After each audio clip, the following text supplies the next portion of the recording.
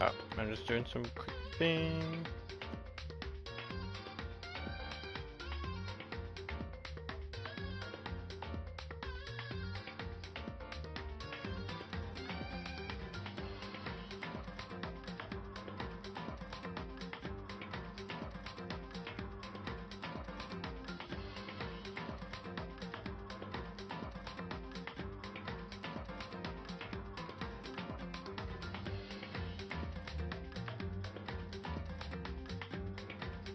And that's pretty much everywhere. Beep.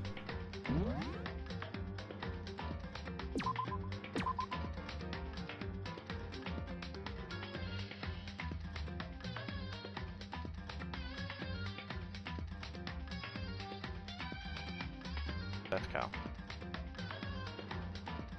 No offense, but I don't think Cal wants my lecture.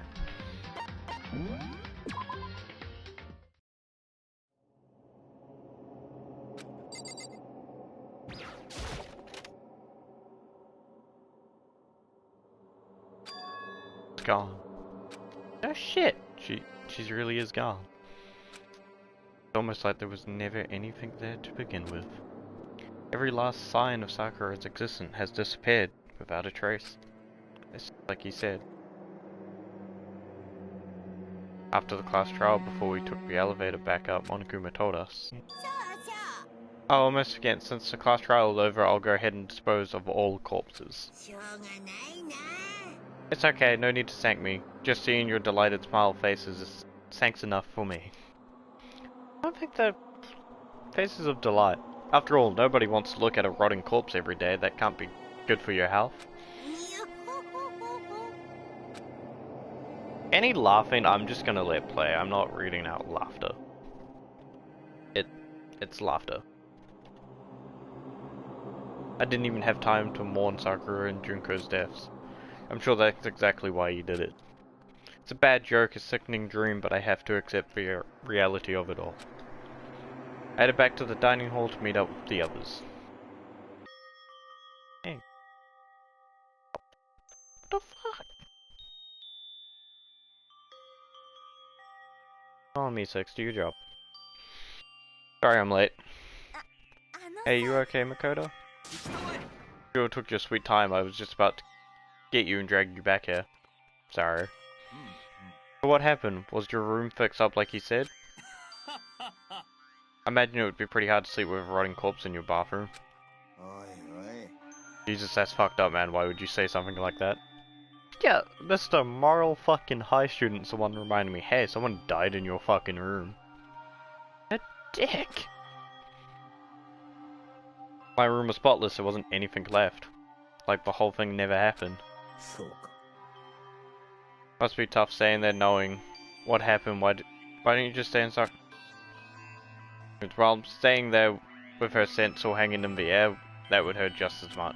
Yeah, fair. Plus, I've decided that I can't turn away from her death. Huh? Hey, cheer up. Getting depressed isn't going to help anything, alright? If we all work together, I'm sure we'll find a way out of here. So everyone, just try and cheer up and get back on track. Is that honestly supposed to make us feel better? Wow! Why is this guy a cunt? God damn it, it did it again. Hold up, let me reset the game. Not in game. I'm in Trigger Happy Havoc. I'm not in fucking games and demos. Huh? We're already working together and yet someone still murdered. Anyone can portray us at this point. Now that it's happened once, it's just a question of when, not if, the next one takes place. Yeah, because Sakura made the first move.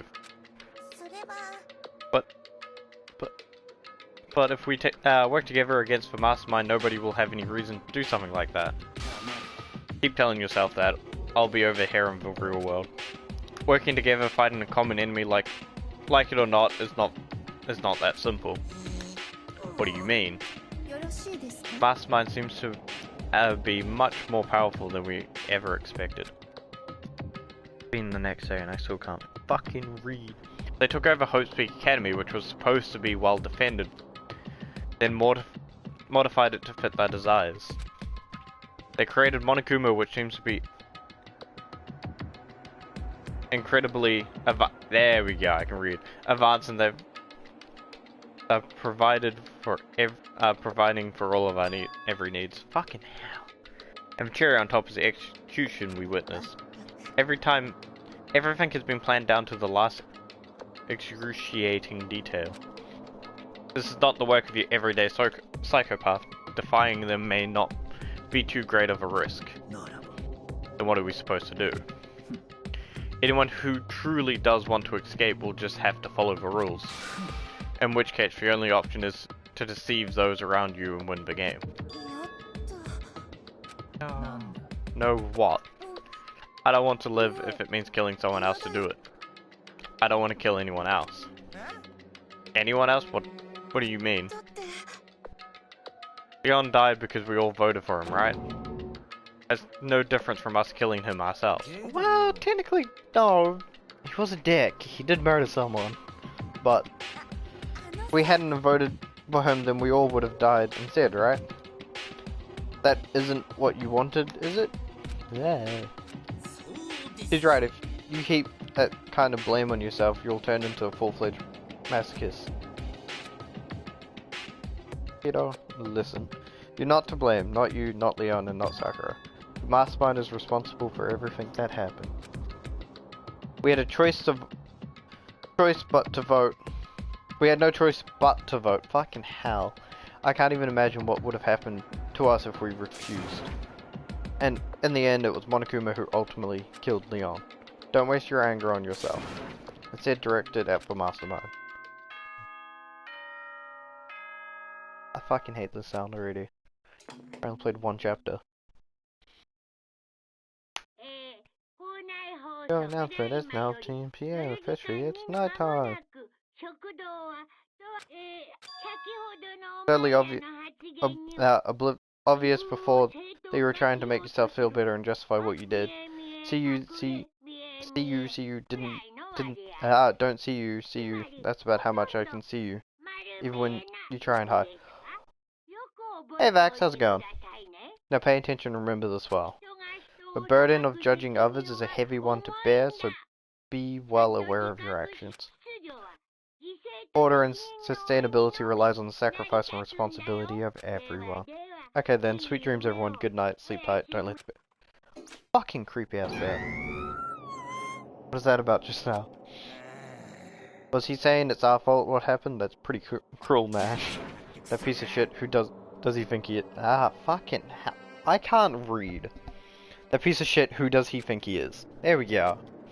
I could read it that time. Fucking hell. So the day drew to a close. Hence, day that saw deaths of 3 classmates. Yeah, Junko and Leon. But this is just the beginning. By the time I listened to a streamer with no accent. I mean, I can hear it when on stream, my voice sounds a lot different to what I think. And again, I've been told I sound like an American, British, everywhere other than a fucking Kiwi.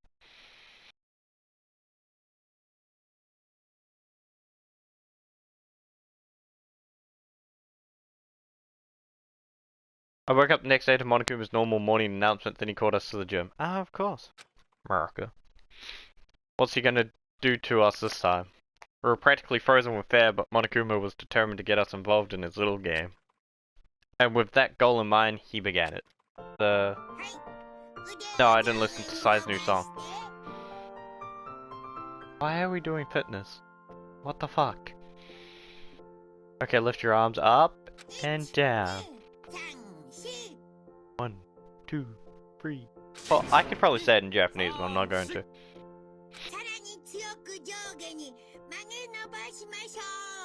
Now reach up way up and bend way down. Tighten those muscles. Let's add a little strength and a little speed to those young bodies of yours. Bit creepy. I mean, he is a teddy bear, but that is a bit creepy. Ah, doesn't that feel just great, being stuck inside like this? You gotta make sure to stay healthy. You're the one keeping us stuck inside. That's what small stuff. That's my motto. Of course it is, creepy little motherfucker. Whoa, I sound pretty cool just now. No, don't you think? Don't fall in love with me. Am I just to die for? Am I just to die in writing agony for? Are you exercising with the bat? What? I'm technically not. My character looked very displeased about what the fuck was going on. So why did you call us here? Certainly it wasn't just to make us exercise. Just to make you exercise? Just to make you exercise? Oh no, you pissed him off. If exercise makes you laugh, exercise will make you cry. What? Now, if you keep doing those exercises, you will uncover the secret of the assassin's fist. Passed down from generations to generations in the Empire of Darkness, the powers can be yours. Oh, that just sounds like the kind of junk a middle schooler would come up with. Doesn't matter, just get to the point. Did you really call us down here just to exercise? Of course not! You think I have that kind of free time on my hands? Okay, so then? I'd like to make an announcement. Fucking course you fucking creepy little bitch. Every time you overcome a class trial here at Hope's Peak Academy, a whole new world will open up to you. A whole new world? It'd really suck if you had to live here forever without nothing new to stimulate you. Besides, I know how you kids get these days with your ADD and ADHD. I gotta keep you motivated. But go ahead, look around all you want. Enjoy the brave new post-trial world till you explode. With that, Monokuma disappeared, leaving us even more confused than when he showed up. What? A new world? Is he talking about a way to get outside? That seems unlikely. Well, we don't know till we look. Whatever he meant, it seems like we'll have to search for school one more time. Okay then, let's split up and start investigating. When you're done, everyone meet back up at the dining hall and we'll share what we found. You're basically a one-trick pony, you know that. Well, like a staple food source, now let's get moving. I like calling him a one-trick pony. Even though Blondie's a bitch, he's a one-trick pony. Seen his words and his signal, everyone scattered and left the gym. Ooh, ball. Alright, adios. Anyone in here? That's not a hero.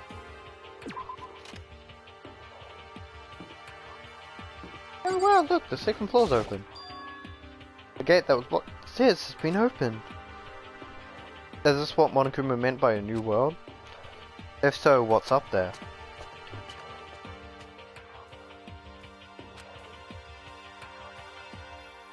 Why is my phone being weird? Maybe there's some kind of clues here. Yeah, I'm sure of it. There's got to be something here. Yeah.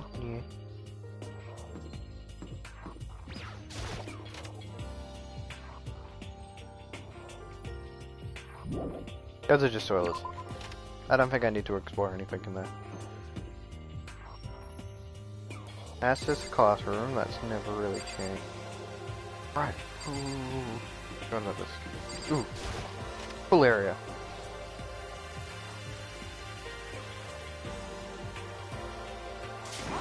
Oh, Makoto, hey, guess what? Guess what? I found a pool. There's a pool here. I'm not repeating pool that many times. Fucking hell. You don't have to keep repeating it. I got it. And there's tons of exercise equipment in there.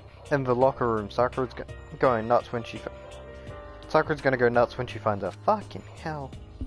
Oh, I can't read. Yeah, you're right about that. Hina seems way more excited than usual.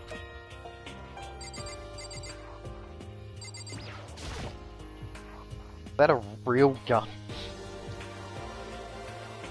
I get... We don't need to repeat it. I get it. There's a fucking pool.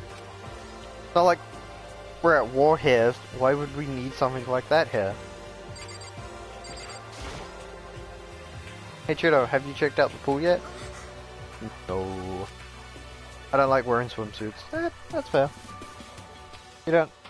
Yeah, you do seem like the type who might not be into that kind of thing.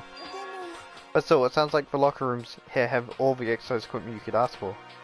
Maybe I'll give it a try. I do kind of like to get a little stronger. You want to get stronger? I have to say that's kind of unexpected. But I'm not even brave enough to set foot in the locker room. Huh? You don't even want to go in the locker room? It's not that I don't want to, it's just... I don't get it. Is she afraid of the locker rooms or something? Pretty weird phobia, though. You're a bitch, so I'm not gonna talk to you. Behind the door is the locker room. Oh, and I guess you need your handbook to get into the locker room. Really? Really? If you want to unlock the locker room, you'll have to swipe your personal e-handbook across the card reader next to the door. However, to ensure maximum security within each room, only a boys' handbook can open the boys' locker room, and the same goes for the girls. And that's the bottom line. But what if someone opens the door and then someone else sneaks in? Anyone who commits some indecency will be punished without mercy for their scandalous sexual deprivation. See that Gatling gun mounted to the ceiling, right? It'll be all darker. More darker. I bet it really hurt to get shot by that thing. No shit, it's a fucking Gatling gun. No, I think it'd be a little worse than that. Exactly, it's a fucking Gatling gun. What happens if someone loans their handbook to someone else? A boy could borrow a girl's handbook and that would get them into the girl's locker room, would it not? What? That never ever occurred to me. To think someone could be so low, so cowardly, so devilish. Okay, then how does this sound? Time for a new rule. As of this moment, loaning your e-handbook to another student is strictly prohibited. There, so nobody can give their handbooks to anyone else, right? You like that? I'm kind of a genius, right? It's because my brain is 100% cotton. I do not imagine anyone would have lent their handbooks out in the first place. After all, they would likely be held responsible for anything that person might do using the fucking hell, the handbook.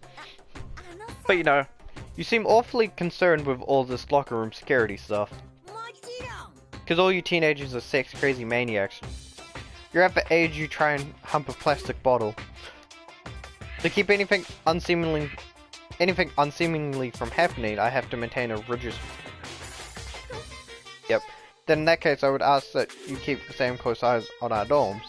If some man and some woman decide to share a room, there would be nothing to stop them.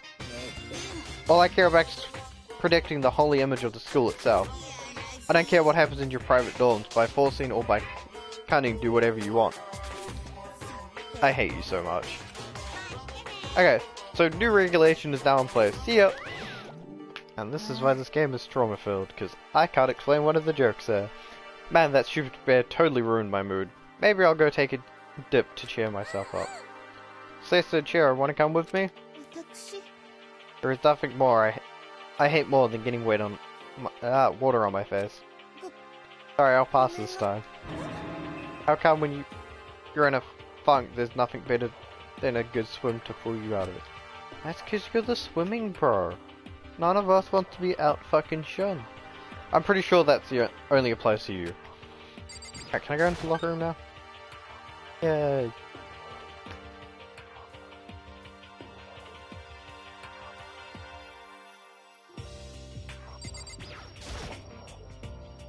Now this is a interesting poster.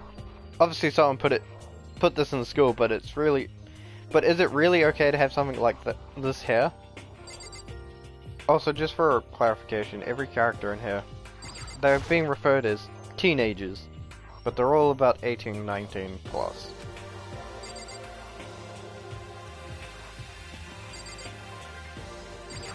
Because I always thought that myself, but in the anime they get mentioned at like 19 to 20. 18, 19, 20, minus Hedo, that's 21. And the rest kind of just get glossed over like... What? Fuckers. Well, I wouldn't expect... See that at any normal pool. Fucking hell, I can't read. Yeah, a coin, give me a coin. Alright. Some guys here is a fucking swimming pool. Fucking weird security camera. Alright. That doesn't really explain much because everyone's just gonna explain it to me again at the fucking other area. Fuck paddleboards. Fuck yes. Give me a coin. There is a bunch of different pool-related items on the shelf. Yeah, free coin. And I'm happy now. Thieving, fuck you.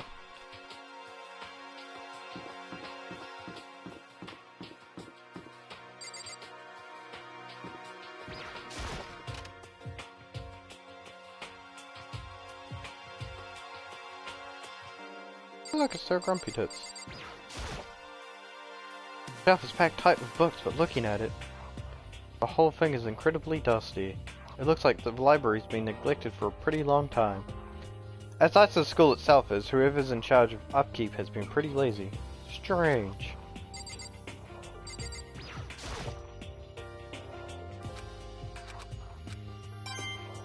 Yeah, I got a coin. Even though I just looked at the same thing. Ladder. The shelf is covered in dust, but on the shelf is a letter. What's this? Hope's Peak Academy? It was buried under a thick layer of dust. It must have been sitting there for quite a while. Well, shall we see what's inside? But we shouldn't read other people's mails without their permission. What we shouldn't do is leave this here without finding out what's inside. Oh, okay. I broke the seal on the dusty envelope and pulled out a single sheet of paper I found inside. I unfolded the paper and read what was written there. From Hope's Peak Academy Executive Office. Throughout the years, we have committed to shaping the youth who will one day shape the world. We have a long, proud history as an institution of high learning with full government support. Our graduates enter society ready to take on active leadership roles in every major job field. However, Hope's Peak Academy must now lower the curtain on its glorious history for the time being. This decision was not an easy one to make, but serious issues beyond our control have made it necessary. But make no mistake, this is not the end of Hope's Peak Academy. We intend to reopen our doors as soon as the issue forcing our closure has been resolved. That being said, this is the end for now. And I would like to personally and sincerely thank everyone for your help and support over the years. But now we are awaiting official government authorization to formally cease operations. What does this mean? Contents of the letters are quite interesting indeed. It would seem Hope's Peak Academy has stopped functioning as a school. And judging by the amount of dust on the letter it had collected, it doesn't seem to have happened recently. If I had to guess, I would say the letter could be at least a year old. So you're saying Hope's Peak Academy closed down at least a year ago. Most likely the mastermind took over the abandoned school in order to put on this little performance. But that would mean if it was closed when I got here just a few days ago. But I didn't get that sense at all. Plus, if the school had shut down, don't you think it would have been in all the newspapers and stuff? I mean, you're saying it could have happened over a year ago, right? But before I got here, I looked stuff up online about the school and never saw anything about this. That must have all been part of the mastermind's plan that lured us all in here. Fucking hell. Someone who could have created a place to judge and execute people could potentially be capable of anything. Of course, that's all assuming that this letter is real. If it is real though, that does solve one mystery surrounding the school. The reason there are no students here could be because the school had already closed down. That would be a nice simple solution, it's true. But then what about this other part? The decision was not an easy one to make, but serious issues beyond our control have made it necessary. But make this no mistake, this is not the end of Hope Peak Academy. We intend to reopen our doors as soon as the issue forcing our closure has been resolved. What does I mean by serious issue? That apparently why the school had to close. Is there any connection between that and what's happening to us now? If the two events are in fact connected, uncovering the connection would be a useful clue on top of figuring out the mastermind's motivation. Although I can't really say any more until we find more details. So in other words, only the mastermind knows the truth right now. Mastermind motive, yeah. If we can figure out why they would want to imprison us all here, will that be enough to get us out of here? No. Probably not. He is trying to murder you guys. It looks like a laptop. No shit. Laptop looks pretty old and is all covered in dust. It's broken. I tried pressing the power button earlier, but nothing happened. Broken, huh? Too bad. I was hoping I could use it to go online and see what's going on in the outside world. If it's broken, there's nothing I can really do about it. Anyways, now I have a pretty good idea what's on the second floor, but I didn't see anything that might lead to any kind of exit or anything. All I can do now is hope someone else found something worthwhile. Okay, I better head back to the dining hall as soon as possible. You act like you're not gonna just throw my ass there. Okay, ladies and gentlemen, how'd it go? Did anyone discover any interesting new anything? There's a library, and a pool, a freaking pool, and locker rooms filled with exercise equipment. There was not, however, anything resembling an escape route. Yeah, she's right. Well, hey, there's no reason to get all scully. Wait till you hear about an amazing discovery. There's a warehouse and a bathhouse on the first floor of the dorms are now open. And the warehouse is chock full of food, clothes, whatever you want. There's so much, it's insane. So go ahead and stuff yourselves to the gills whenever you feel like. Keep in mind, of course, that going out at night time is still prohibited. Please do not forget. Okay, and what about a fucking way out of here? You find anything like that? Oh, well, there wasn't anything in the warehouse we could use to get our asses out of here? Nothing? Unfortunately, no. Not that I saw. Fucking people. Who gives a shit if we have a goddamn pool now, or a warehouse, whatever the fuck. We're still trapped in this piece of shit school. We need to find a goddamn way out. Not yelling. Too early in the morning for yelling. Now, there's no point in taking your anger out on us. Adaptation is the key, yes? For now, we must each find a way to endure our current situation. Whatever you say, you fucking loon. But now, let's just continue our investigations and let everyone know if you should discover something. So, are we done for today? Well, yeah, I guess so. The air seemed to suddenly grow heavy again. Was this the mastermind's plan to give us hope, just turn around and betray that hope?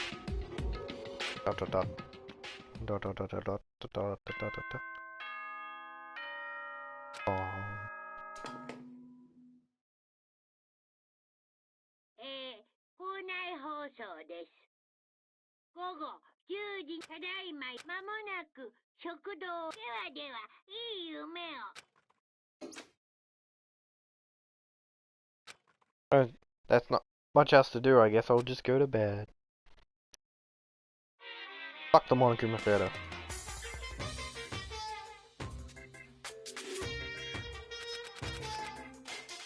So also, every hour I'm going to run a 1-minute ad so I can go get a drink and shit. So my throat's not gonna dry itself out, since I'm streaming close to, I think, 9-ish hours. Good morning everyone, it's now 7 AM. Nighttime is officially over, time to rise and shine. Get ready for a great night.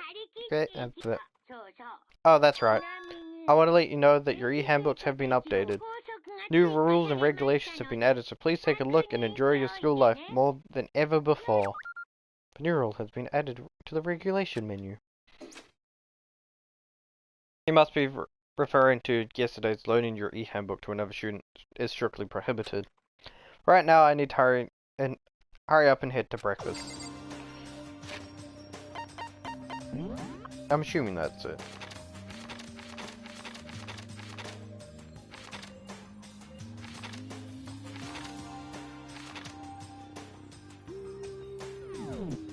Thank you, Vax, for following. Oh, look, a follow button.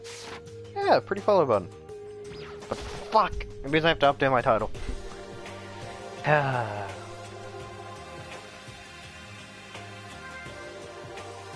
Make me update and do shit. Heck yeah, title has been updated. Right, off my screen you go, man. Fuck. Hit a wall. I thought I followed. I thought you did as well, I just didn't make any notice of it. Morning, Makoto. Good morning, is everyone here already? Nope, still waiting on Byaku and Taka. Byaku's not surprising, but it's strange Taka's not here yet. Knowing Taka, I imagine he's trying to get the king of tardiness up and out of bed. I'm sure they'll be here soon enough, just be patient. I don't mind waiting for them, but there is one problem. Which is... I am thirsty. How the hell is that a problem? Hifumi, would you make me some tea? Oh no. Huh?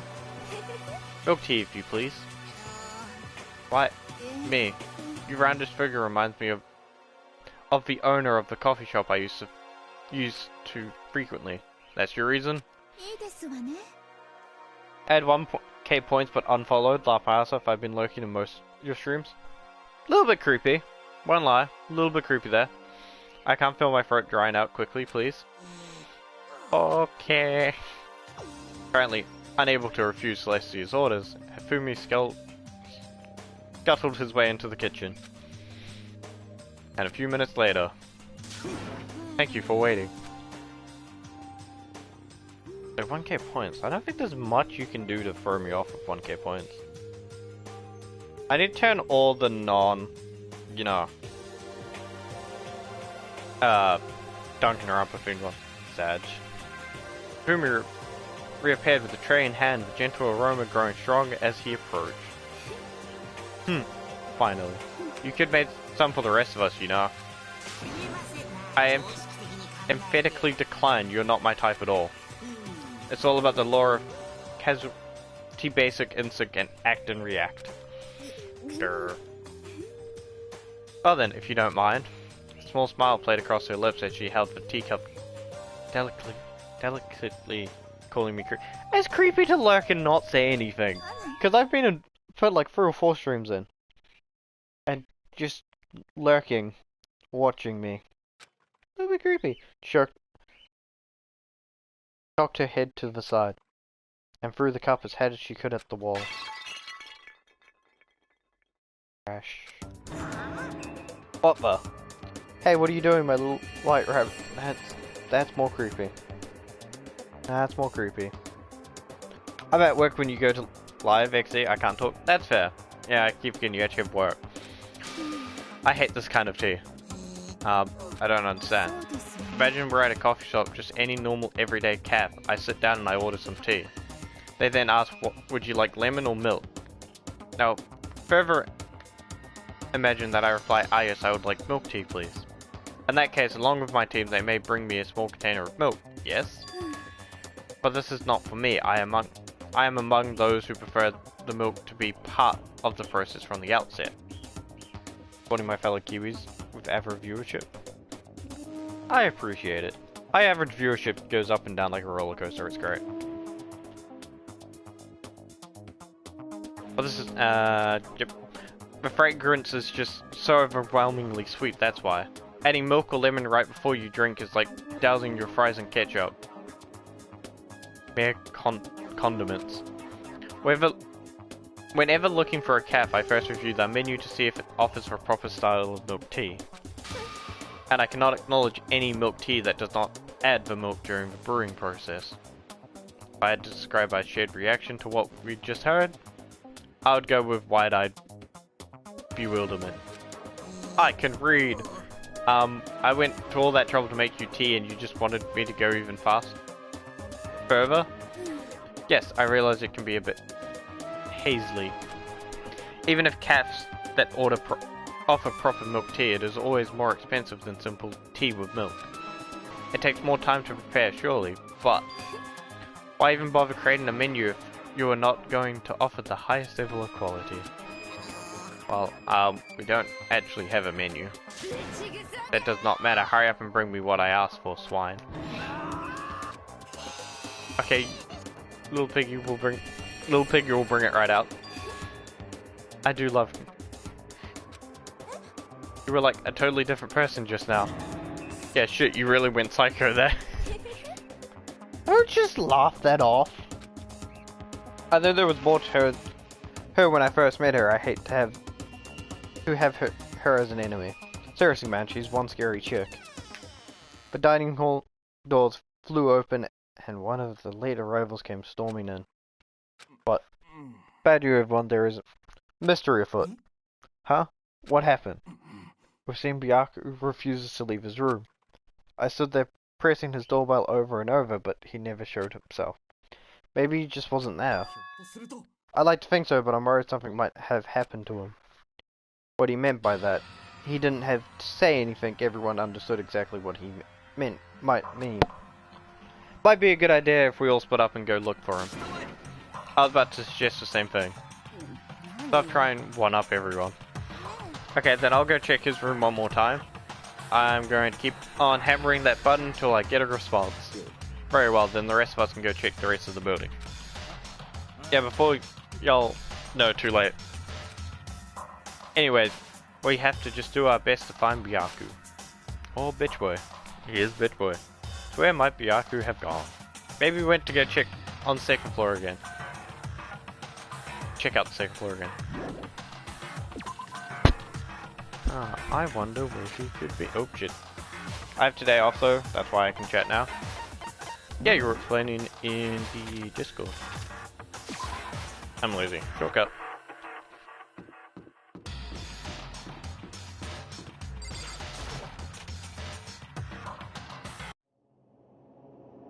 I opened the door to the library and looked inside. I cried out in sudden surprise. Byaku? Bitch boy? Of all things, I'd imagine this most definitely wasn't one of them. Eee. Hey, what are you doing? I'm finishing what does it look like I'm doing? I'm trying to read, so if you could be quiet. Oh, sorry. Wait, no! What are you doing here? Everyone's super worried, we've all been looking for you. Who asked you to do that? Because we're all supposed to meet up in the morning and eat together, we made a promise? A promise? Sigh. Can't I get a second of peace and quiet around here? Byaku snapped his book shut and slowly stood up, smooth and silent as a shadow. Meanwhile, the others must have heard me yell and started showing up one after another. Byaku, so this is where you've been hiding. Not really hiding. The heck are you doing here, man? We're very concerned. Well, you had no reason to be, I was just reading. I've never read such a course novel before, but it might just prove useful at some point. What? What were you reading? A mystery novel. Wait, so are you going to use that, what you've learned in there to betray us? Don't be stupid. Yeah, it's just something to keep in mind. Yeah, what?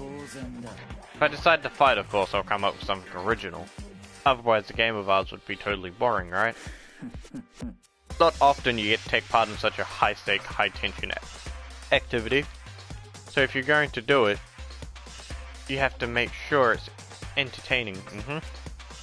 His words sent chills down my spine. There was an undeniable smile on his face as he spoke.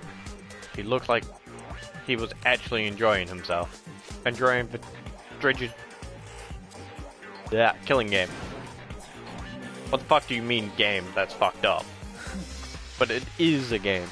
It's a game of life or death, which you can have only one winner, that's all there is to it. Kinda creepy. He's right. It's a zero-sum game. Huh? It's part of a game theory or a mathematical model. And a game theory, what we're going through now, is called a zero-sum game. This type of game, in order for one person to gain something, another must necessarily lose something. In other words, in this situation in which participants must compete for positions or resources. You mean like a kind of elimination match? Entrance exams, sports tournaments, job openings, most social interactions fall into this category. Everyone must scramble to obtain something which is limited. For you to succeed, someone else must fail. This also applies to school life. We have been subjected to Hera in this case. Unlimited resources is the only one who can successfully become the Blackened. So this game was designed from the beginning to force one of us to try and defeat all the others. That can't be what they had in mind. Fuck now. This is what adaptation is so critical. If those who want to escape were to despair, there would be no reason to continue playing the game. But why would I want to stop playing? It's so much fun. He smiled again as he spoke. The smile was filled with evil intent. It twisted his face into something not human. It sounds as if you do not acknowledge even the possibility that you may lose, am I right? Of course. You do not speak like the others, exactly what I would expect from a Toriyami heir apparent. Is it just normal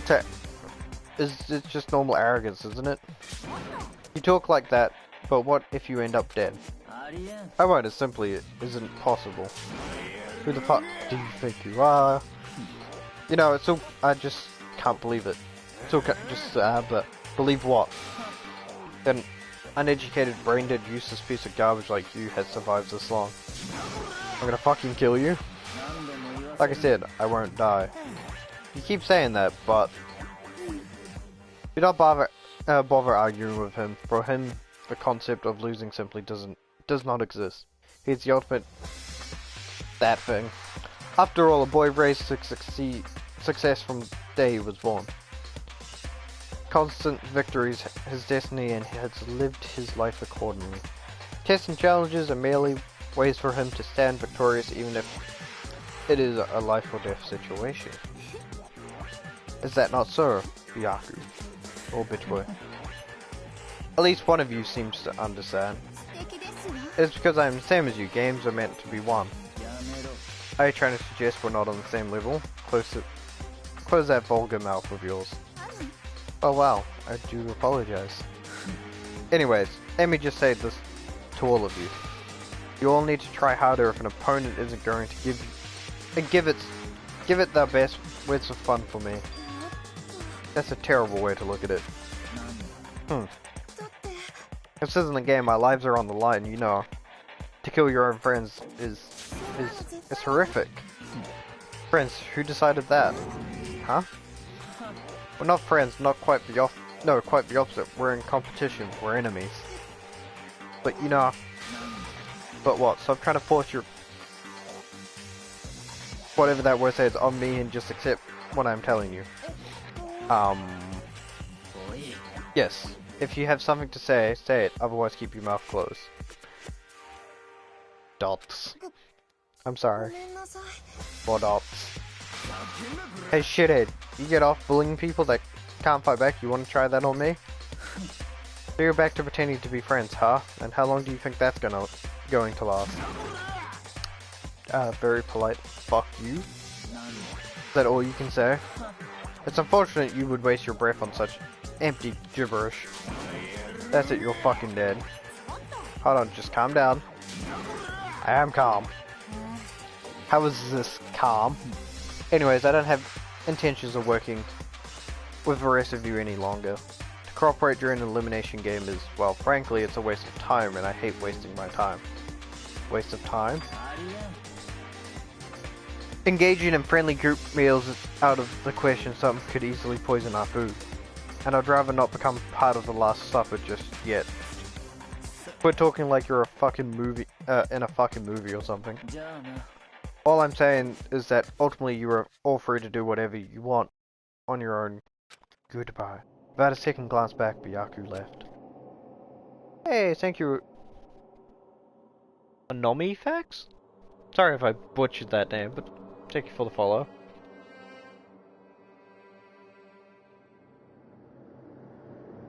Just want to make sure, Zach, is this not one of your accounts? There wasn't anything we could... Oh, shit. His way of thinking was just beyond anything the rest of us could comprehend. He was serious about all that. He was, without a doubt. Oh, fuck him then. Wrong choice of words, but you do you.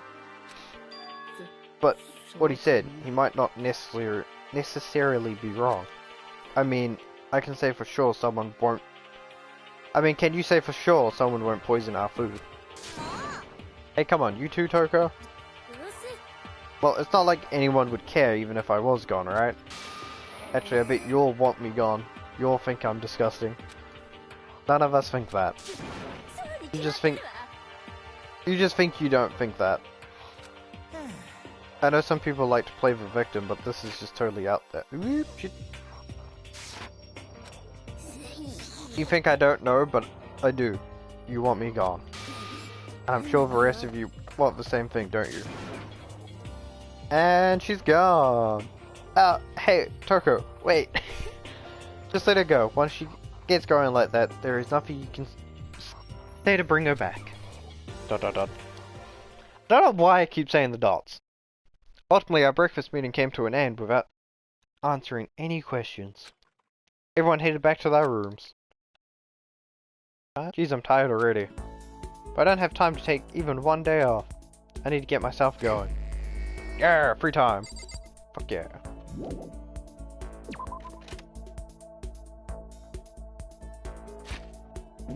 Yeah, where is everyone?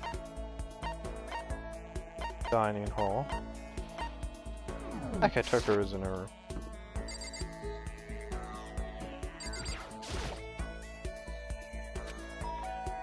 Bing bong! What do you want? Yes! Want to spend time with me? I don't know what you're planning, but do whatever you want. No, like, self-hatred towards yourself. Toko and I grew a little closer today. Would you like to? Not really. No, because I don't have any gifts. I need to go get gifts.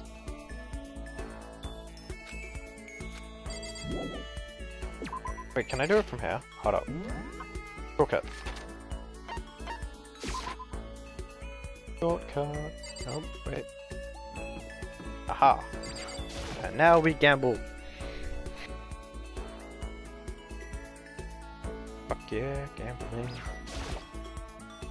Oh, sorry, I do not recommend gambling on anyone.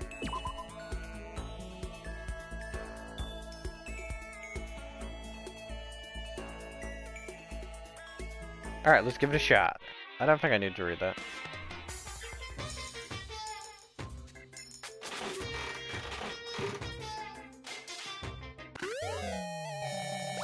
Got an item!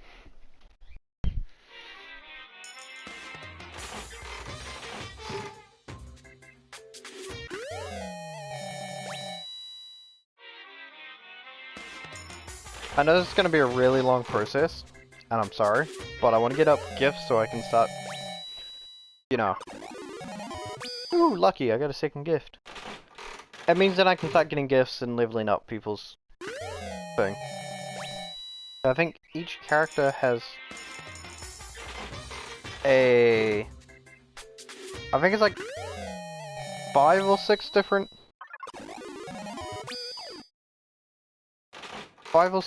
pages? I'm pretty sure it's 5. Because in the second game, which I have started to slightly play, there is 5 segments of each character. So I think it's 5 here as well, but I'm not too sure. I'll speed this up. Guaranteed there is no duplicates every time.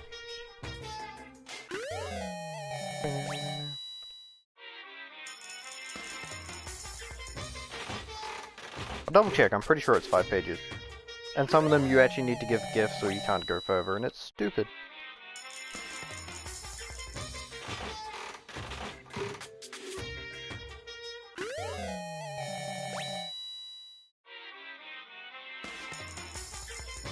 After I stock up on gifts for a while, there's 2 main characters I want to max out, and then I'll go through the game and try and max out everyone else.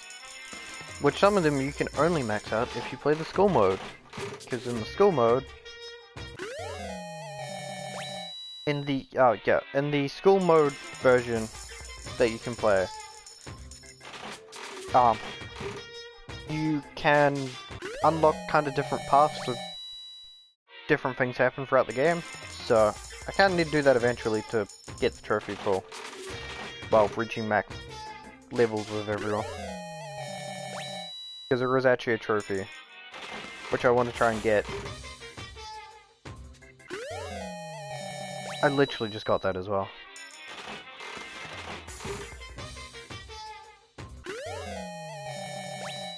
I think that's new.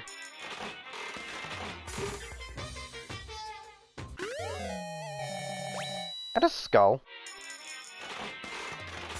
I think there's also a trophy for getting every single last fucking item in this game. As you can see, I did that slowly. I should probably get going. I'm pretty sure it's 4 cards.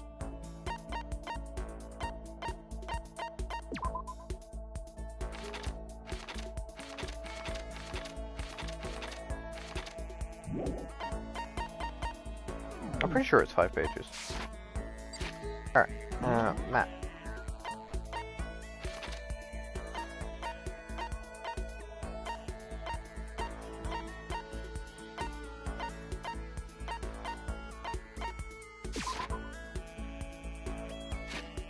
Nope, don't open my map again, goddammit. Jericho is the other one I kind of want to try and level up, but I want to focus on Coco first. If I level up Toko, which one? Yes. Hey Zach, how's it going? Perfectly happy spending time by myself. But I guess if you're so desperate for attention, I can hang out with you for a little bit. The disrespect! Hopefully, you know, when I start maxing this out a bit more, Toko and I grew a little closer today. Yes, hopefully I have one of the ones she likes.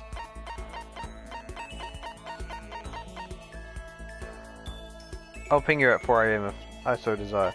Well, I won't see it, so...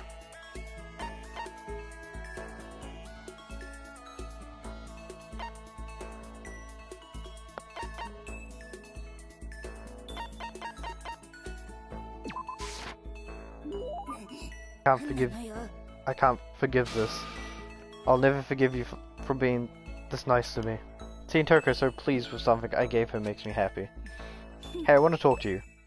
What? Huh? That's strange. Toko never wants to talk to me. I thought she hated my guts. Are you listening to me? Oh, sorry, yeah, I'm listening. I just wanted to clear something up. I mean, I have to clear it up. What I said before, I don't want you to get the wrong idea, okay? Huh? What did you say? About not having any love in real life. I don't want you thinking I don't have any experience at all. Even someone like me has gone on a date. Oh. It's true. I'm not lying, I'll tell you all about it if you really want to hear. No, it's okay. I was in junior high. Oh, shit, I accidentally hit it. Okay, I guess I'm hearing it anyway. He asked me to make plans for the date. I stayed up all night for 3 days planning it, and what I came up with was our first date. So I wanted to go something traditional. I decided to go see something. What was it? Are you stupid? When you were talking traditional date stuff, what do you think it was? On traditional date, you go see a movie. Planned to go see a movie. Yeah, it's pretty cool, right? You go watch it, then afterwards talk about it all passionately. In other words, the ideal first date material. Stayed up for 3 days, and that's what you came up with. Next, I had to decide what to go see. Since we were in junior high, we couldn't go see some kids movie, right? I wanted something real action-packed. Yeah, a guy would definitely like that kind of thing, and it could get you both pumped up. Interesting way of wording that. So I decided to go see Sasuke triple feature. Tokyo Drift, Fighting, Elegant, and Branded to Kill. Irresistible for any guy, right? And those all are... You don't know... Yeah. He was world famous for his one-of-a-kind aesthetic, his unique blend of color. Sorry. The killer's the main character, and he goes riled up on the smell of cooking rice and a murder masterpiece. Honestly, I think that's probably not a lot of guys my age who have any idea who he is. Yeah, you're right. I learned that fact the hard way. He must have hated it because he disappeared right in the middle of the first movie. What? He just left? and after you put all the effort into planning everything out, that's awful. Well, it is what it is, but besides, I found out it was just a dare anyway. A dare? Yeah, he lost a bet with his friends, so he had to go on a date with me. And there I was, spending 3 days to come up with something for us to do. This is all your fault. You made me remember that terrible trauma. My fault? Do you like humiliating me that much? Is that how you get your kicks? I finally seen the real you. No, I can't be around you and your perverted fetish anymore. I'm leaving. Eyes burning with hatred, Toko glared at me before stomping off. Okay, seriously, now she's gotta hate me. Report card has been updated on your experiences with her. Yay! It didn't tell me to pat myself on the back. Fuck you, game.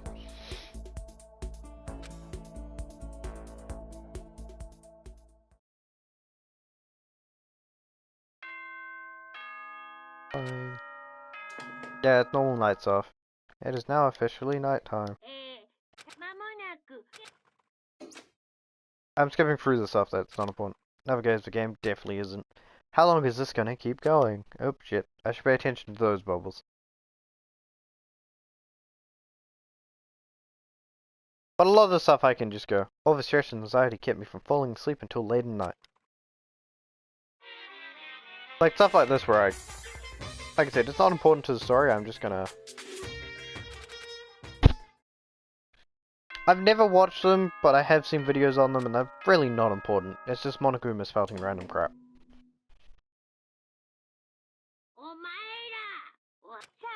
Ready for another beautiful day? Okay, cool. It is normal. Well, I guess I better head to the dining hall before anything else. Why? Probably gonna be like no one there. Can we just ditch this idea so I can have more free time? I would appreciate that. Went to the breakfast meeting, same as always. But as I say, everyone, it feels a little small. Jaku and Toko had stormed off yesterday, and it wasn't too surprising they hadn't come today. Even the table looks bigger somehow. I assume this is because 3 people are dead and 2 are abstaining. Yeah, with 5 people missing, I guess it would feel kind of empty. I still know Byaku's whatever, but shouldn't we go check on Toko? I vote no, she's super annoyed. Wow! How can you be so cold? You are like a piece of rock candy. What? No rock candy is cold. It's sweet. Anyway, Byaku's a real problem. If we don't keep an eye on him, he might really kill someone. You can see it in his eyes. Got no choice. Get some rope. We're gonna have to keep him bound and gagged. I think that's going a little overboard.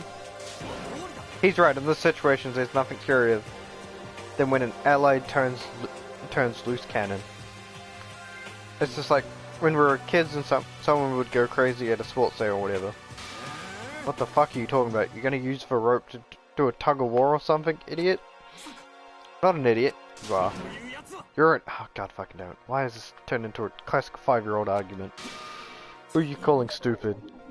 What's going on, Shadow? You don't look so great. Oh, I'm just going for a little self-loathing. Huh? Self-loathing? I'm calling it loafing now. I know that's wrong, but... Levering. Mundo ended up having to help me out, and even he said I was someone who can't fight back. I hate how weak I am. I see. So Mondo made you depressed. What? How is it my fault? I wasn't trying to be mean, besides girls are just naturally weak anyways, right? Are you crying? It's because you were screaming like a lunatic. Hey, come on, don't cry. It's my fault, okay? I won't yell at you anymore. Really not sure I can believe that. Just shut up. I got it. I'll make you a promise. A promise as a man. Promise as a man? Maybe I mentioned this before, but ever since I was a kid, there was one thing that my brother told me over and over again. He said that no matter what, a real man always keeps his promise. That's what he left me. Left you? Oh yeah, my brother's dead. Oh, I see. Anyways, I don't want to talk about it. Don't want to make all you guys cry. Anyway, so can you trust me when I make that promise you don't gotta cry anymore? Okay. Thank you, Mondo. Well, still crying. Sure. But I still don't like how I am right now. I have to get stronger. If I am so weak, anything can make me cry. That's not good. Still, don't stress out too much about having to get stronger. Oh, I want to get stronger. Maybe I should start working out. In that case, I would be happy to help you out anytime. But then Miss Future Cut would get smashed into a billion pieces. Shut up, you. I finally cracked a smile, huh? Yeah. Everyone, thank you. Looks like Shiro has gotten some life back. Yeah, man, if we keep helping each other out like this, we're bound to get out of this crappy place sooner or later. I mean, someday, I'm sure. Still, our biggest concern right now is the other two who never showed up to breakfast. What can I do to try and understand those two better? What do I do today? Free time!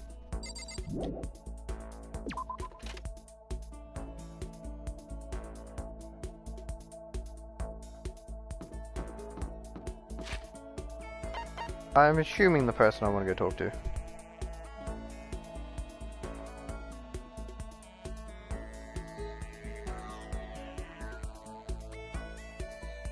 I'm just seeing how many pages.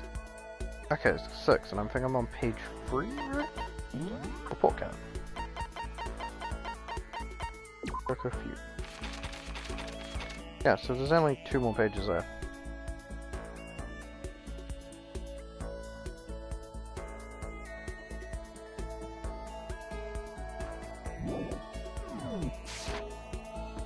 And then I'll work on another character. Is it technically cheating to know what works and what doesn't work? Yes. Do I care? No.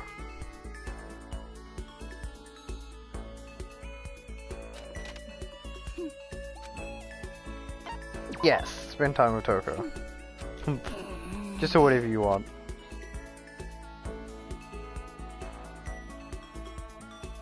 You spent time with Toko. See, she always looks so happy, like, after the fact. Yes, definitely.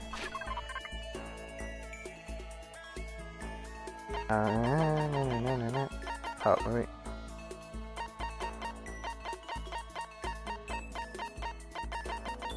I think there's like a... Nope. Red costume, green costume.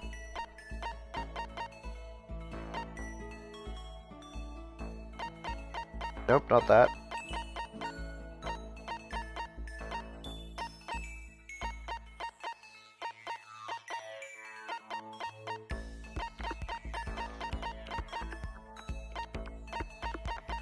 I'd help if I knew the numbers, but I'm also not going to count every single thing to figure out what number.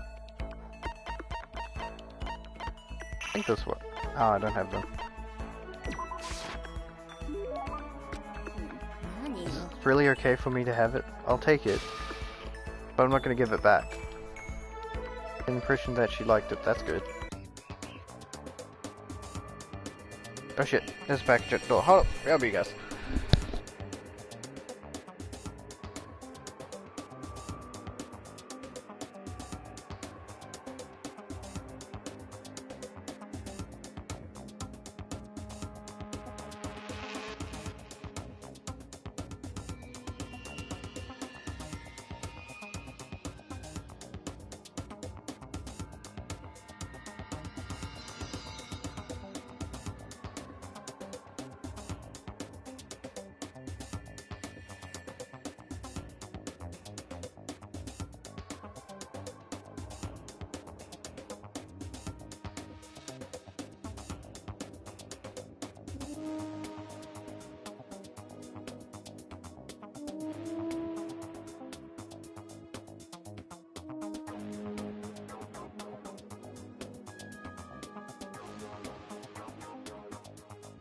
Sorry about that, I just had to go grab a package that I didn't know was gonna be showing up today.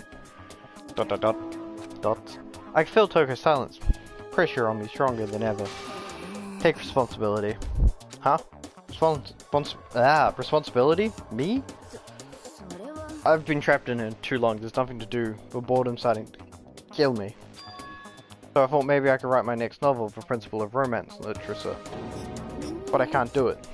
Huh? Why not? I've got writer's block. My powers of delusion are in a complete slump.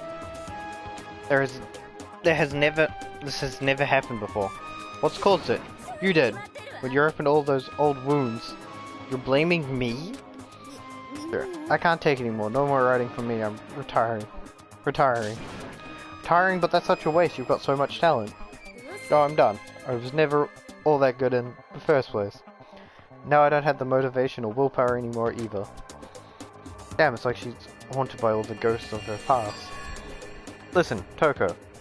Why not take this opportunity to look back at why you started doing this in the first place? Why I started? Yeah, why you started writing it. Started to write it all. Reflect on that, and I'm sure it will give you at least a little motivation. It all started with a single love letter. A love letter? When I was in elementary school, I fell in love for the first time. He was a friend of mine. There weren't any feelings at first, he was just the only boy I could talk to without getting hung up. But then he told me his family was moving to Shinoki? Shirakoki? I don't know how to say that, I'm sorry.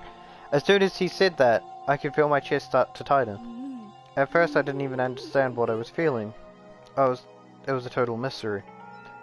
But I was too embarrassed to tell him how I felt directly, so instead I wrote him a love letter. And then, question mark. The next day, he left. I saw he'd hung the letter up on the school bullet board. What? I got to talk to him again later on. Apparently he hated the fact that I talked to him so much, and all the other kids used to make fun of him for it. I guess that's why his revenge to show the world the letter right before running off. That's the most miserable first love story I've ever heard. But one of the teachers that read the letter said I had a talent for writing, and that's what sparked my interest in writing. That's what happened, huh? And now I dug up that terrible memory. It's all your fault, all this trauma. It's all pointless. I've never written another sublime love story ever again. Well then, why don't you try writing something besides romance stuff? Huh? What I mean is, why don't you just write about what you're actually feeling, right from the heart? You're saying I should take these feelings of anger and empathy and turn them into a novel? Honestly, I think that would probably do her a lot of good. That's not a bad idea. Fine, I'm gonna do it. Right from the heart. I'm gonna do it. Toko dragged her screeching laughter behind. Well, she definitely seems motivated. But is that a good thing? Probably not. I don't think I have any of the other gifts she likes though.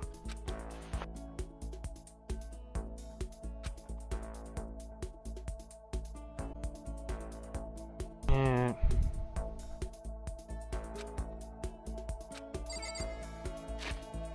I don't think there's any way. Presents. One. Oh.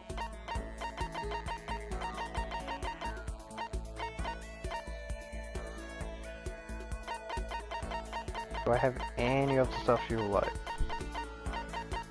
I bet she would like the diamond. Surely.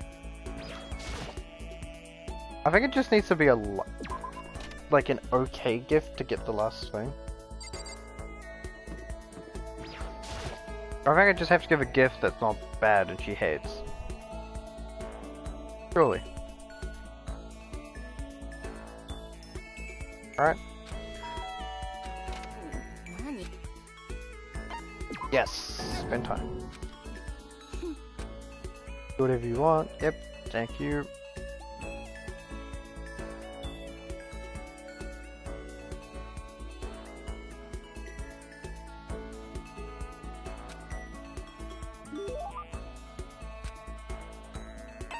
Yes.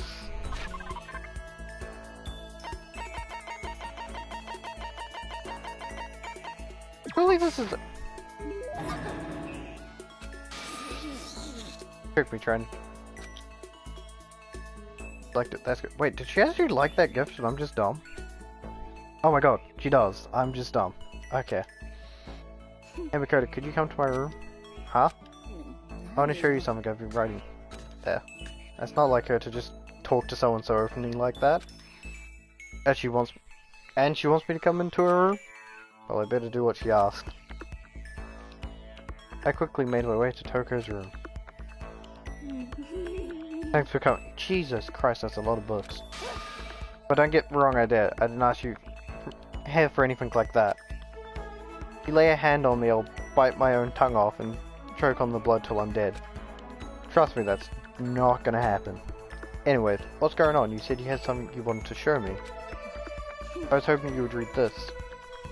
Spoker handed me a massive sack of thick paper. I saw handwriting on the top sheet with neat letters packed close together. Is this... I took your advice and started writing. I wanted you to be the first one to read it. Thanks?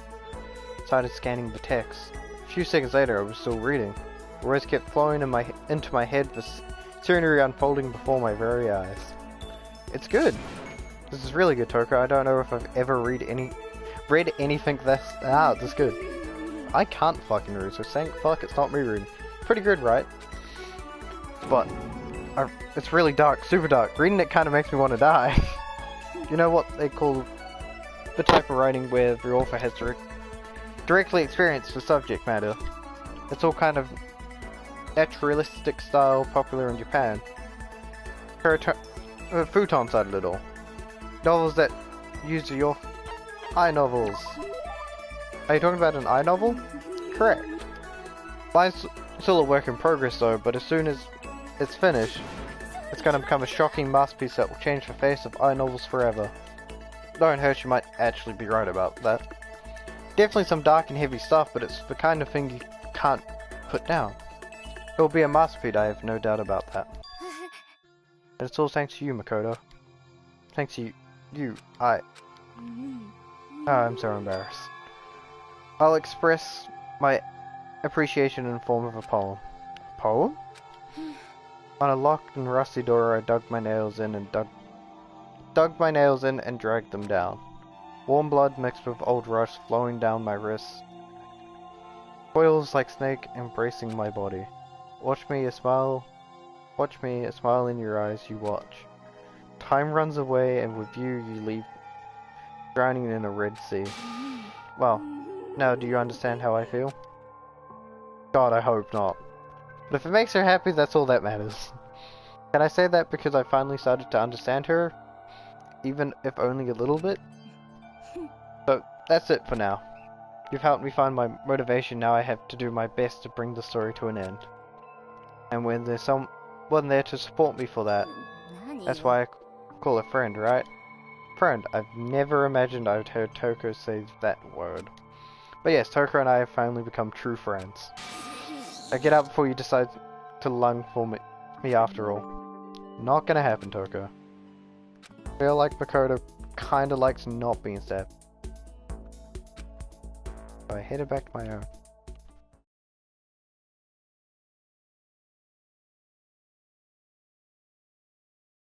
Dot dot dot. I guess I'm feeling a little hungry. Better get some to eat before it's nighttime. I should head to the dining hall then, I guess.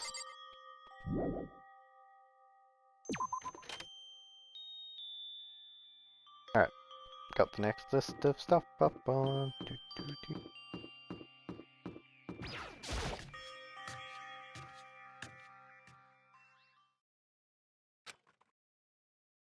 Now I'm getting roped into something like this. Actually, no, I guess I'm already roped in. Hey Makoto, perfect timing. How? What's going on? I have a favor to ask. A favor? I have a bad feeling about this. Oh Makoto, you gotta be our witness. Oh no. Witness to what? This guy's been talking shit about me since day one, calling me a coward and shit like that. You are a coward, that's why you turn to violence to solve your problems. That's why you can't do what society asks of you, why you walked around dressed like that. The fuck you say? You don't know shit. You're already lost to yourself, but you're such a coward you don't even realize it. What you're saying, you're not a coward, you think you're tougher than me. I know I am. Oh fuck. Okay, then let's throw down. Prove you got what I don't got. I accept your challenge. So what's happening, Makoto? You gotta be our witness. You're gonna throw down, you're not gonna, like, start punching each other, are you? There's a bathhouse on the first floor of the dorm, right? With a sauna inside? I see, a simple endurance contest. It is. We're gonna see who can stay in the sauna the longest, am I right? Goddamn straight. I just go to bed. I don't want to deal with your guys' shit. Are you guys really gonna go through with this? Shit, yeah. It'll be done in a matter of minutes anyway. People like him are, without exception, all talk. Expectation, all talk. Bring it on. Oh, let's make this thing interesting. Wouldn't want to win without a challenge, right? Interesting. We're gonna battle with all of our clothes on. That's idiotic. It's suicidal. What, you afraid? You're going to regret this. Shut up and let's do this. Why do I have to be here? Hey Mondo. What asshole. You can take off your uniform, you know. Go ahead, I won't judge. Hey, you can shut the fuck up and mind your own business. I mean, look at you. Your face is all red. Boy, you're one of those goddamn hot spring monkeys. It just so happens I was born with a red face. You don't have to act all big, man. Act, you say. I'm still plenty good to go, and I'm sure I could eat a steaming hot bowl of soup right now. Are they okay? I tried to push my concerns aside. A few minutes passed, then a few dozen minutes, then an hour. Don't you think it's about time you gave up? What about you? You can't even handle talking, hardly talk, dumbass. So whatever you want, I'm still totally good to go. In fact, I'm starting to feel kind of cold. That's probably not good. Hey, you guys, I know you both want to prove how big of a badass you are, but do you think you've done enough? Rude. I just can't win.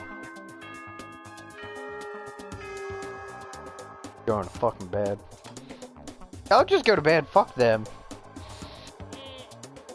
This school announcement is now 10 PM. As such, it's officially nighttime. So the doors to the dining hall. Blah blah. Hey, did you hear that?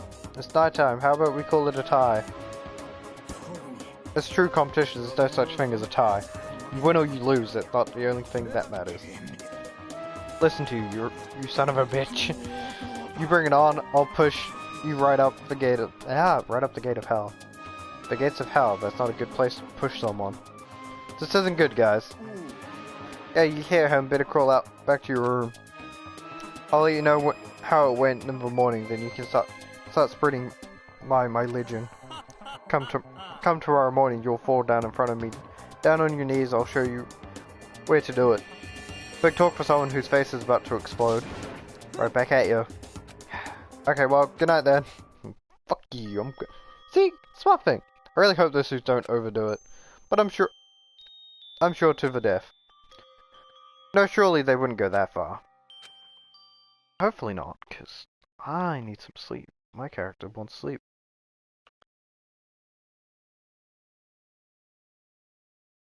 Sleep is good. The concerns. Welcome to everyone that's joining in. The concern stayed with me as I slowly scrambled to sleep.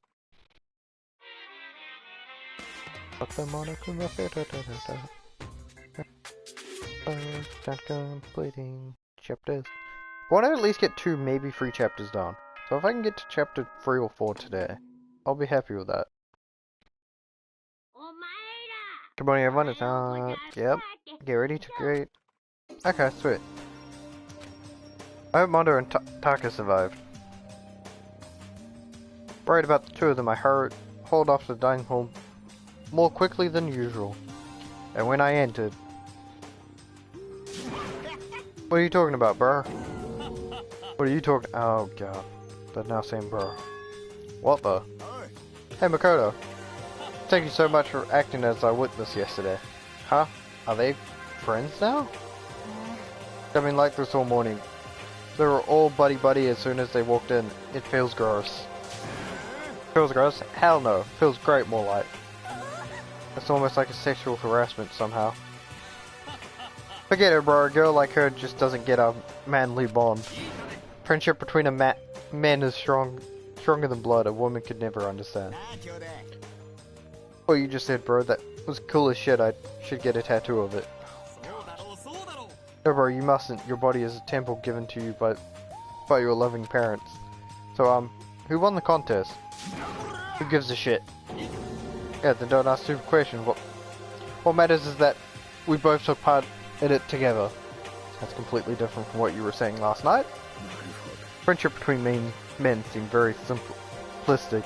Nothing like what I'm used to with girls. Yeah, for real. Although, all throughout breakfast that morning, the room was dominated by Mondo and Taka's overpowering brotherhood. All in all, it was a pretty unfortunate experience. Free time? What should I do today? Yay! Ding dong. Could that be? I was wondering who would come to visit. I opened the door and someone forced their way in. Oh! Tucker, what's the matter?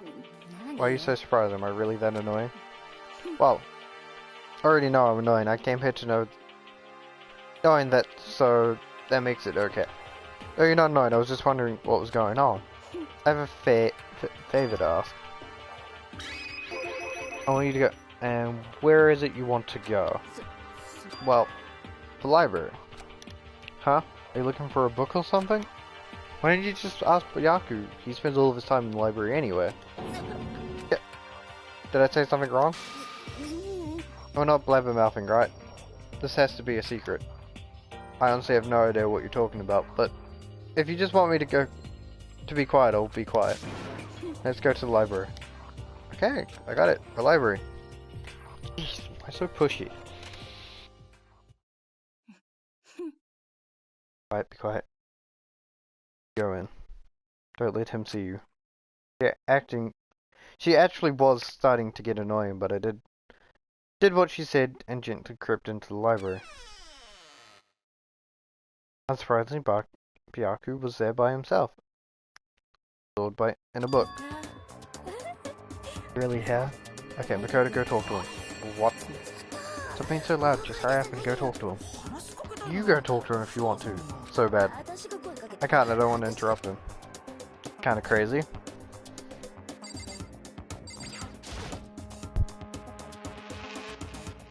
Since we're really focused on that book, it doesn't seem like the best time to talk to him. Hey you, what are you doing back here? I hate even having to look at you.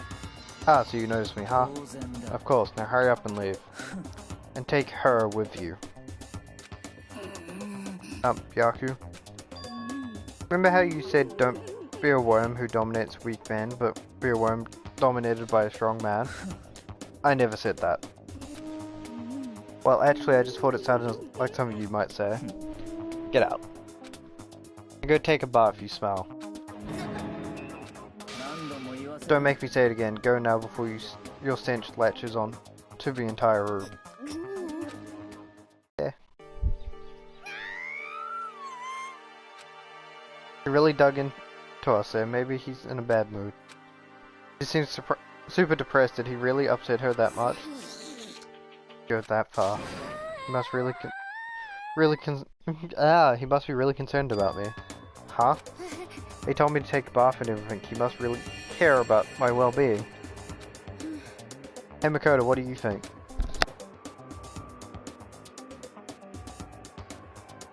Think about what? Do you really think Byaku and I would be good together? Well, I don't know. Really don't know. That's true. There's really no way to know. But the distance between us doesn't change our love. Because as soon as you realize your feelings, the love is born. That's how love works. Okay? There might come a day you understand, maybe someday. Well, bye. What the fuck? Young love. Ah! Who would have even guessed you would go for someone like him? But eager passion can be also be scary sometimes. It leads people off in the wrong direction.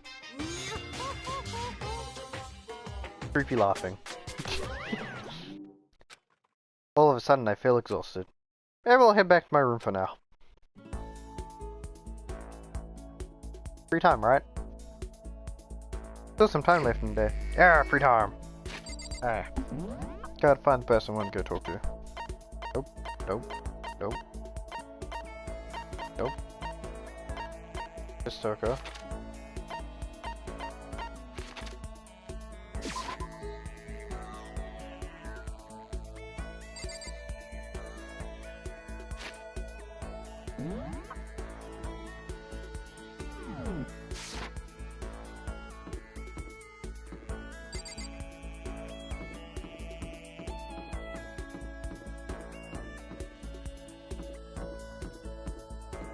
There's like Kyoko's like half. I mean Gym. Play pool, yep, see, no one.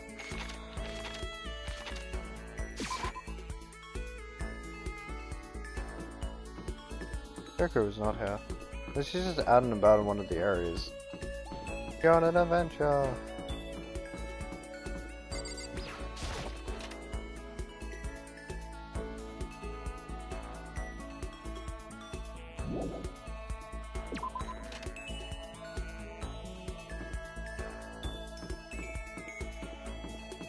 Fuck is Kyoko?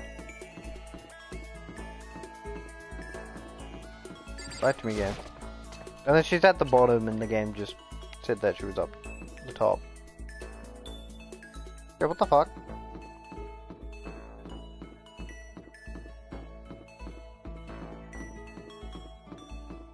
Hey, well, now I have to actually go find someone to spin. Fuck.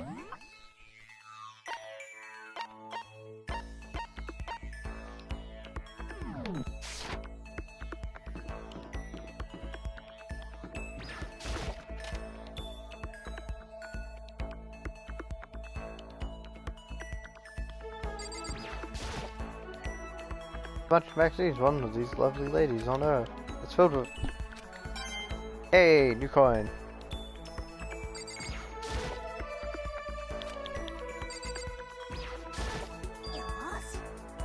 Every passion has to do their job. Copying player is a true teammate. It's a quote from the famous rugby player. You gotta do the same thing, cooperate so we can survive. Yeah, let's spend time with Hina. You wanna go for a run to relieve some of the stress? Oh god. No, I'm too unfit to go for a run. Here I went for a light run through the school. I grew a little closer today. No, not really. Oh man, what's up? I'm getting totally fired up. What? How come? How come doesn't matter. Now that I've revved up, I need to get it out. Let's race. I don't think that's a good idea. I wouldn't stand a chance anyway. Really? Well, I don't mind a solo run. Oh, hold on. You always seem excited, Huh? Hey, are you making fun of me? No, I'm just impressed. Really? I used to do this one guy he was always like, Kina, you're like super spaz. Super spaz? Yeah, like he'd see me wearing shorts in the winter and he'd say stuff like that. But if you lose to the cold like that, it just means you weren't dedicated enough. Would you have a death wish? Oh. Wow, you did stuff like that and didn't get sick? Getting sick is for the weak. If you're really dedicated, winter means even lighter clothes. It's all part of your training. Jesus.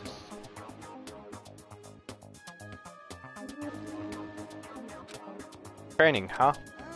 So like, are you the type who gets sick easily? I can't fucking read. Actually, yeah. See? You're soft. You need more training. Okay, I got the perfect remedy to keep someone like you fit and fittable. Huh? What kind of remedy? Actually, I do this myself every morning. You just strip down to your waist, then take a dry towel and start rubbing it down your bare skin. I call it, what do I call it again? a way to keep healthy by stripping down and rubbing a towel across your skin? Let's take a shot. Something like towel treatment? Oh my god, yeah, that's it. I love going on my balcony, stripping down, feeling the wind on my skin. God, it feels so amazing. I never let a morning pass without getting a good rub down. Wait, so you went out on your balcony and stripped down, and you were okay with this? You should give it a try. If you haven't got your health, you haven't got anything. I'd hate to see you catch a cold or something. I like how the game just skips over that, like, yep, you didn't read that, da-de-da. You are just seeing things. Don't worry about what was said. Bing bong.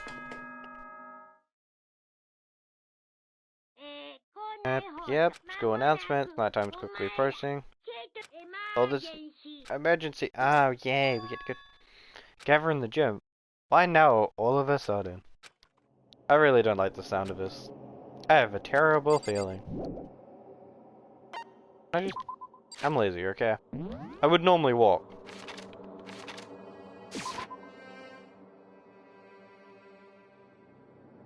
But because I'm trying to complete at least one, maybe two of the games before this weekend. Speedrun style. Asking us together all of a sudden, like what? Like this, what could he possibly want? Indeed, what might await us this time? He keeps things interesting, that's for certain. How is that funny? Can't you smile like a normal person for once in a while? Like how the housewife on a classic TV show smiles at the end of an episode. There's something totally messed up with you if you can laugh at a time like this.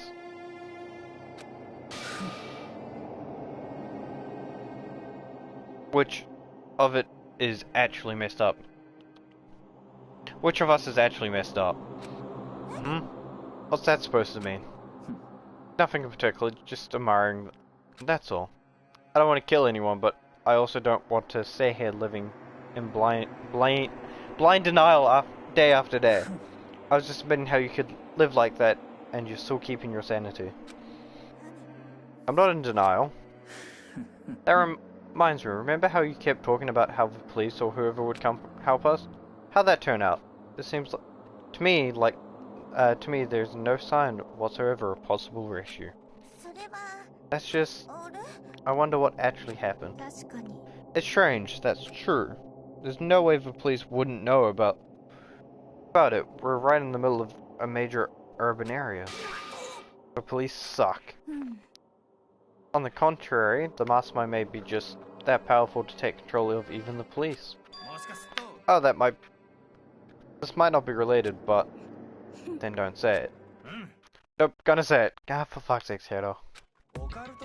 It's about last night. I was near the main hall, just staring off into space, and all of a sudden, I heard it. You heard what? A sound that I don't really know what it was. What kind of sound? Well, like I said, I don't really know.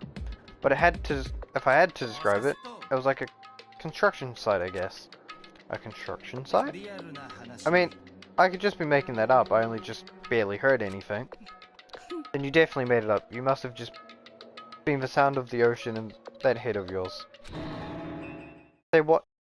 So what you talking about, Toko? And creepy bear time.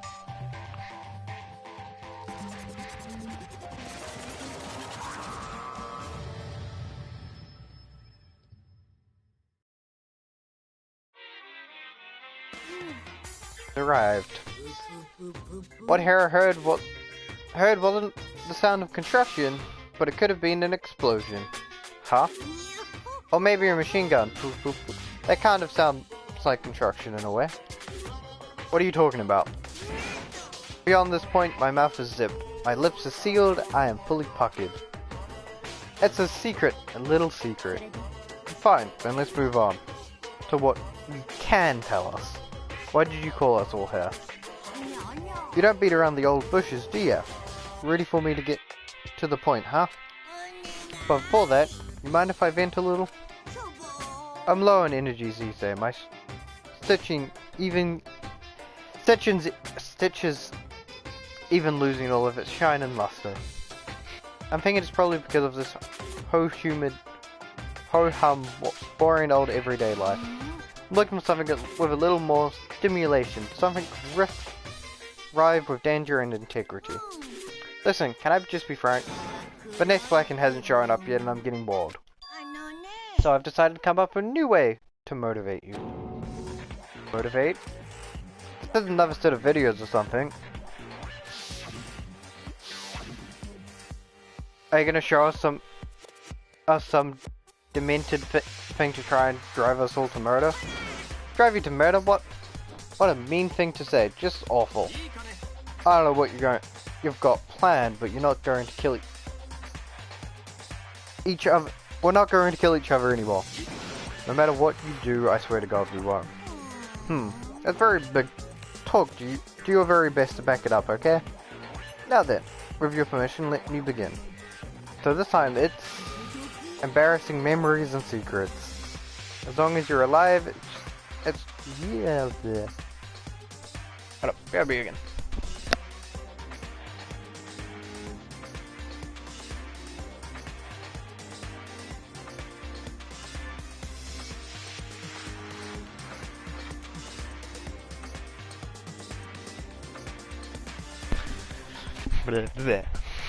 Oop, shit. As long as you're alive, it's given that there's things you don't want other people to know about you. So I did a little investigation of my own and dug up some of your dark secrets. And those embarrassing memories and secrets are all contained in the envelopes I have right here. I'm going to hand them out now, so take a second to take a peek. As Monokuma spoke, he tossed the envelopes at our feet. I quickly snatched the envelope with my name written on it. I nervously pulled out what was written inside. My entire body suddenly went rigid. Kyoto wet the bed until he was in the 5th grade. What? How? How'd you find out about this? Everyone started talking at once. You have 24 hours. If someone doesn't become blackened by then, all your deepest, darkest, and most embarrassing secrets will be exposed to the world. Maybe I'll roll by a carrot in a van strapped with a loudspeaker and spill the beans. Wouldn't that be so embarrassing? That's what you meant by motivate. Yep, you got it. They're all pretty unpleasant, trust me. None of you want me to reveal that stuff, right? It's definitely something I'd rather people not know, but would never kill over something like that. What'd you say? He's right. Your plan is doomed to fail. No one's going to murder someone for this kind of thing. Oh no. Is it because, for better or worse, your memory is still a way to connect to the outside world? I have stuff I wouldn't want anyone to know, no matter what, so I'm ashamed you'll all be the same. I assumed you would all be the same, which is why I put so much effort into preparing this next motivation.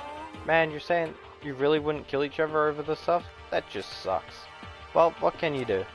Okay then, in 24 hours I'll expose all of your secrets just to make you feel a little better. So sad, so depressed. They're not well. An almost convincing look of depressed dejection on his face, Monokuma receded into the gem's depths. I can't read. I don't know what to expect at first, but maybe we dodged a bullet on this one. I mean, yeah, having those secrets revealed is going to be totally embarrassing, but that's seriously not enough to give someone a reason to kill her, right? Good news, everyone, I had a brilliant idea. Why don't we just confess all the secrets in those envelopes right here and now? If we do, then any and all motivation for murder will vanish. That's pretty smart, right? Okay, so my embarrassing thing is, I don't want to hear your stupid story. What? Besides, I don't want to talk about it. I don't care what anybody says. I don't want to talk about it. Not because it's unpleasant, but because it's impossible. Well, let's just share it. When you say it's impossible, come on, it'll be good for you. Absolutely not. It's okay. I'm just a little bit. As I said, I said, I don't want to talk about it. human bag of lard. I agree with them. There's no need to discuss it. What do you think, Shira? I'm sorry, I don't really want to talk about it right now. But I also don't want to leave things the way they are, so maybe I can talk about it later. After I try my best to become strong, then I can tell everyone. If you don't want to talk, you don't have to. I'm not super excited to talk about it either. If everyone's that much against it, even if my bros were one that suggested I gotta say no. Well then, that's okay then. Either way, it's just a few secrets. I'm sure nobody's about to kill anybody over it. I hope you're right. Secret so bad you would kill someone to keep it. Nobody's got something like that, right? Okay, I'll stop with all the secret talk, but each of us has 24 hours to get ready. Having our secrets exposed isn't going to be fun, but it's not like we're going to die because of it. So you know, don't do anything hasty. The way you keep repeating it kind of makes me worried even more. Oh, okay, sorry, it's not going to be tough, but it's going to be tough, but fucking hell. Let's go now then. Such is night time. Sweet dreams, good night. Don't let the bed bugs bite. Night time already, huh? Okay, let's all call it a day. Good idea, we need to prepare for tomorrow. I was left with an anxiety I just couldn't shake, but we left things as they were and left things as they lay. One by one we all headed back to our rooms. Secrets and memories you don't want anyone to know about. A way to connect to the outside world. Honestly, all the crap Monokuma was spouting didn't have any effect on me. There's no way anyone would kill over stuff like that. At least, that's what I thought. But maybe I was just being optimistic. Probably why, without too much of a struggle. Geez, I'm more tired than usual, super tired today. I fell asleep. What I didn't know is that even then a tragedy was taking place. Better fuck you, Zach. I'll read how I want.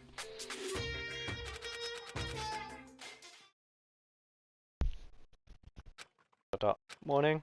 Good morning. Good morning. Wow. Nice reaction. I'm glad to see you didn't disappoint. What are you doing here? I wanted to spice things up, so instead of a school announcement, I decided to wake you up in person. What the hell? What the hell for? Because it's fun. And as long as I'm here, I'd figure I'd let you hear it right from the bear's mouth. Hear what? Are you sure you shouldn't be acting this laid back? I mean, even though something happened to one of your buddy classmates? What? What, your face is all blue, like someone's on the verge of death? What happened? What are you talking about? That's for me to know and you to find out. Good luck! Something happened to someone? Was it? No, it can't be. There can be no way someone would. But what if? What if pointless, especially now when the dining hall, I need to get to the dining hall. No shit, buddy.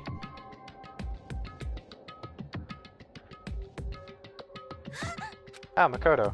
Are you okay? Did Monokuma talk to you too? Hello, Hina, Sakura, and Byaku? But you're the only one here. You're the only ones here. Where's everyone else? Either they've already off trying to verify what Monokuma said, or they've fallen victim to something that Monokuma mentioned. That was something? It can't be. Has it happened again? Murder? After hearing what Monokuma had to say, the worst possibility forced its way into my mind. I took everything I had to drive that thought away. So if something really did happen, does that mean someone did it? Because of what happened yesterday? It can't be. That stuff was just a bunch of old memories. Just old memories, don't be too sure about that. Clearly someone felt it was more important than that. Huh? To judge someone else's value based on your own outlook, do you realize how dangerous that is? Why didn't you say something yesterday? Did you already forget that this isn't a co-op game? It's every man for himself. What good does it do me to go out of my way to help you? Stop saying that already. There's something wrong with him, for serious. Did he get brainwashed or something? That's not important. What matters right now is that we find out what happened. He's right, let's all split up and begin looking. The game is afoot. Okay, since I've played the game, is it cheating to just go straight to where I know what I have to look for is? I mean, technically it's my playthrough, so I'm gonna do so. And I could have just gone upstairs there, but...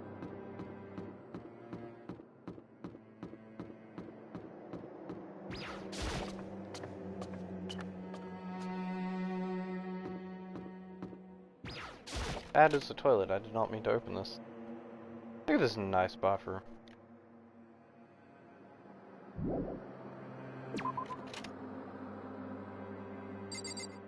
As I have said a few times on the stream and the stream yesterday, this is not my first time playing the game. I know what I'm doing, I have played through this game.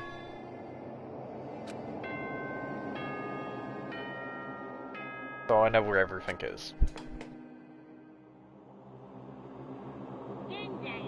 For the investigation, I have unlocked the doors. Please look around to your heart's content.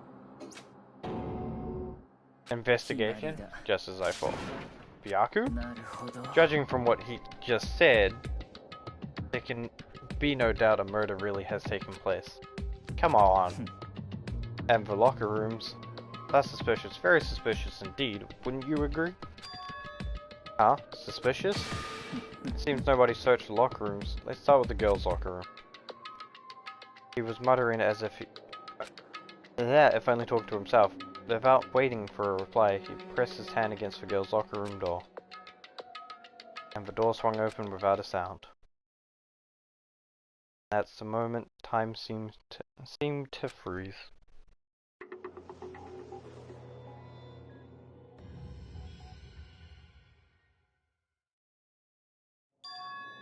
What? I don't know how long it took for me to fully comprehend the reality of what was going on I was looking at, but as soon as I did,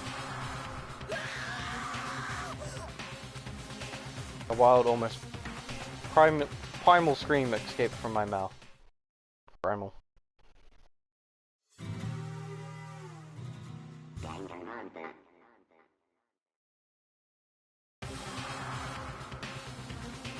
Tried to surpass my screaming, but it was useless.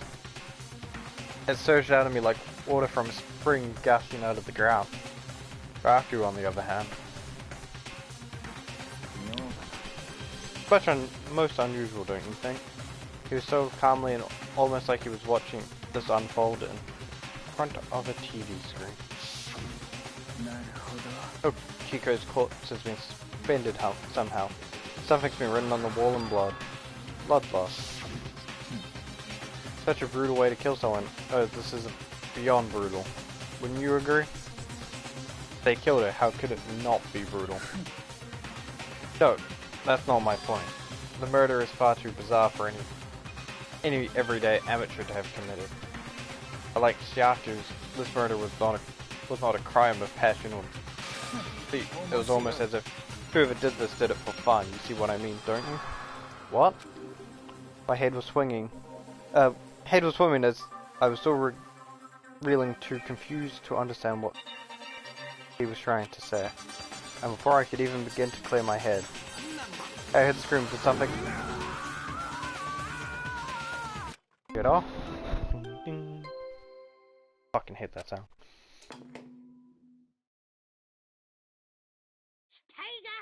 Body has been discovered. After a certain amount of time, which you may use however you like, the class trial will begin. What the hell was that? Ah, that's right, you're unconscious during Sakura's, so you don't know about it. What you just heard is the body discovery announcement. Apparently when 3 or more people discover a body, an announcement plays to let everyone know.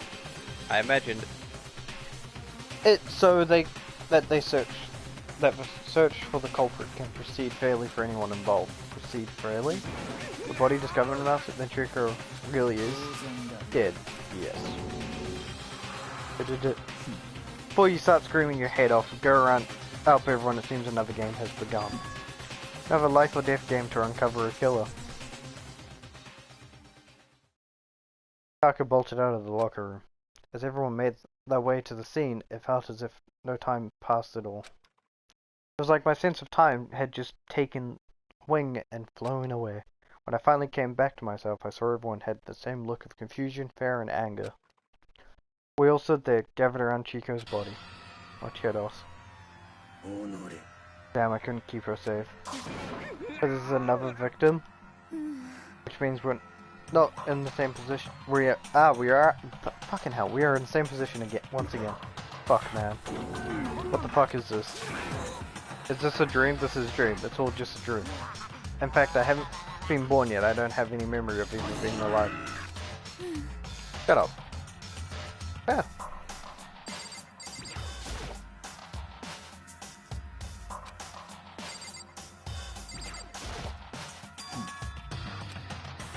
Huh? I said it once, there's a word written there. On the wall? Can't move out of the way then, bitch. Word bloodlust is written on the wall in blood. I don't think any kind of it's any kind of dying message. Just too strange. But you know the thing about writing bloodlust in blood, doesn't it sound kind of familiar? Murderous fiend who kills again and again using a bizarre and brutal method. And at the scene of the crime of the word bloodlust is written in the victim's own blood. They're like a ghost attacking suddenly slipping away before the police can catch up to them. In which the nickname did the internet give to the mysterious serial killer? Genocide Jack. Genocide Jack, the murderous fiend whose grisly attack were famous all across the country. The ultimate mysterious fiend created a reputation of normal, downright cruel killing. Some copycat killer trying to intimidate Genocide Jack's style. But why would anyone do that? Perhaps it's work of the real Genocide Jack. For real? Wait, are you saying Genocide Jack is here in the school? There's no way. But going so far to write bloodlust at the scene, I am surprised at the stupidity. I can't imagine a worse situation than dealing with a stupid murderer. What is it now? Torko. Hina pointed towards the entrance to the girls' locker room. Torko was the last to arrive, and now she was just standing there. Oh, why? Get on. She faded. That did not sound good. Torko? Hina rushed over to the collapsed Torko and started trying to shake her awake. Are you okay? Come on, wake up. Oh, that's right. I just remembered what she said about how she faints anytime she sees blood. But I imagine she does not watch too many horror films then. This isn't a violation of the rules, right? I mean, technically she passed out somewhere besides her room. So I think she should be okay. The regulation prohibits sleeping, like, on purpose. So since she didn't faint on purpose, it doesn't count. Got it. Turkey, can you hear me? Hey, you gotta wake up. And if she'd hit her, Turkey suddenly shot awake. As in, she literally jumped up from where she was laying. It was a strange reaction as I was totally at a loss for words. She leapt straight up into the air, changing her stance as she did. In no time flat, she was just standing up, ignoring the physical rotation she had just to go through. Her motion was too Yep. Huh? What? Sorry about that. I was just so shocked, you know? It happens, right? Was I the only one? Tucker, are you okay? I'm fine. Whoa, is that a dead body? Hey, are you dead? She must have hit her head real hard when she fainted. The word has a front and back and top ending and bottom, a sea of truth, a web of lies. Really quite student, I mean, she sounds completely different. No, everything's fine at least. Besides, it's all gone. That's a good thing, right? It's clear to me that everything is not fine. Your eyes seem strangely vacant. Might be best if we take her back to her room for the time being. I don't mind taking her, but can someone help me? If you need help, I don't. Taki, could you help me? She totally ignored me. No shit. Very well, you take care of a girl and the rest of us can begin the investigation right away. And I assume nobody has a problem leaving Sakura and Mondo on guard duty again? Hold on a second, rushing into an investigation? The mastermind isn't behind that. After what happened last time, surely you realize that. Yeah. No question that Chiro is murdered by someone among us. Isn't that right, Monokuma? Right is right. But don't take it as a bad thing, it's just the fact of life. Because that's how graduation works. Not in real life. Then it happened again. Is that what you're saying? That another one of us killed. Fellow classmate. What, does that freak you out? You guys got no balls? You know what? You know that. Is there just nothing down there at all? Well, I'll just let you pray to mine if you want. Actually, I don't have any either, sorry. Stop monologuing and give us what you came here to give us. You did bring it, right? I'm sure did, chum. Allow me to present the next Monokuma file. I know how much you must be looking forward to it. So please, do your very tip-top best on this investigation. Really? Gotta do another investigation? Examining the corpse of one of our friends, having to suspect all our other friends. I hate this, I can't take it anymore. I hate it too. I've had enough, I'm getting out of here. Where do you plan on going? There's nowhere to run. Just accept it already, after all, blood is just a liquid and dead body is a simple object. You're very enthusiastic about all this, are you not? How can I not be? If we don't unmask the culprit, we all die. That's true, but to jump into it so soon. What do you want to die? Fine, then I'll go off and die somewhere right now. Go ahead. You're a waste of space. A dead body is an object.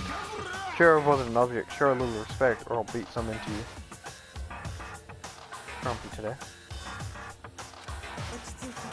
Everyone stop bickering. Listen, there's some truth in what Byaku said. Kiriko? If we don't solve the mystery and find the killer, our lives are at forfeit. And if Byaku is right and Genesis Jack is somehow the one that killed Chiro, then unless we do something, more victims could start piling up. Forget more victims, if we mess this up, we're all dead meat. Hold on. If that's your worry, you don't gotta worry any longer. In any one killing game, the guilty party may only kill a maximum of 2 people. What? I don't remember any rule like that. I just came up with it. I mean, if one person went around and killed everyone, your lovely student life would be all over, right? New rule has been added to the regulation menu. In that case, why not limit it to 1 person? Well, in a good mystery, you don't want to miss out on at least the potential of a serial killer angle. Just one would totally murder that possibility. Farewell for now. I'll catch you guys at the class trial. I can't say I understand his thinking, but if we can kill up to 2 people, then one more person's life could still be in danger. Which is definitely not good. We need to uncover the culprit before something else happens. Need to shut the fuck up. Well, for now, Taka and me are going to drop off Toko off at her room. Nice, I'm gonna get dropped off. We have no time to stand around here. We must begin our investigation. If we do not solve the mystery of who killed Chiro, then we'll quickly follow her into the afterlife. I hate this, but if I want to survive, me and everyone else, we have to do it. We don't have any other choice. First of all, I better check the Monokuma file to see what exactly is going on. Victim. Chiro time of death is estimated around 2 AM. The body was discovered in the girls' locker room on the 2nd floor of the school. The cause of death was a blow to the head with a blunt object. She was killed instantly. That's what it says. Well, it's not like there's any point of complaining about it. No matter what, I gotta do what I gotta do. Nice. Makoto, do you have a second? Huh? Something from me? Of course, life without purpose is quite dull, you know. So what do you need? I'm gonna let you cooperate with me during my investigation. Huh? I'm purchasing your talent, the same talent which allowed you to solve Sakura's case. So, no, you seem to have a some limit use, which is why I've chosen you. You have the honor of contributing to my investigation. Sir, you're inviting me to come with you. You're doing it in the most arrogant way possible, though. Now then, shall we get started? But we need to get moving. There's no time to be standing around. I don't really know what just happened, but it looks like I'll be working with Byaku on this one.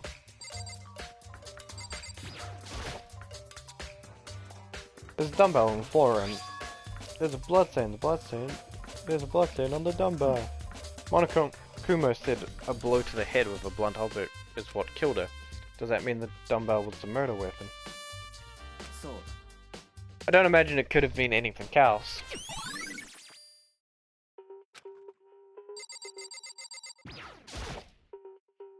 There's a fresh blood stain on the carpet. It must have been splattered from the blood during the murder. Oh, probably not. Poster got some blood on it. Must have happened during the murder.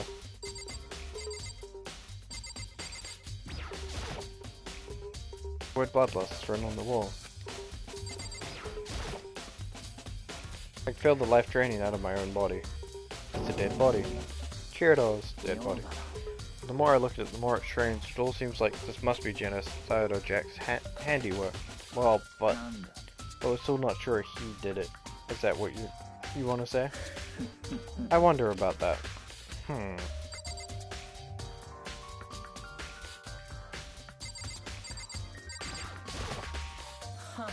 have time to talk, you have time to start investigating.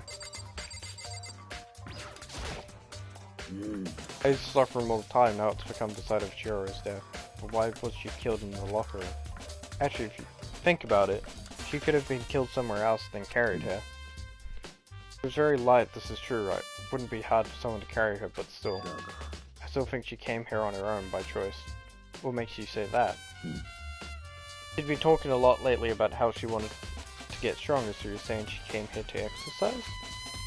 But according to the Monokuma file, apparently she was killed around 2 in the morning. Why would she have been exercising that late?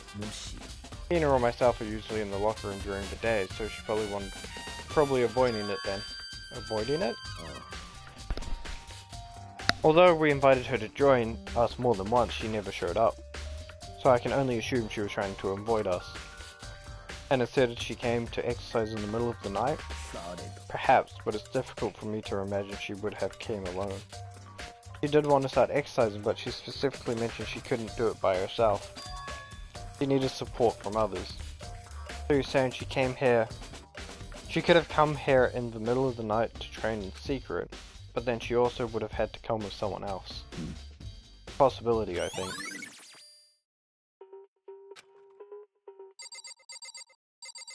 Yoko! Took her time examining Chihiro's ghost. She poked and probed, going over every inch of the lifeless body. You're a very strange woman, you know, being able to touch a dead body with absolutely no trouble. She seemed too concentrated, pretty hard. It's like she can't even hear us. Hey, Mundo. Dude had a real complex about being weak. You and Chico talking about it, right? Well, I need to do with getting stronger. Yeah, I do remember she said that more than once. Sure did, which I guess explains the trip down here. But did she really need to get stronger that badly? You already mentioned it, but she was a girl. After all, most girls aren't all that strong. I don't know, Mad. I haven't really thought about that stuff. Cause of Chihiro's complex. I couldn't help wondering what if it might be. Now I believe it's about time for us to move on. Huh? Already? New clues won't magically appear by standing around here. We need to check every aspect of this case. That's true, but if you're satisfied, just hurry up and proceed. So pushy, I got caught up with the wrong person this time.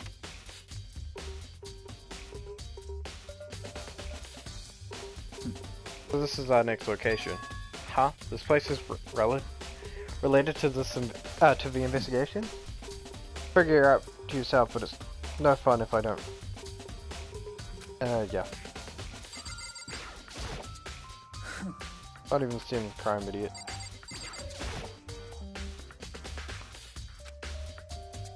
Oh wait. I remember right, the card reader was meant to work handbooks, right? You have an issue with it? If so, you should take it up with Monokuma. He said that, then quickly sharply clapped his hands together. Called for me? Has he?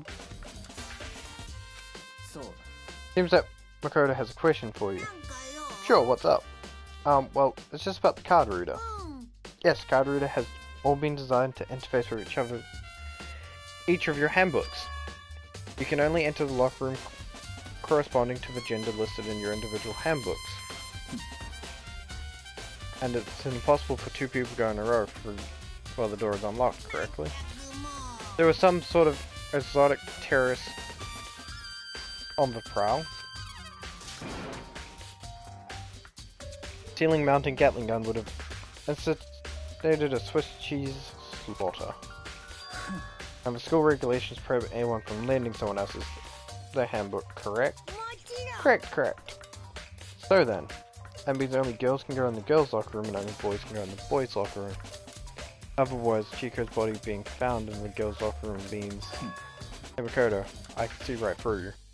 See right through me? Allow me to tell you what you're thinking. Since Shiro was found in the girls' locker room, the killer must have been able to get in there. As such, the killer must be one of the girls. Did I get that right? Good lord, you're simple. But am I wrong? You should pay closer attention to the regulations. Regulations, the answer has been in front of you the entire time. Loaning your e-handbook to another student is strictly prohibited. Only the act of loaning a handbook prohibited. Borrowing someone else's is simply perfect. I would expect nothing less from the prodigy son of the noble Togami family. So you managed to sniff out the loophole in the regulation. Knowing you, I wouldn't bet you created it on purpose, didn't you? To add a little more excitement to things. You treated me like a punny little appetizer instead of the main course that I am. Now then, since the dead can't actually talk, there's not many people anymore. Get it? Got it? Good. Wait, hold on, you're saying there's a loophole, but in order to borrow something for someone, then that means you would have loaned it, so sleepy. Just listen to what makes me want to pass out. Be more like Byaku and get your poop together. Your shit together. Or else, I'll change you with the criminal... No more questions, figure it out the rest rest your own damn self. Well, I know you're unfortunately lacking in mental facilities, so I'll fill you in myself. Let's head to the main hall. The main hall? I'll help you understand what's going on. Card reader has been added to the truth bullet section.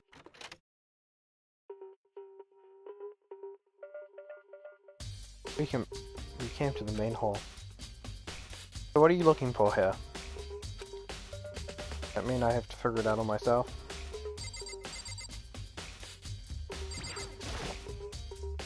The mailbox there. Could this be something inside?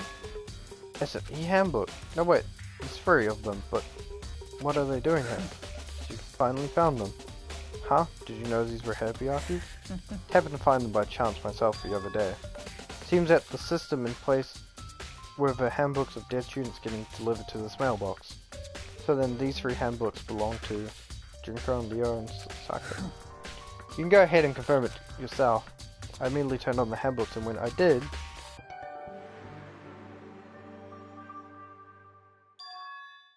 Right, this is Sakura's handbook. Now do you understand? This is key to the loophole that I revealed earlier. Yeah, I feel I'm starting to get it. You should pay close attention to the regulate. The answer has been in front of you this entire time. Loaning your ebook. Only the act of loaning, but borrowing someone else's is perfectly fine. I see.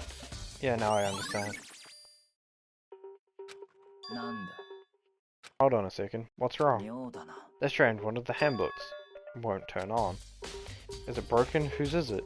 The other handbook shows Junko's name when I started it up. Then the one that won't turn on must be Leon's, right? It would make sense, yes. After all, he did get pummeled with dozens of baseballs. Pummeled with baseballs. Memory of it came flooding back. The cruel punishment which led to Leon's death. The execution that the mastermind consecuted. A cruel, heartless death. You're right, it wouldn't be surprising for the handbook to break during that kind of assault. Hey, hey! Hey, hey, hey! Hey! What? The handbook is essential to the student's life here. Critical instrument of super big deal. There's no way it would break that easily. But it did. If I say it wouldn't break, it wouldn't freaking break. It can withstand up to 10,000 tons of pressure, and it's waterproof, up to 100 meters, okay? I don't care how many baseballs you hit it with, it won't do crap. Wouldn't do crap. Oh, but, even my amazing handbook does have one single weak point. It does? But it's a secret, I wouldn't want you to go breaking any more handbooks. Leon must have broken it somehow without realizing it, what its weakness was, right? Hard to say.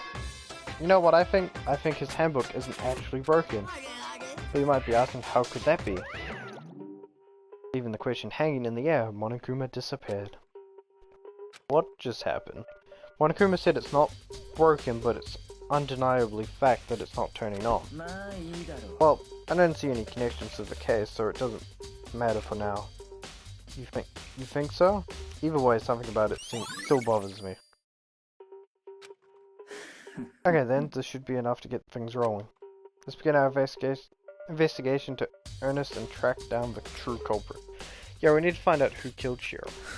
To be exact, not quite. Huh? Not quite? Go on. What do you mean by that, Byaku? To be exact, not quite. Certainly I want to reveal Shiro's killer, but more precisely, I want to discover the true identity of Genocidal Jack. Then you really think, you truly believe Genocidal Jack is one that killed Shiro? Absolutely, I have no doubt that Genocidal Jack is the culprit in this case. Murderous fiend Genocidal Jack, right? There's nobody else it could be. A murderous fiend who kills again and again using a bizarre and brutal method. Not like a ghost attacking suddenly, then slipping away before the police can catch up to them.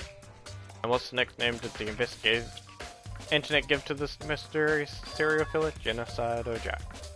They say he's killed thousands of people, but that's gotta be an urban legend. So, could one of us really be a demented psychopathic killer like that? You're not wrong to wonder. But words mean little right now. I have something that will prove it, and I can show you.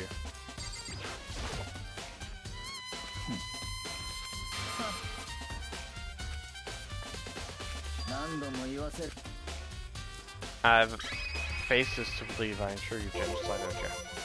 Is there really proof? There's somewhere I'd like to take you. This will prove all the evidence you need. Evidence that Genocidal Jack is the one that killed Shadow. Evidence does sound like that. Does something like that really?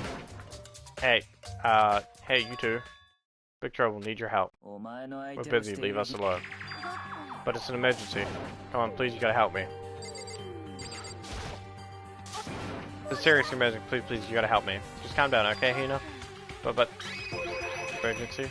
An emergency? What happened? Something's wrong with Toko, she's acting super strange. Well, I mean, she was acting pretty strange earlier, right? What should we do, Byaku? Since it's Toko, I must admit, I'm intrigued. I suppose we can take a second to see what's going on with her. Are you sure? Don't make me repeat myself.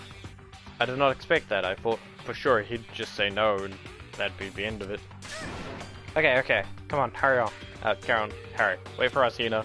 Looks like she's headed to the dorms, Toko's room most likely. You're right.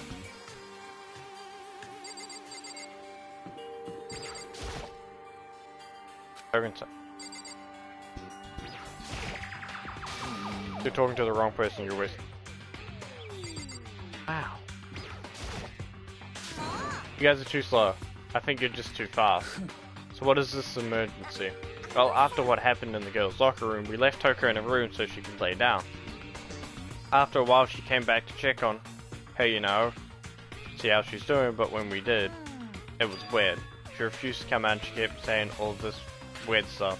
Weird stuff? We should try and talk to her, ourselves. Yeah, good idea.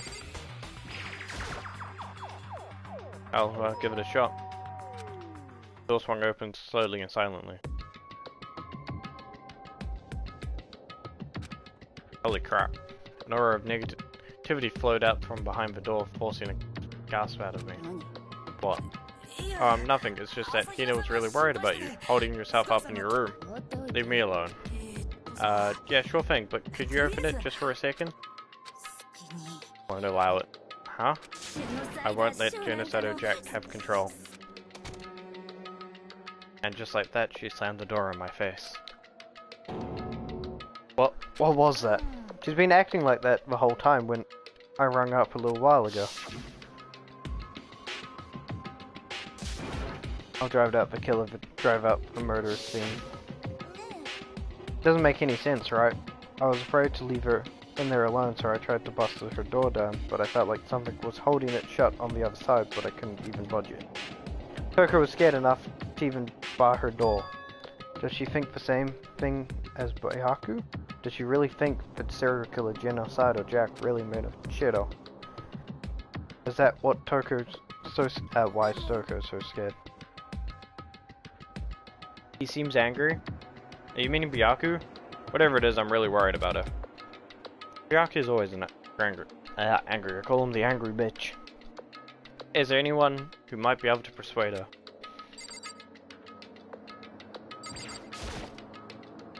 Hey Byaku, you think you could ask her? Yes. Oh yeah, but he's always angry. Like, throughout most of the game, he's an angry little bitch. Sure, whatever. How are you gonna talk to her, Byaku? Wow, I guess you can be nice when you want to. Byaku stood in front of the door, not making a sound, and pressed the doorbell. After a few moments... Leave me alone, you're all so annoying. Byaku. It's Byaku. So sorry I couldn't keep our promise, but don't worry, never again. I won't let Genocidal Jack have control ever again. The door slammed shut. Even Byaku couldn't pull it off. There's nothing else we can do. Let's get back to the investigation. Hold on. Hey Byaku, what was Toko talking about just now? Something about a promise? Oh, I have no idea. Another one of her delusions, I'm sure. But if I say I don't know, that means I don't know. Just let Hina take care of her. Oh yeah, okay, I'll stay here and keep an eye on her. Well then, let's go. Without waiting for a reply, Byaku sped away. I hurried to catch up. I tried to talk to him several times as we walked, but he didn't even look back, let alone say anything. He just kept walking towards his destination. Finally, his feet brought me in front of a certain room. Come on, let's go in. I don't get a choice, do I, buddy?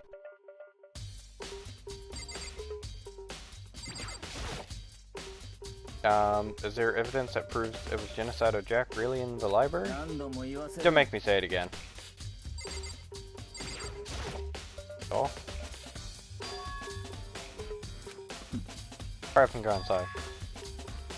Oh, yeah. It'll make sense once you're inside.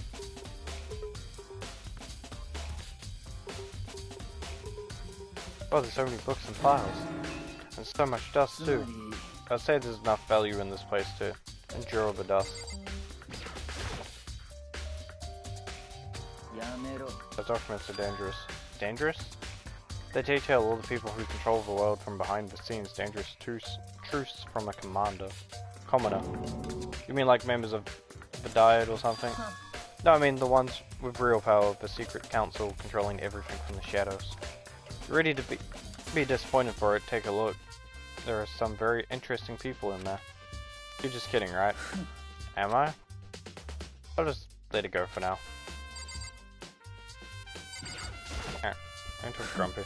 Pay attention to your surroundings, you're sure to discover the value for yourself.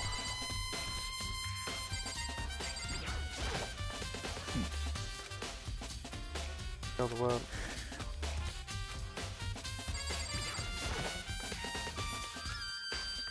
I picked one up at random. Ah, you have a sharp eye indeed to select that file. Huh? There's a report on the president assassination. The original is kept at the National Library. It won't be a disclassified for anyone 30 years. Are you sure you want to look at it now? No telling whose crosshair you might wind up in for peeking at it. Without making a sound, I return the file to the shelf.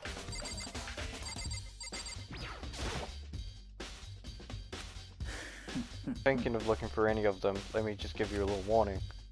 This file is filled with graphic, disturbing photos of all kinds of crime scenes.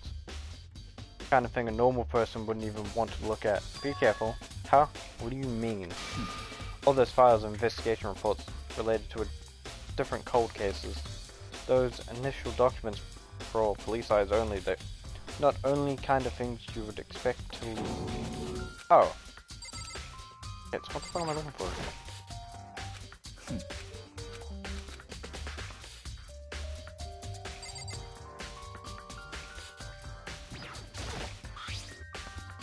Box, it's empty, although judging by the dust, it looks like there's been something inside. Wonder what it was. There was an extension cord plug in there. Provided very useful while I was in the library. An extension cord, huh?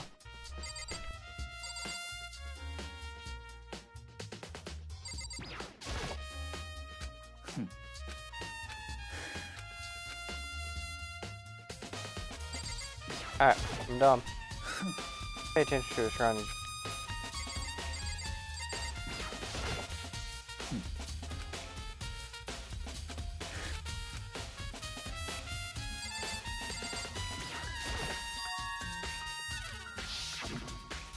Byaku. No one's Byaku's using the library before. Do you have a problem with the lamp? It was here before, then I moved it out there. It was too dark out there, over there, so I thought I'd put it into good use. So you finally begin to understand the true splendority of this library. The entire reason I was interested in the library is because of this room right here.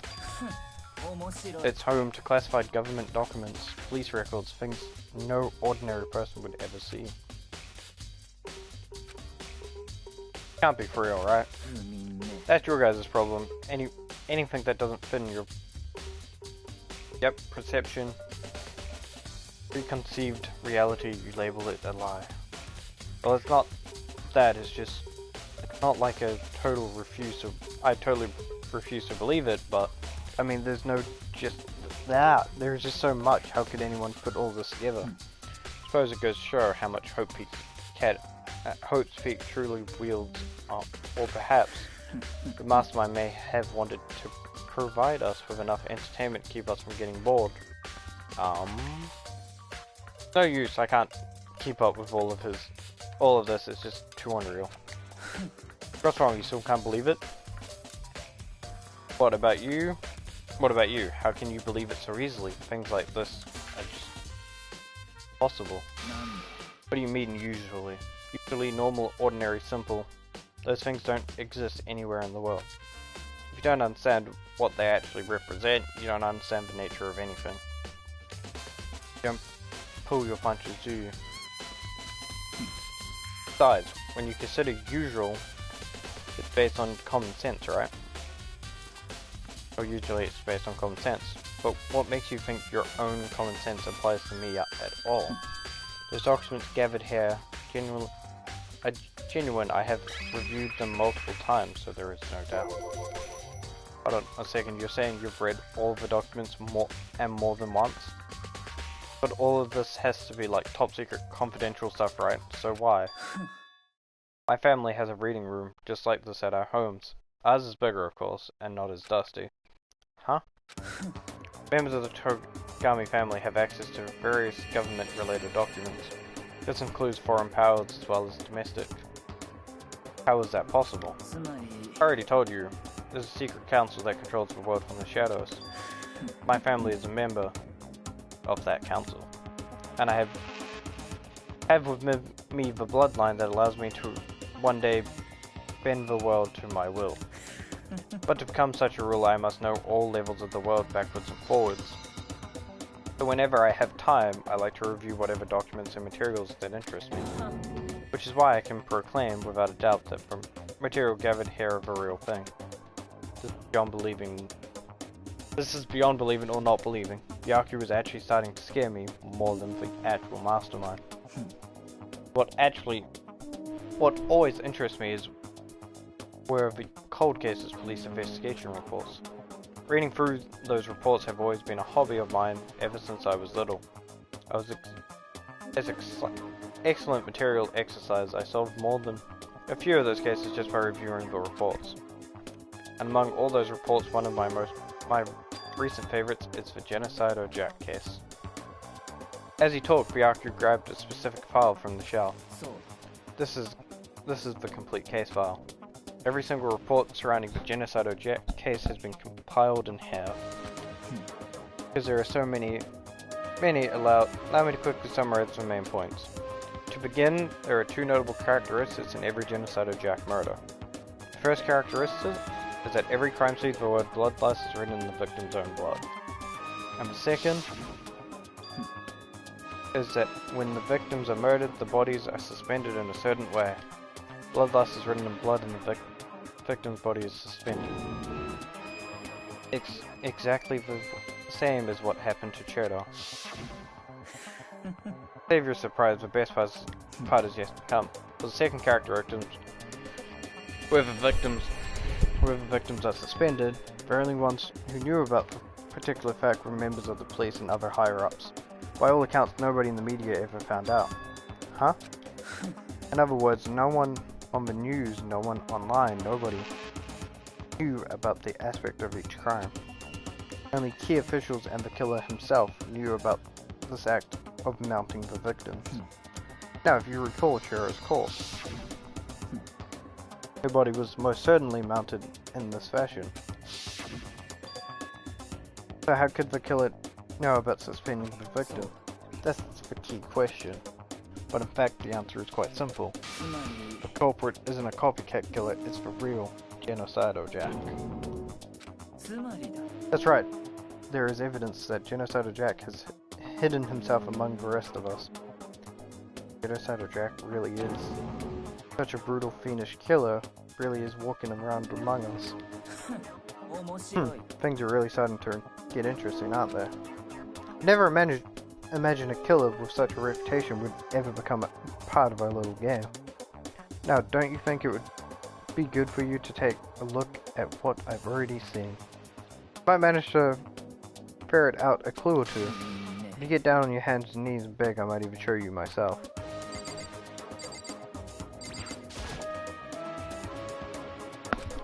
Could you let me see it?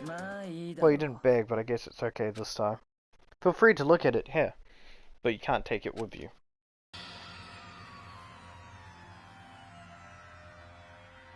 Hand me the file and I flipped through it with tension nervous fingers. Suddenly my hand stopped. I had reached a page where photos from the scenes of each crime had been collected. Names of Genocido Jack victims ran on for several pages. 32, 17. There was no end to it.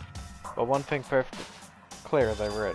All of the killer's counting victims were killed and suspended in the exact same way. At the scene of every murder, the word bloodlust was left in the victim's own blood. Now, take a look at the next page and you'll find another interesting tidbit. The next page? Profiling results. All of the crimes took place either on weekdays, at night, or during holidays, either day or night. Most common time for the killings to take place was on a holiday in the afternoon. Based on these facts, it could be suggested that the suspect may be a student. Evidence suggests that the suspects lingered at the scene, but when they did leave, they were in a panic. Because an eyewitness has never come forth, it's unlikely there was any external reason for this. This confusing behavior suggests that the suspect may potentially suffer from a discovered identity disorder. Key point here is the culprit may well have a split personality. Split personality, like the kind of thing you see on TV. So I'm part of another totally unbelievable story. But this one is more unbelievable than anything else till now. Or maybe It really isn't. I don't know. I feel my mind has gone numb. Gotcha. Alright, we should get going soon. Huh? Where are we going? Anywhere but here. We've finished our business here, haven't we? Oh wait, Byaku. As usual, Byaku turned left without another word. I hurried out of the library to catch up. Oh, this is where we part our ways. I have something I need to take care of before our class trials. Huh? Just all of a sudden like that? Come on. Enough of your annoying Mr. preparations. Did you really think we'd be together the whole time? Take responsibility for yourself and do something useful. Move the investigation forward on your own. Well, goodbye. And just like that, he was gone.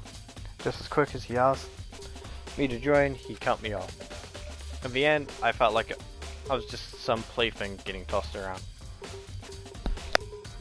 At the same time, I'd uncovered some really important clues thanks to him. Genocidal Jack, he's the one that killed Shadow. That murderous fiend is one of us. But who is it? I have to find that out no matter what it takes. And to do that, somewhere I have to go investigate one more time. I have to go back to the crime scene, the girls' locker room. I should check the boys' locker room too. The others might have come up with some info might find useful while I'm at it. I need to find out everything I can.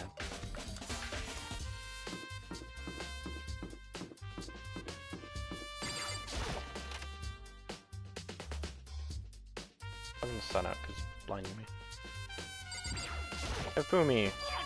Ding ding ding, here's evidence revealing the identity of the culprit. Another stat increase for me. Evidence, what did you find? I cannot reveal that just yet, but I guarantee that what I found will steal the killer's breath from his lungs. Are you sure about that? Oh yeah, Miss Littenberg said she'd witnessed something worthwhile too. Really, what did she see? He refused to tell me. It's like when a girl bullies a boy she likes, right? Right? Okay, so where is Celestia now? Warehouse by the dorm. She was there, but at the same time not there. What's it gonna be? Alright, well, I'll do that last.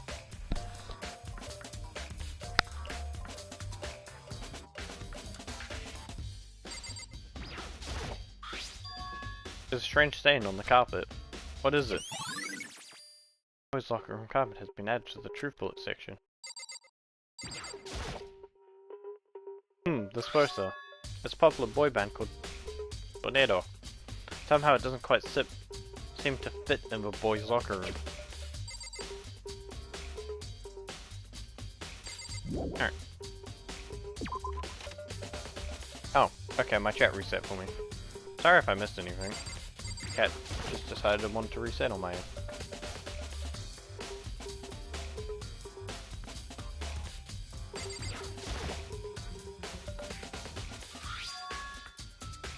Model is pretty noticeable too. Girls' locker room doesn't seem like the kind of place you would find something like this. Oh, but wait, that reminds me, the poster in the other locker room is, that's right. There's definitely something strange about this. In the boys' locker room, there's a poster of a popular boy band. Sorry, I said nothing, and no one else said anything. Yeah, I just noticed that it reset, and knowing my luck, someone would have said something while it reset. The poster hits me switch, but if they were, why? What's the reason? Anyone have? Maybe I should talk to someone who knows a little more about the locker rooms.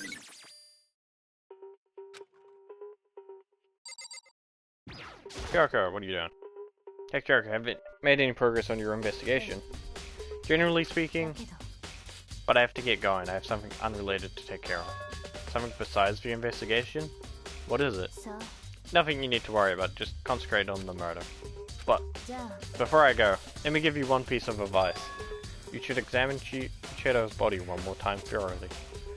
Also, her handbook is missing. You might want to determine its whereabouts. That's it. I'll be praying for your success. With that, Jericho turned and left the girls' locker room.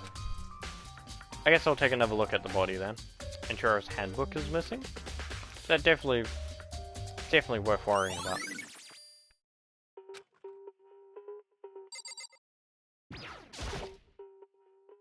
Said I should examine the body one more time. I know she said thoroughly, but I do have my Well, I better give it a shot anyway. Let's see. Hera's hand bound with what looks like some kind of rope.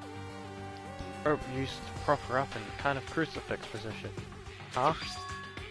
That rope has a plug. This rope has a plug.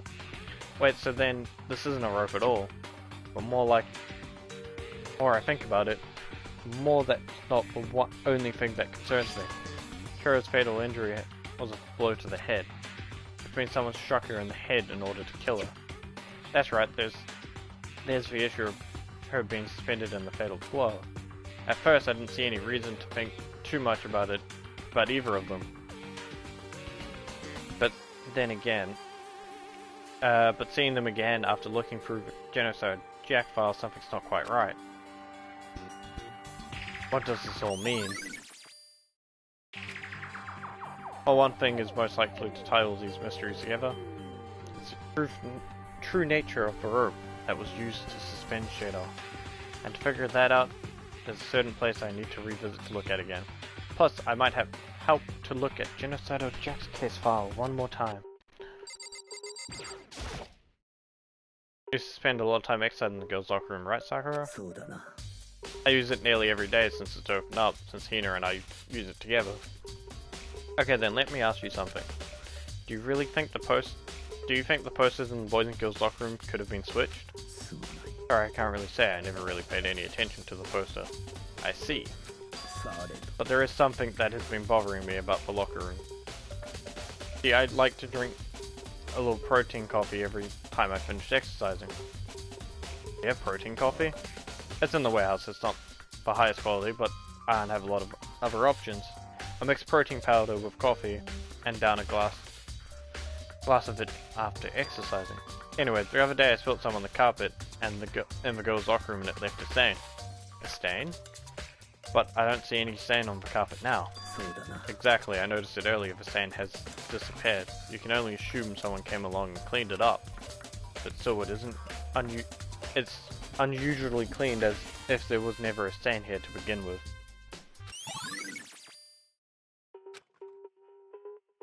How's it going, Mondo? Dude has a real complex about being weak.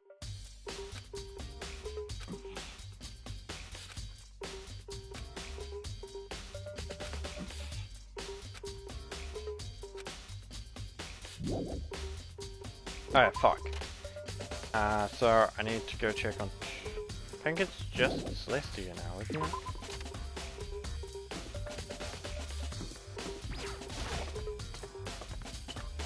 Dormitory. Thingamabob. If I've just used the upstairs, I would have taken me straight into the fucking dorm area.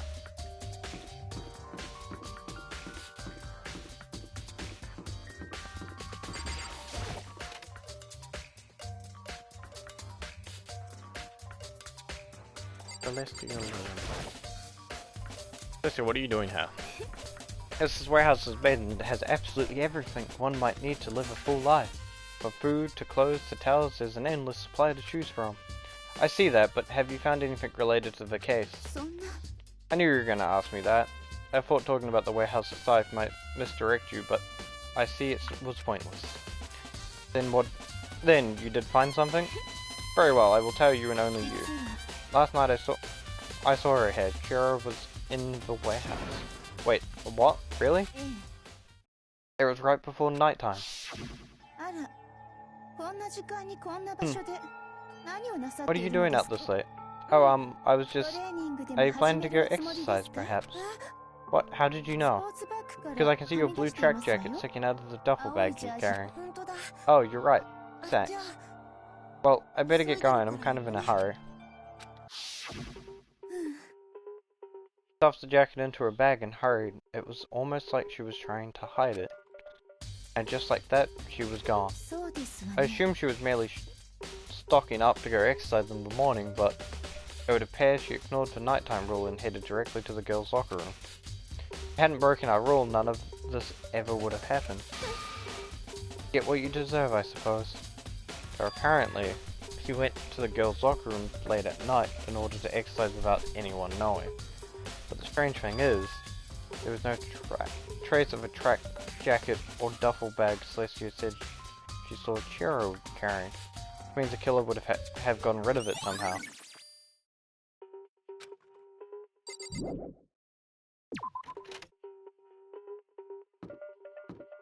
Something else I need to do. Fuck.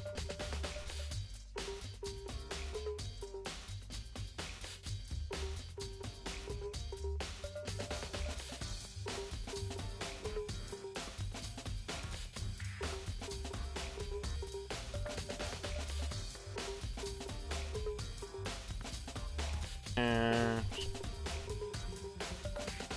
now that's about the locker room.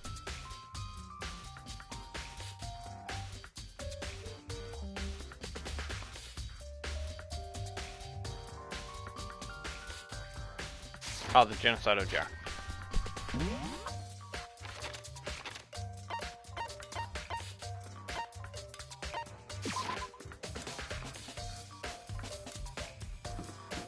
Keep running.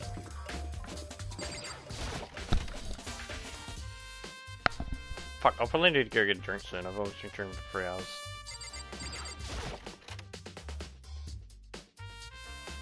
I'll do it right before the case.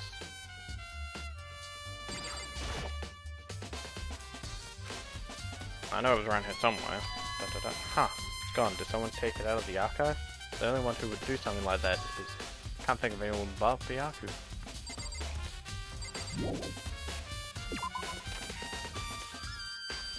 Now, this is a really good thing about the map. Oh, the lamp won't turn off. Oh, I see, it's not plugged in. The lamp's cord isn't long enough to reach the outlet from here. The last time I saw it, it was definitely on, and it was definitely right here. Alright, Byaku was using an extension cord. But there's no extension cord here now. I wonder if... Is that all?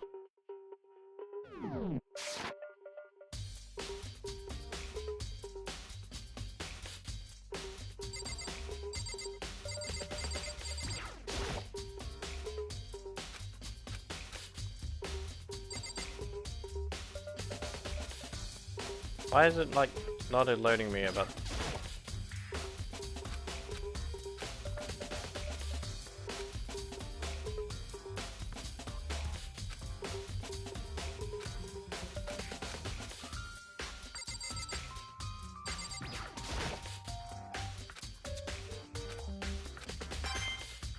Yeah, I got a coin.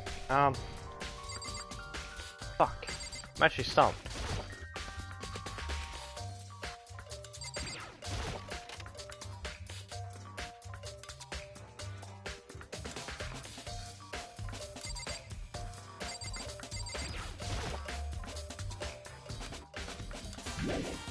Okay, maybe I just have...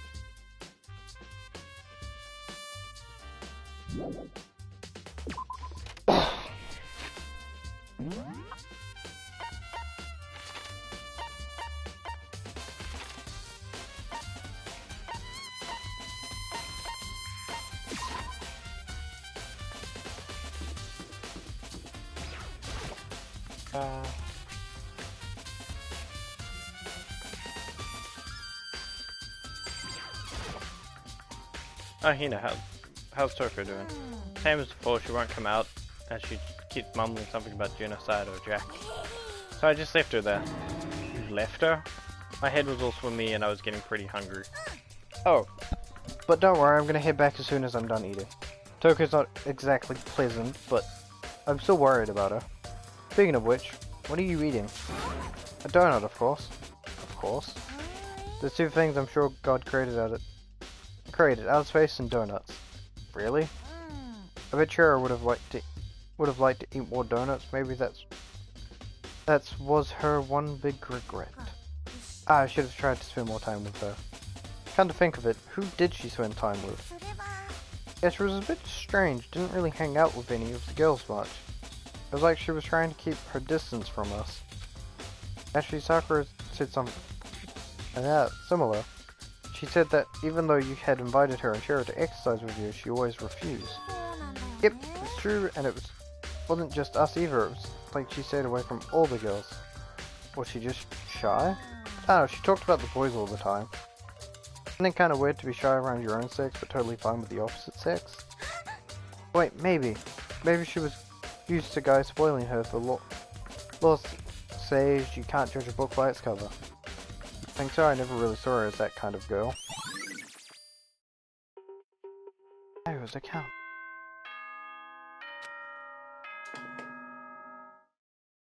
Class trial is about to begin. And tired of waiting, shall we just plunge right in? Well, you've been waiting for the class trial. They're on the floor trial. Bloody blah. Yeah, class trial.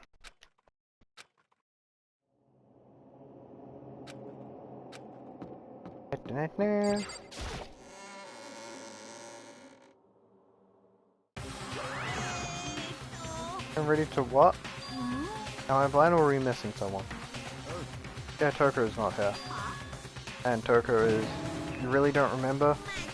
Kidding, I'm just kidding. How could I forget that little nut job? She's a critical part of the class trial this time. Okay, I'll go get her and drag her out here kicking and screaming. Just one moment, please. And just like that, a few minutes later, reappeared, dragging Toko behind him. I told him I didn't want to, but he forced me. I just can't believe he would drag the girl around. Terrible, you're terrible. Ooh, so nice. So now everyone's here, right? Okay then. Hustle onto the elevator and let's get the show on the road. I'll see you guys down there. So shall we get going? It's time to find out who killed Shiro. She was so gentle, so calm and meek, nobody had any problems with her. Someone made the choice to kill a girl like that. Same as last time, because you're here again, Zach. Who do you think murdered?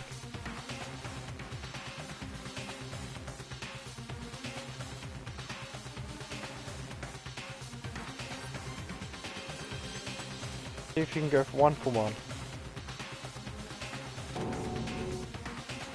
Yeah.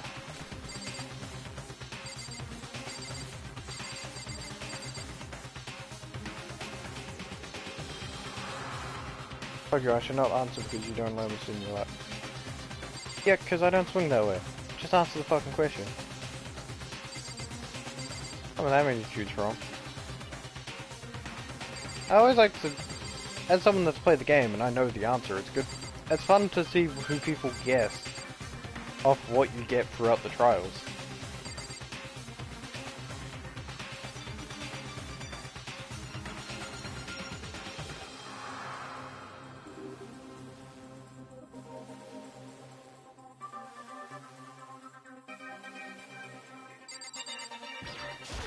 I want to hit the elevator, not Toko. We have no choice, right? We have to do this. You have a small nod in reply. With one last step breath, I walk towards the elevator on shaky legs.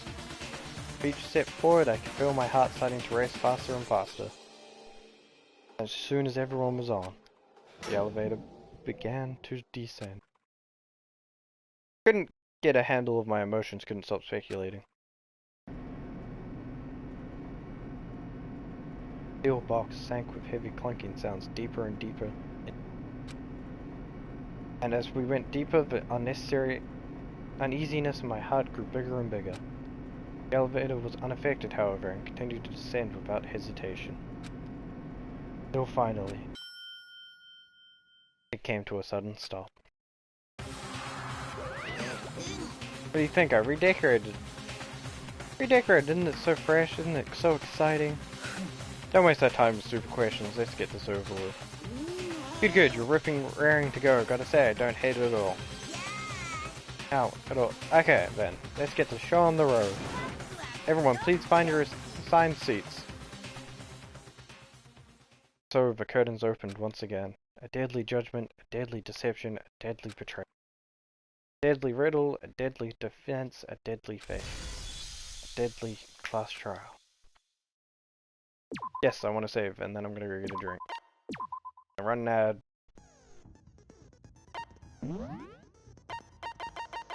I only have the 2, right? Just want to double check. Yep. Alright, so I'm gonna go toilet, Run an ad, get a drink. So I'll be back. Zach, let people know. I'm quickly going AFK for a bit.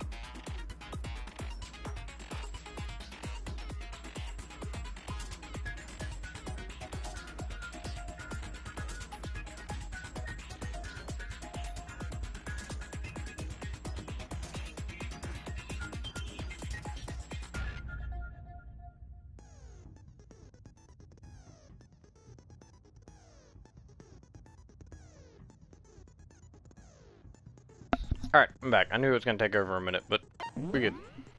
I was grabbing an apple. If you hear me randomly eating, it's because I'm eating an apple. まずは学級裁判の簡単な説明から始めましょう。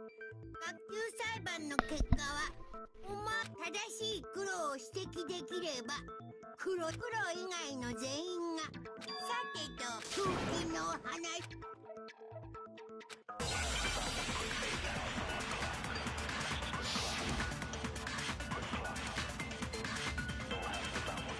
Locker room done, Val. I got food. I got an apple.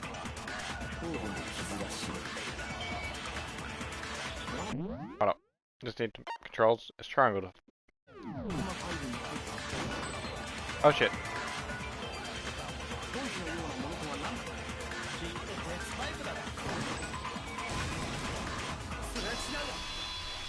I got an apple. Technically food.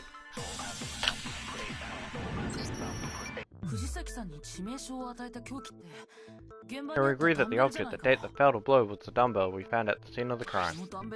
It was covered in blood and there was nothing else at the scene that could have caused that kind of injury. And the wound on the victim's head is consistent with the shape of the dumbbell. And as far as I'm concerned, there's no mistake and no room for doubt on this one. Looked at her head wound? That's so creepy.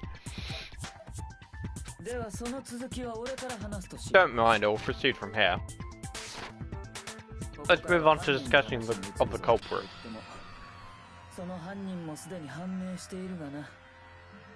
Even though I believe this criminal behind this heinous act is quite clear. Wait, what? For real? Sure as killer is the fiendish serial killer as you can hear. In the Japanese they say Genocidal Show. Genocidal Jack.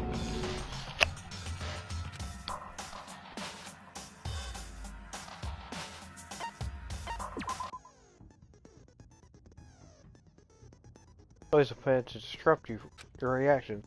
Your true bullets will disappear if they hit those lines, so think of them as obstacles in your debate. There's always ways to keep white noises from getting in your way.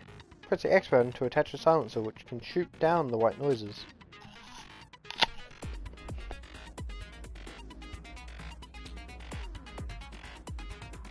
If you accidentally shoot a remote, the time limit will decrease to take... Yeah, so basically be careful with aim.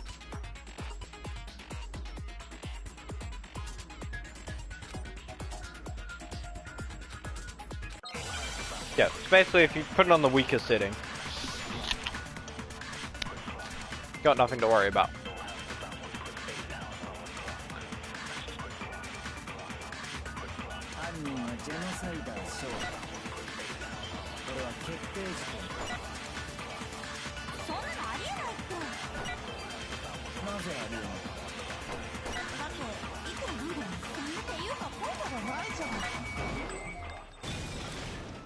No, that's wrong.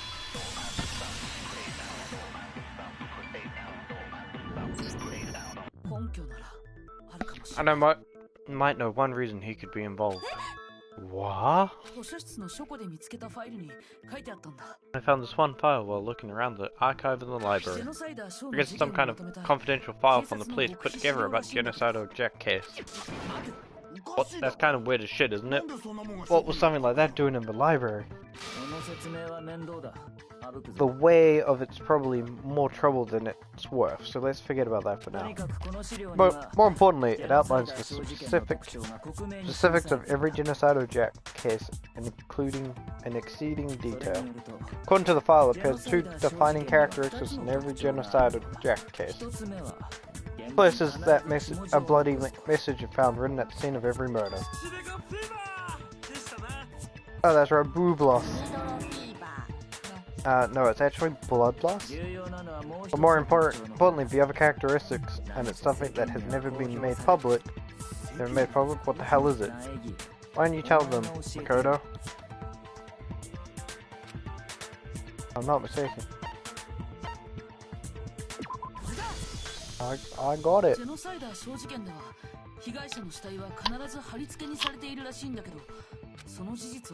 Other than the killer, the only person who knows about that are higher ups in the police department.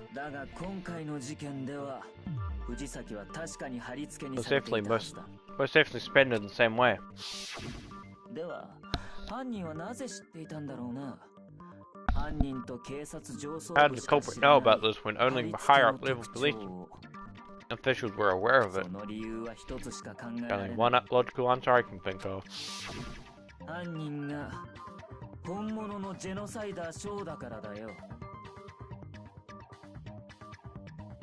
Because the culprit in the case is the real genocidal Jack. Or Joe. Or Jill. Whatever you want to call her. Saying genocidal Jack is one of us? Yes, in fact, it's Toko. What? Jack's true identity. Toko power. Oh, what? Hey, okay, hold on a second. Toko has a lot of phobia or whatever. Remember, what kind of serial killer is afraid of blood? Is Toko genocidal Jack? The answer is yes and no. Another riddle, man. What? Why has this got to be so complicated? It's a riddle for sure, but I understand what it means for genocide Jack to Toko to also not be Toko. The answer is that she's not just one person, multiple people, right?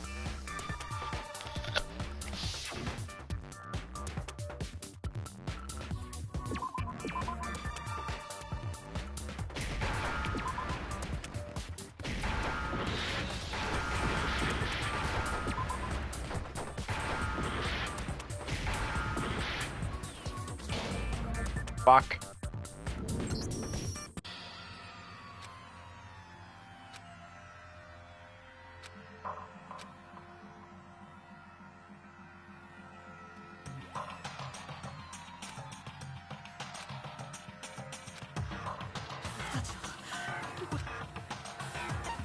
Yeah, okay, I can't remember how to spell this goddamn word. I'm sure, but I understand.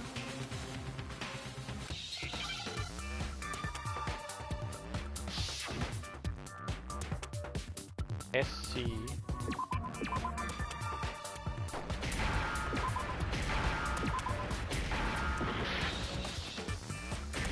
I? Oh. Oh, that's one of the words that were in the case. A. Ah. What the fuck?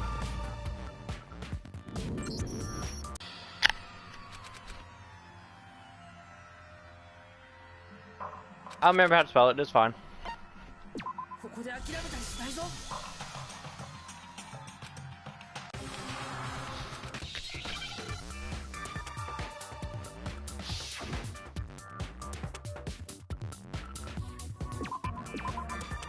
Yeah, let's go.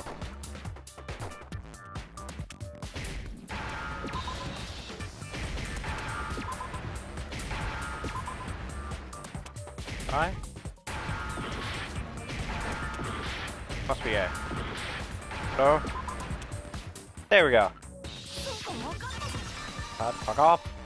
I haven't played this in over a year. I split personality. I haven't played this in like a year. I can't remember everything off the top of my head. Also can't spell for shit, so. They thoroughly said that suspect might have, what did they call it? Disorder? Yeah. Identity disorder.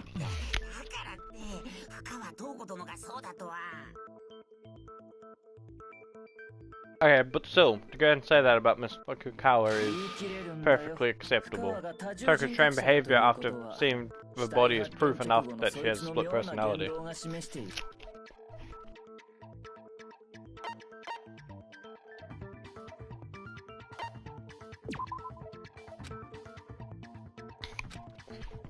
Oh shit. Oh shit. Her behavior change, yeah. Fucking hell, I'm looking this up.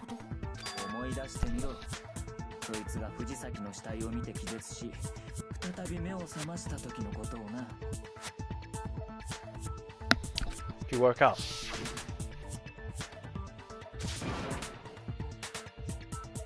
Dead? Yeah, the change. Fuck it. I'm fucking up the easy stuff as well. Even though I'm giving you energy aces. My energy aces. I'm gonna fuck it up again. And I'm also trying to eat my apple.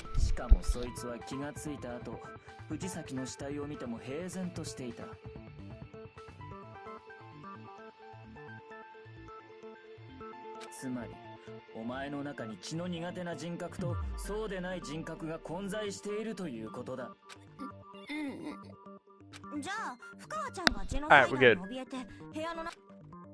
Get a genocidal Jack. I didn't read a bunch of that stuff. I'll let genocidal Jack have control. I'll drive out the killer, drive out the murderous fiend. The reason she locked herself in the room wasn't to keep other people from getting in. It was to keep her other personality from getting out. What? Toko was afraid of the murderous fiend inside of her, killing even more people. How? Yeah, how can you know all this? I do believe you misunderstood her. What she's trying to say isn't, how can you know all this? No. What she wants to know is, how could you tell them? Huh? Last night, just because Monokuma gave his motive speech, Toko and I had a strange conversation. She told me the most interesting story. She said a murderous fiend lived within her, and she was afraid it could appear and attack at any time. And that tremendous is what caused her to have such a bleak attitude, isn't that right, Toko? This is all a lie, right, Toko? Said you wouldn't tell anyone. Promise, I can't believe you lied. You have only yourself to blame. You came to me with your tragic little story. I didn't ask you to. This is a real world, not some romantic fantasy fairy tale. Besides, you broke your promise first. You said that as long as you were ahead, no matter what, you wouldn't let genocidal Jack kill anyone. But in spite of that promise... Sorry, I can keep our promise. But don't worry, never again. I won't let genocidal Jack have control ever again. If I kept my promise, you wouldn't go out with me. That's the only reason I promised. How many times do I have to tell you I never said that? You weren't able to do it. You just couldn't resist the rush you got from killing, could you? I swear I tried to control it, but your efforts were useless. What a disappointment. I hate you. Well, the opening act is nearly finished, and all that's left is to hear the person in question directly. The person? You don't mean...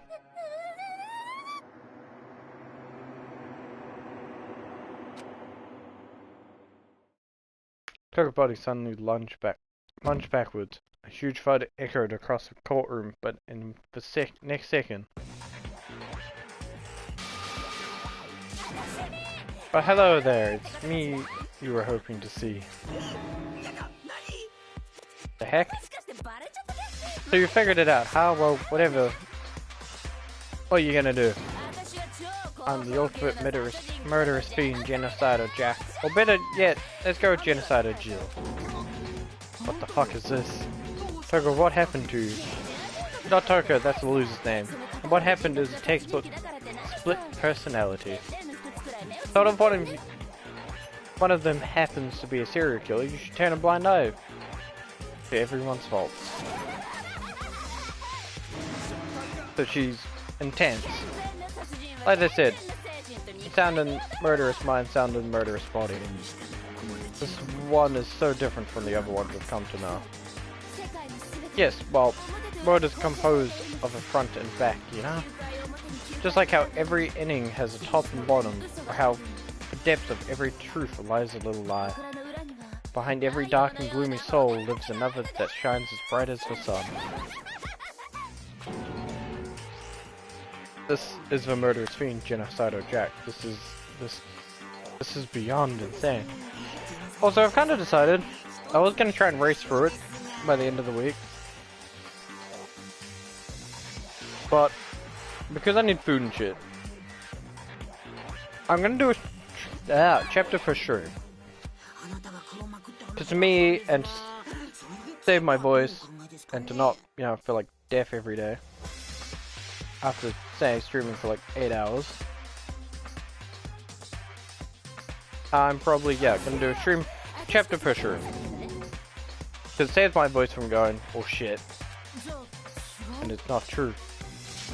Of course not. How dare you try to link me to the that creep zone. And another thing, the police and government and society and the outer world are totally powerless. I mean, they just let this idiotic bloodlust maniac go buck wild all over town. Sure, I'm bloodlust maniac, but life is pain, right? To live is to hurt other people. It's a necessary evil if you want to survive. The act of living itself causes pain for everyone. Just kidding again. But this should be enough to convince you the murderous fiend is responsible for Chihiro's death. There's a clear motive, so there should be no doubt. Motive? Maybe what Monokuma told us. Someone didn't murder and graduate within 24 hours, an embarrassing memory and secret would be revealed. Well, let's just assume that Toko's secret was about Genocidal Jack. A secret like that came to light, Toko's life would have undoubtedly been forever ruined. So she had a very clear motive to never have that side of her exposed. Interesting. Very, very interesting. But sorry, as much as I hate to admit it, I'm not the culprit. Huh? But I can't imagine anyone other than you could murder someone in such a bizarre fashion. Maybe so, but nevertheless, it's the truth. Do you really expect any of us to believe you? Yeah, I can never believe a word you say, you monster. Maybe she's not maybe she's totally right about that, but something's still bothering me. What she said, I need to get more details about all of this.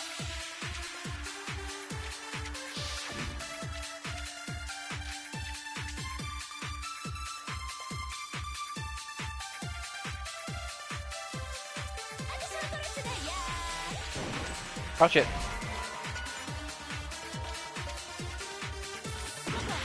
I didn't mean to hit that.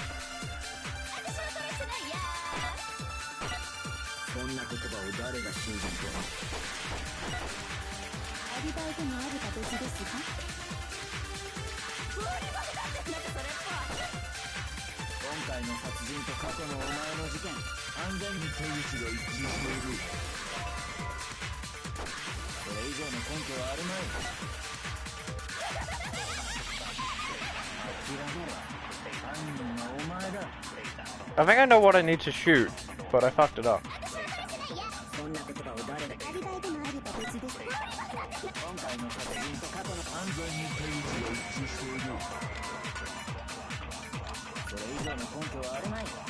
Yeah, I know what I need to shoot, I just can't keep fucking it up.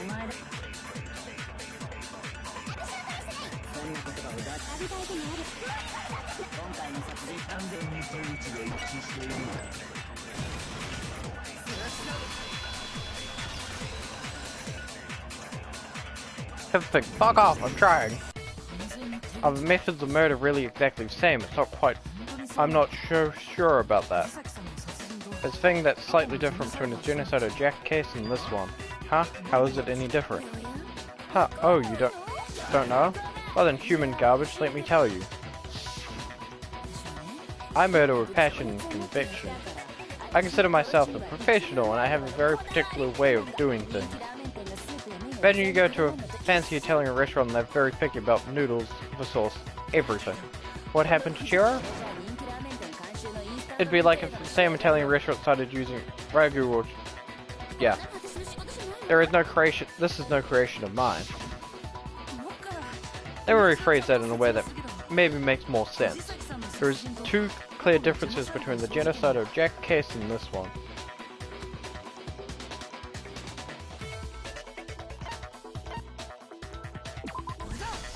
Victim's fatal injuries. For the case, well, the cause of difference.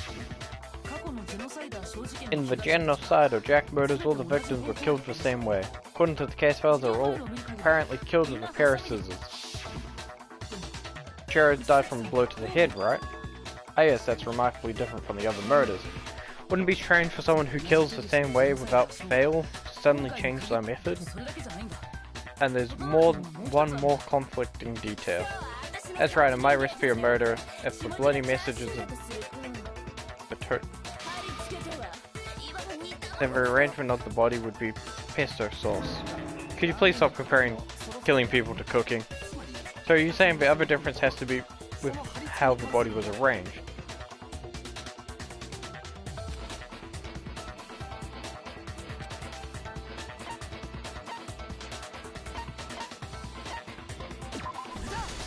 Yeah, you remember what the killer used to suspend her? They used some kind of rope to hang up her wrist. What is your point? Well, in all the previous Genocidal Jack cases, something is different. Specifically pairs of razor-sharp scissors. Ah, guess what? I use my own special design scissors for the murders and the arrangement. Like I said, I'm a professional, so naturally I'm very picky about the tools I use. And you know what else? Big Mac said there's two differences, but he's wrong. Big Mac, are you referring to me? That's not Big Mac, there's actually one more difference. Huh? My word, you really didn't take a look at who's the victim were in each Genocidal Jack case. There's a pattern, they're just waiting to be discovered. Zach, have you kind of clicked to what they're hinting at here?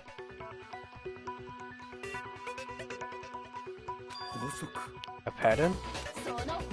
Figure that out, it'll be as plain as death why I couldn't have possibly killed the little lolly girl.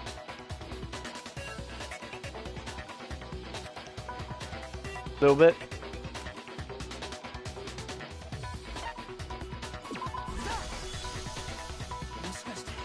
That's because Shiro was a girl. Bullseye, right on the money. What are you talking about? In all the Genocidal Jack cases, all the victims had something in common. I'll let the list go on. They were all guys. That's right, the people I kill with such passion and convict are all adorable little men. Can't believe I said it, I'm so embarrassed. The hell is wrong with you? I can't help it, I'm just a full-throttle boy-on-boy fangirl, and the mopey side of me just hates it. But now I'm on the fast track to becoming a full-fledged fandom. But since Shiro was a girl and not an adorable little man, you wouldn't kill her? Would an Italian chef suddenly start making ramen just because they're both noodles? Don't be stupid. I have too much passion and conviction to cross that line. You're an absolute reality of the one and only. We get it, you clearly explained your hobby and your philosophy, but that's not at all there it is to it.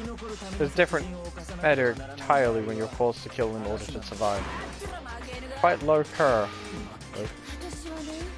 I'll never kill for a reason as petty as mere survival. And if by some fluke I did kill to survive, why would I bother with the message and arrangement?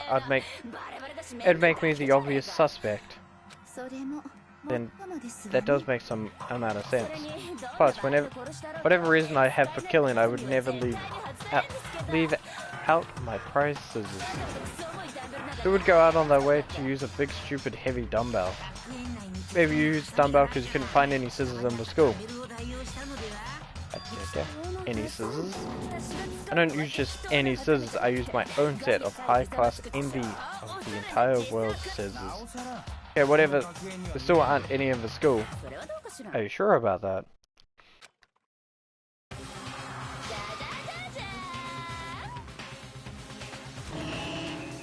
Fully equipped. That's right, so I can kill anywhere, anytime. Why would I resort to the dumbbell or rope when I have my trusty scissors by my side? Go ahead, tell me I'm wrong. Can you, gutter dogs, all of you? Not to mention, I have no clue how to tie a good knot, so rope totally out of the question anyway. I have no idea what's going on anymore. Could such heinous villain really be innocent? But the body was suspended, right? And nobody but the police knew about that. Yeah, that's why we figured it had to be the real deal and not some copycat killer or whatever. Actually, hold on. There is one person.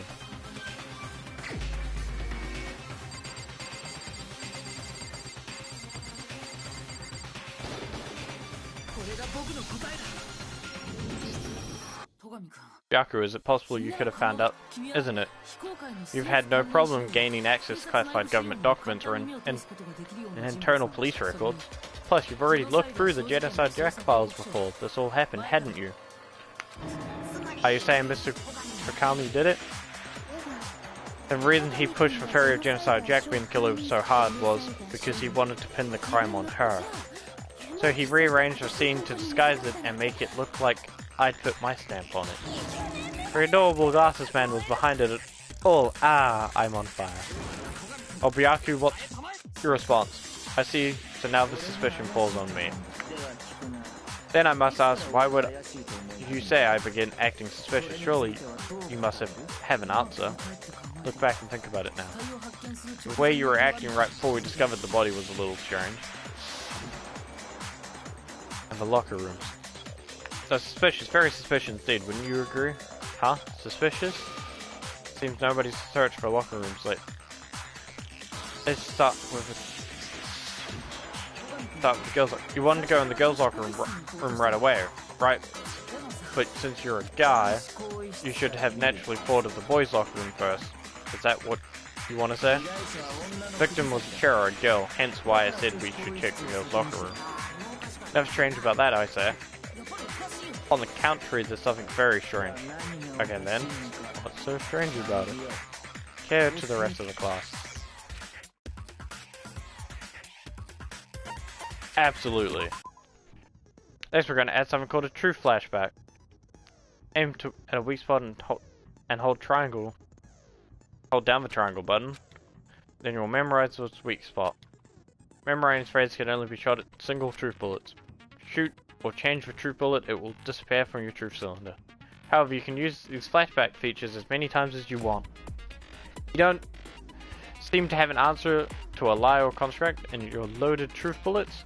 It might be wise to memorize a different weak spot and use that to make your case. When's the best time to flashback? Well, you'll just have to use your keen wits, won't you? In this case, though, I would say that if you don't use a flashback, you won't be rebutting anything. Well then, good luck and have fun. Yeah, have fun solving the murder of your friends.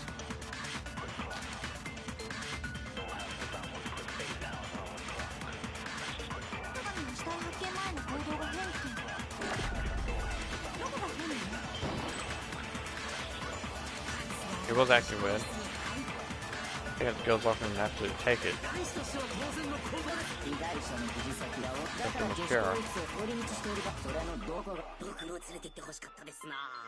Oh yeah. By the way, you messed up.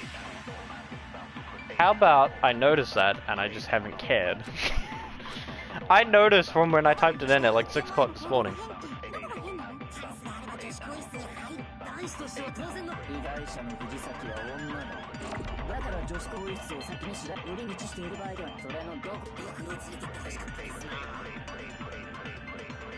I think maybe by now, Zach, if you read with everything I'm trying to copy, you might click to something.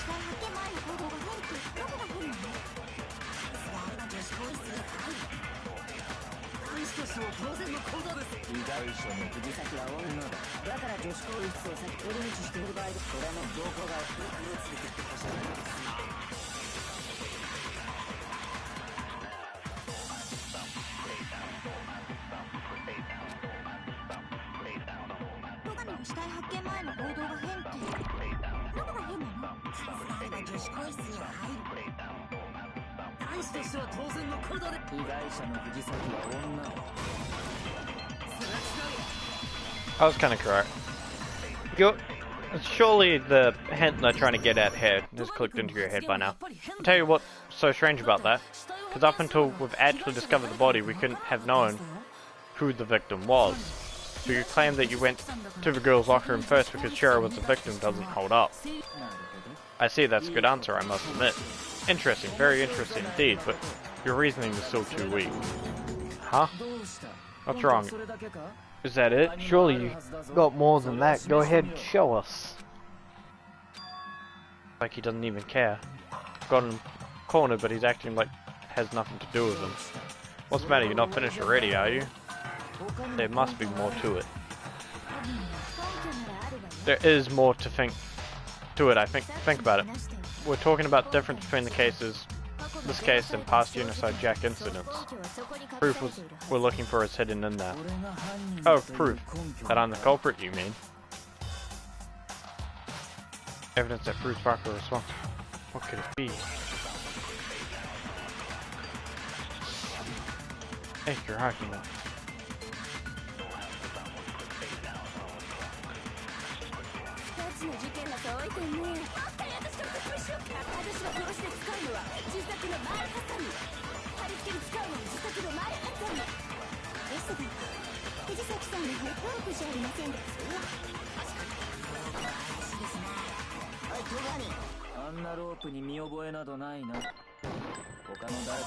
Fuck!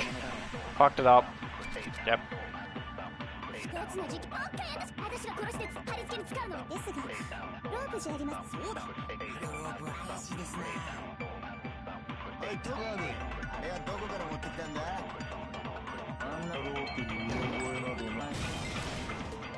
Yeah, fuck you.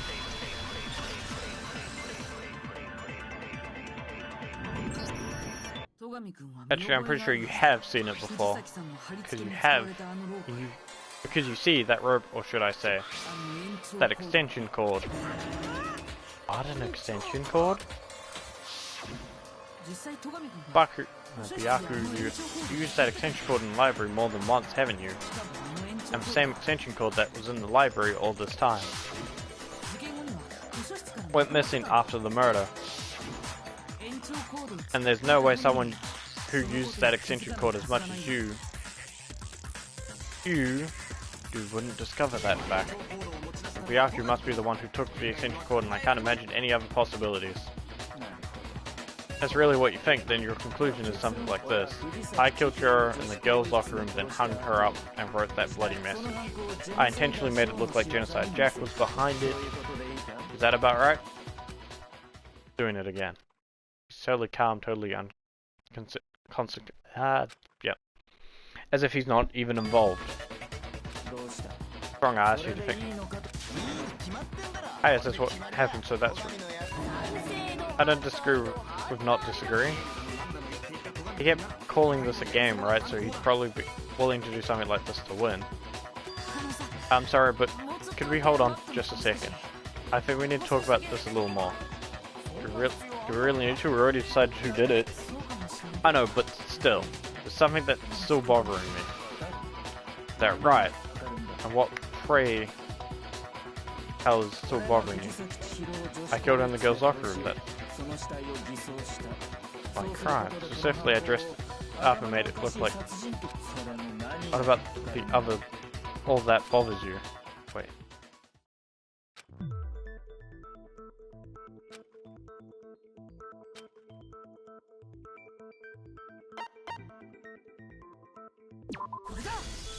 sad. 戸上君は藤崎さんを女子更衣室で殺したって言ったよね。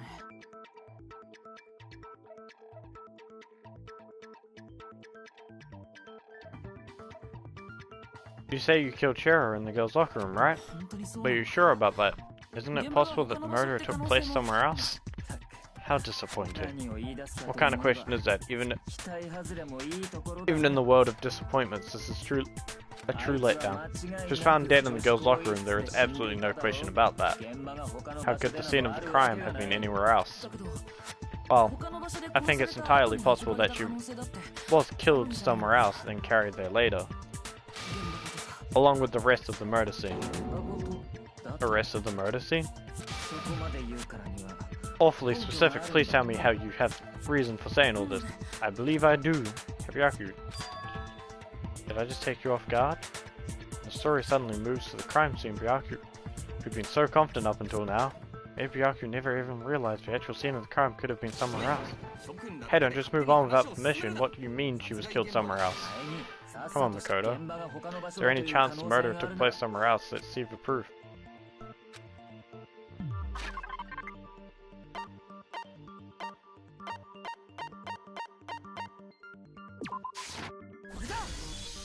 Oh. Proof that she was killed somewhere else is a poster that's hanging in each locker room. Your proof is some posters. The poster in the girls' locker room was a picture of Big Boo supermodel, but don't you think that's kind of strange? Why would girls' locker room have a poster like that? But those massive jokes of her were totally fake.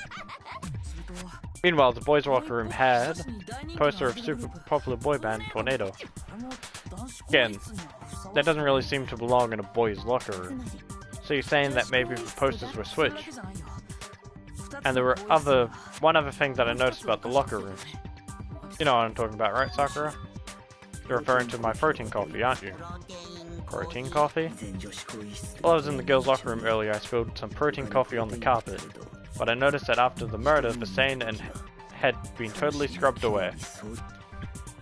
No, it's not the sand that was scrubbed away. Moved.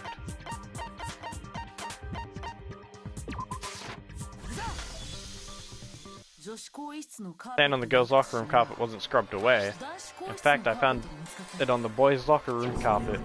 That's definitely sand from my protein coffee. Doesn't that mean the carpets were switched too? But why would anyone do that? To move the murder scene from one locker room to the other is certainly plausible, don't you think? What? In other words, in order to completely swap the scene of the crime, the blood-stained poster and carpet were moved along with the dead body. By doing this, the killer was able to change the entire room where the murder took place. I can certainly follow your reasoning, but why would the culprit bother doing that? Huh? Why would they go to all that trouble of switching the scene of the crime? Actually, even bigger question.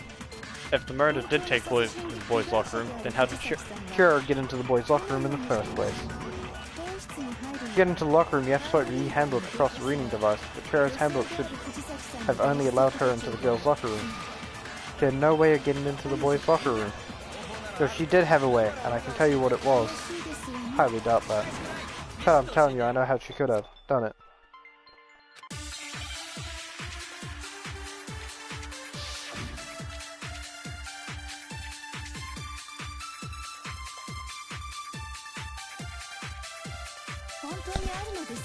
Is it really possible? Yeah.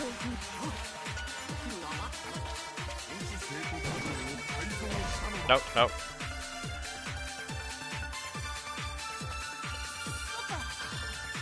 Wrong button.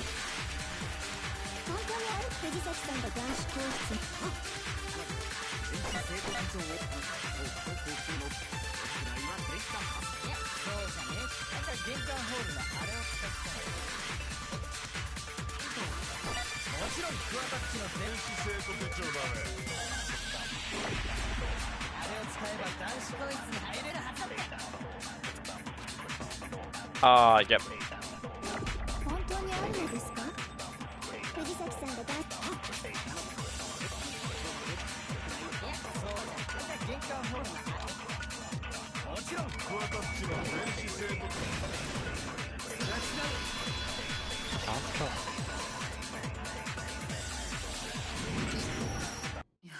No, I don't think Cherry used Leon's handbook. Why not?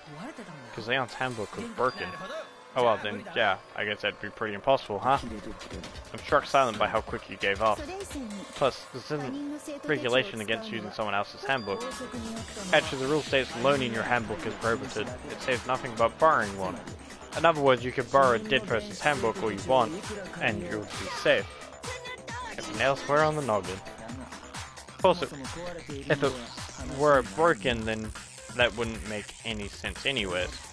Then she must have hacked hers, like I said. She used her ultimate program skills then. You can't fix an e-handbook the instant you open one up, the security buzzer starts blaring. So if she didn't use Leon's handbook, she didn't modify her own.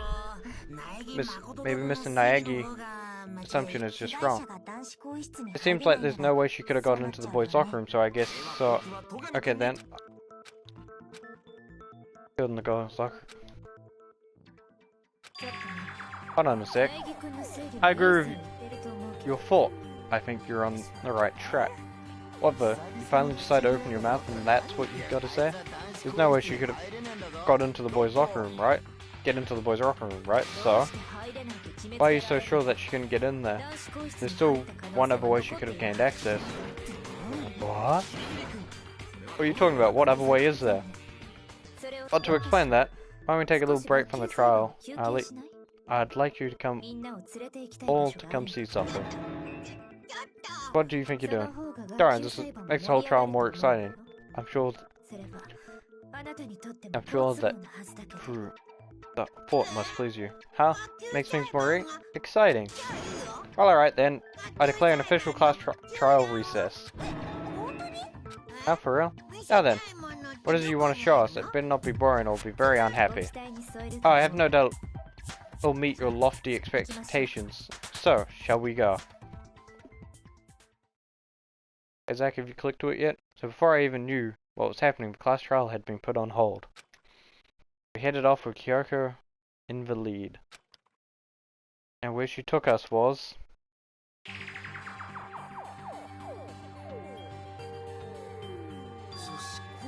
girls' locker room. We've already searched this place up front. What are you trying to pull, Missy? I'd like to examine the victim bodies one more time. Do you want to check it again? Be sure to examine the entire body very carefully. Take your time.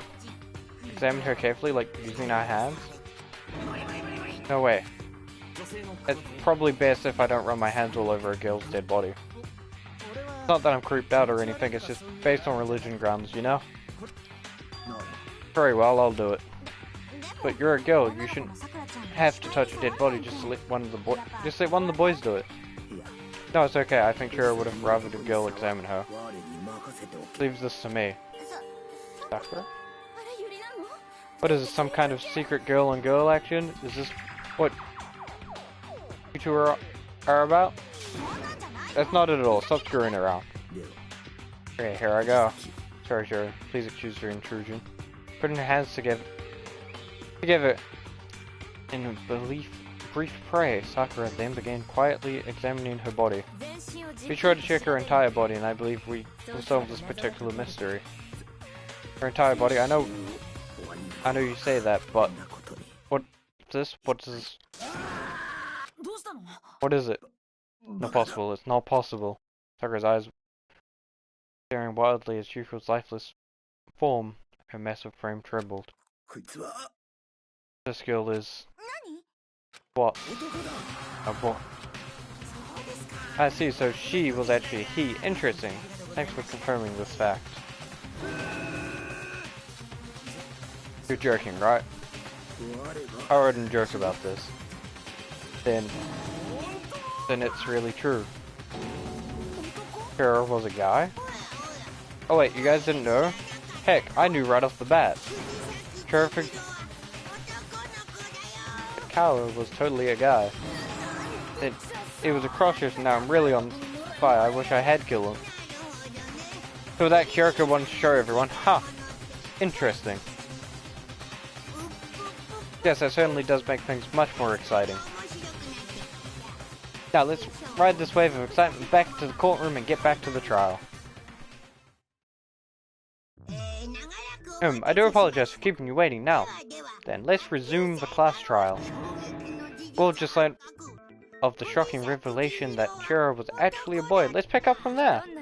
Yes, well, I don't know his reason from hiding it, but the fact Chira was not a girl but a boy, I think Chira was actually a guy. Thought had never ever crossed my mind, and because the victim was male, he would have had no problem gaining access to the boys' locker room. Assuming his handbook did in fact list his gender as male, then yes, this would be true. Of course his handbook said he was a boy. He dressed like a girl, but he was a boy through and through.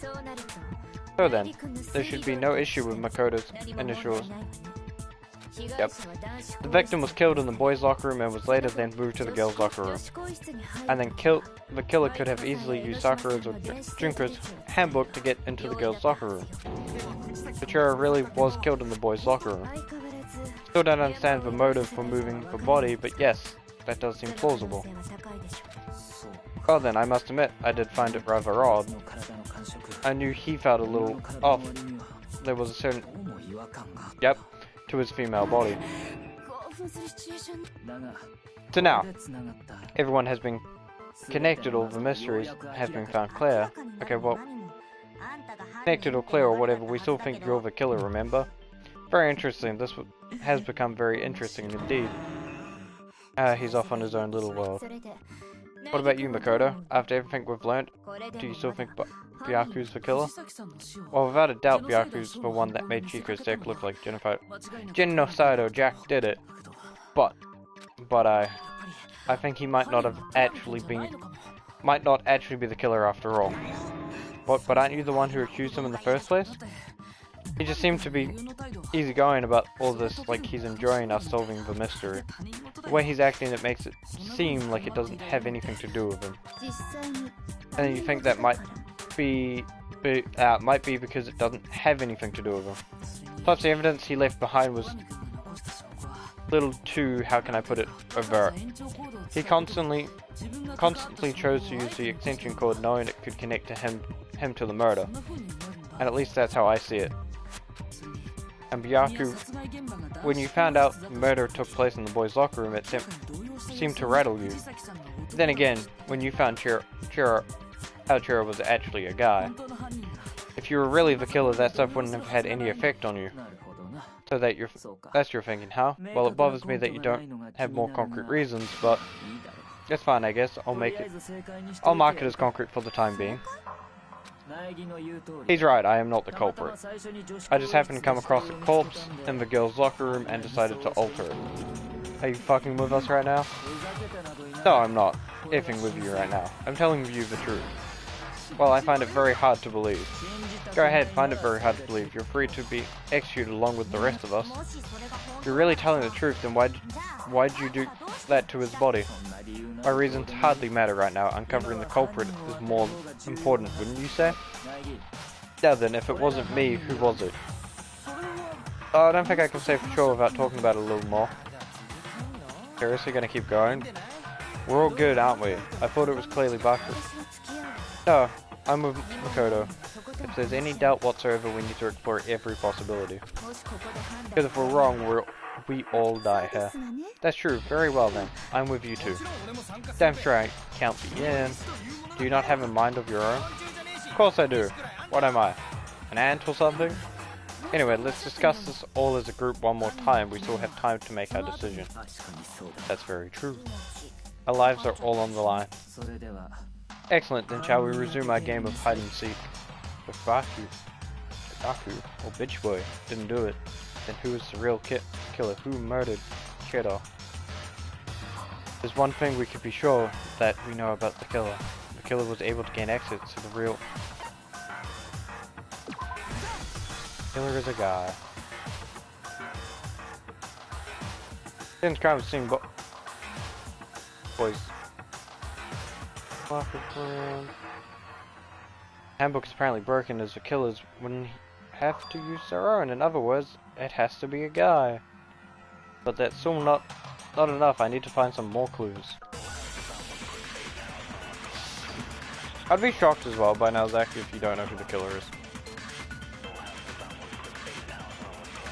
Like 125% shock.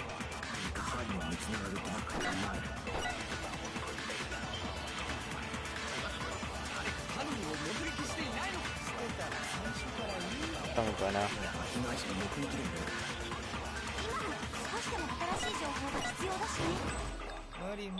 Fuck.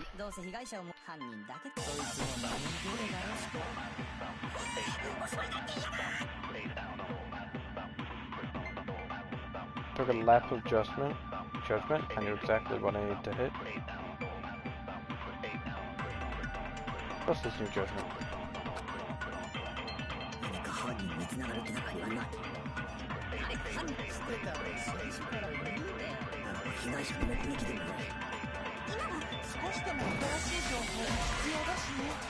No, not that.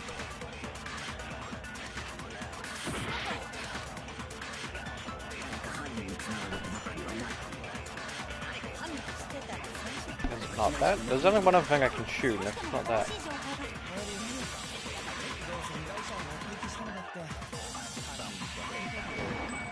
Oh, fuck now. I shot the wrong thing. Know what I was doing. Totally a pro at this. I believe someone else did see the victim before he was murdered. What do you think, Celestia? Now that you mention it, yes, I did see him. Huh? Really? Oh, but I suppose only Makoto knows about this. The rest of you had no idea, did you? That is why you're all making such an ugly noises. Whatever, just hurry up and tell us. It was late last night. Before nighttime I saw Chiro in the dormitory warehouse. Saw him stuffing a track jacket into a duffel bag. Then I assumed he was heading off to exercise. Track jacket and duffel bag, but we didn't find anything like that at the murder scene. Seems likely the culprit destroyed them to get rid of any evidence. That's when he said something that struck me as rather odd. Well, I'd better go off, I'm kind of in a hurry. Chiro told me he was in a hurry. Well, why would he be in a hurry only if someone was... We're waiting for him, I should think. So Mr. Futsukari was on his way to meet with someone, and then they were going to work out together. But Hina and I invited him to exercise with us plenty of times, and he always declined. Probably because he was afraid you would find out his secret he was hiding, right? Which means that controversially he must have trusted whoever he was meeting with very much. Enough so that he was willing to risk his secret being revealed.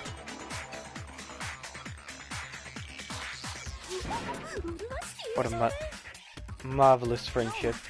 This point is, whoever he met up with is the culprit, right? So we just gotta figure out who it was, but knowing what we know, I can't even guess. Wow. Bit of a lie. I can very much guess. That's because I know who it is. No, you already have what you need to make the correct connections. Huh? You know who the killer is. Seriously? Who is it? Who's the killer? Think back to the track jacket and duffel bag. The killer disposed of it. Focus on the details of these items that should become oblivious who was when. Are you sure about that? Really think we can figure out who did it based on 2 pieces of evidence that we don't have? Wait, what? You want to track down some fingerprints or something? If we had the equipment for that, we wouldn't know how to use it. As we noticed, the evidence is already gone, there's nothing to get fingerprints from.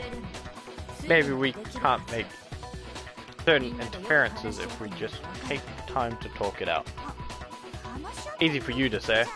But fine, Celestia, did you notice anything special about the bag or jacket? The bag was just a normal duffel bag from the warehouse. All the bags in there are the same, so I can't imagine what would make that one special. Well, if I remember right, there was a decent variety of tracksuits to choose from. Do you think you might be some connection between the culprit and Chiro's jacket? Perhaps, let me explore this and talk a bit more about the jacket he took. Chiro track jacket really have some clues about the killer? Somehow it's hard to believe.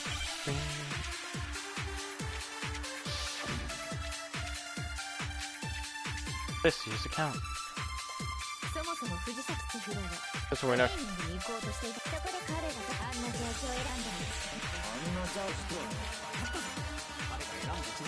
Good.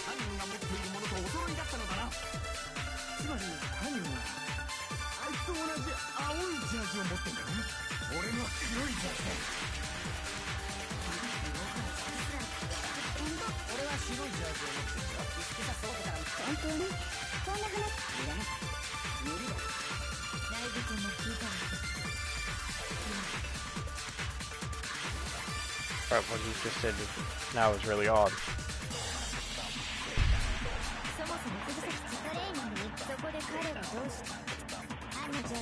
Why did he choose a specific tracksuit? But he did. What do you mean the specific tracksuit? I got it, he picked the tracksuit because that's the one the culprit was wearing.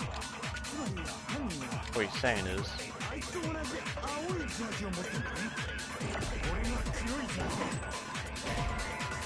Oh shit. It's something... I know it's something to do with Mondo.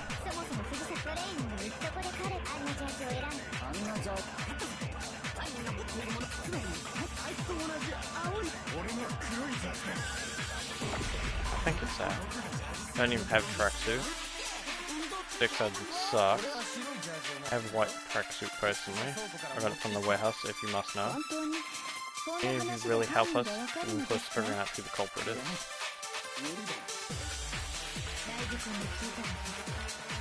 I'm pretty sure it's that, because it's a tracksuit.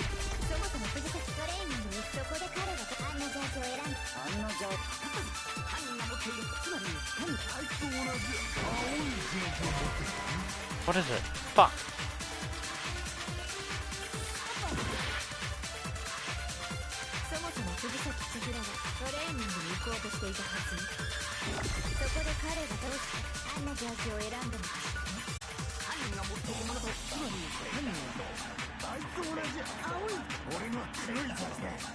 That maybe?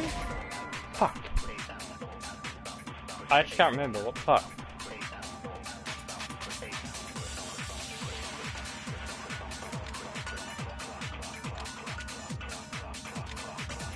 Fuck. Oh, let me think about this.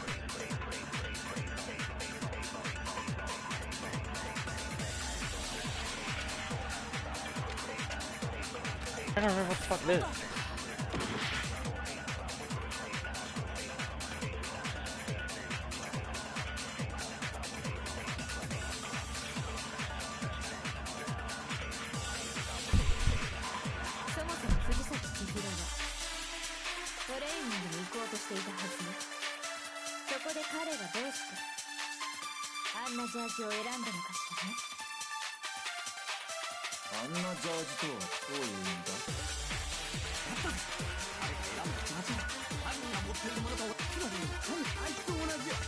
Maybe?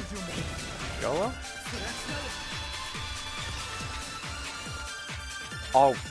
Yeah, fuck, I'm dumb. Duh. Hold on a second, Mondo, what did you just say? What did I say? When Cecilia testified a few minutes ago, she said... I saw him stuffing a tracksuit jacket into his duffel bag. Then I assumed he was heading off to exercise. Fuck, I'm dumb. She never said anything about the color of the jacket. Why'd you say Chihiro's blue tracksuit? What are you just... Hey Cecilia, what color was Chihiro's tracksuit? As a matter of fact, it was blue. And before we begun the trial, did you tell anyone that? The only one I told about any of this was you. Mondo, how did you know the color of Chihiro's tracksuit was? Because I'm sure he saw the clothes at some point in the investigation. No, that can't be it. The bag and clothes were surely disposed of by the time we began our investigation. The only reason he could have known what color the tracksuit was, if he saw Cherry with it before he died, that's the only possibility. Cherry, are you talking about Chihiro? So how about it, did you see the tracksuit or didn't you? Just by chance, it happened to see it late last night. He walked past me and he was carrying the tracksuit in his hand. Well, it can't be either, according to Cecily's testimony. She stuffed the jacket into her bag and hurried. It was almost like she was trying to hide it. And just like that, she was gone. First, you noticed Shiro made a point of making sure the jacket was completely in the bag. And if you ran into him briefly, you couldn't possibly have seen what color the tracksuit was. It would appear you dug your own grave. Perhaps before... But you handed him the shovel, didn't you? That's why you said what you did. Focus on the tracksuit and it'll be obvious who he met with was a bunch of nonsense. Now I understand it was all one big bluff, wasn't it? Your true intentions was to draw a slip of the tongue from the culprit. That's why you said you knew who did it, to put them on edge. That's right, however, Mondo was my target all along. I had my suspicions about him from the very beginning. But why? What made you so suspicious? That's a good question. Gibby?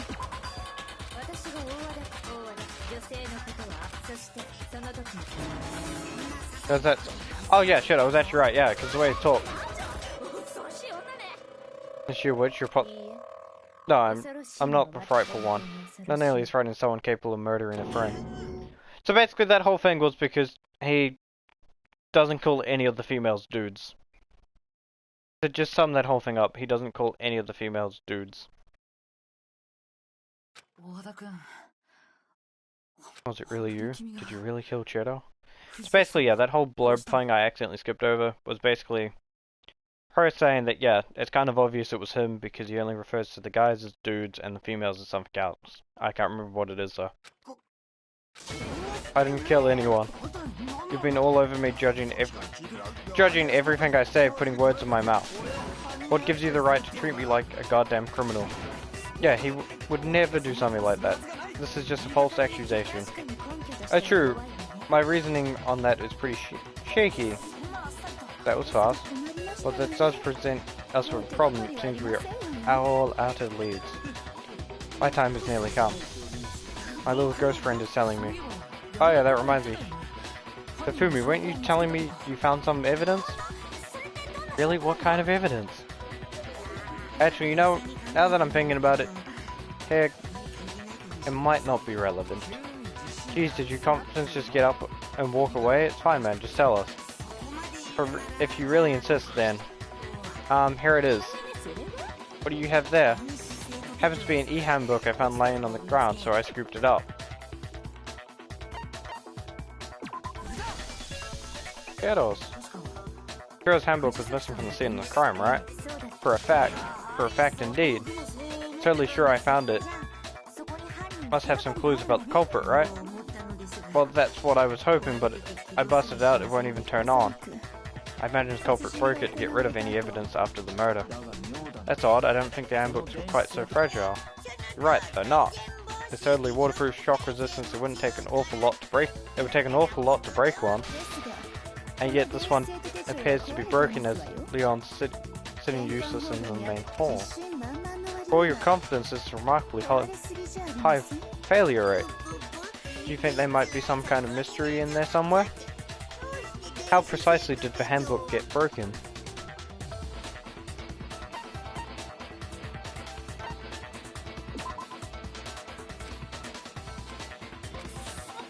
Is it?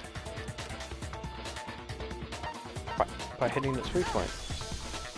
But you remember that? Sure, maybe I let it slip, but I never told anyone what the weak point exactly was.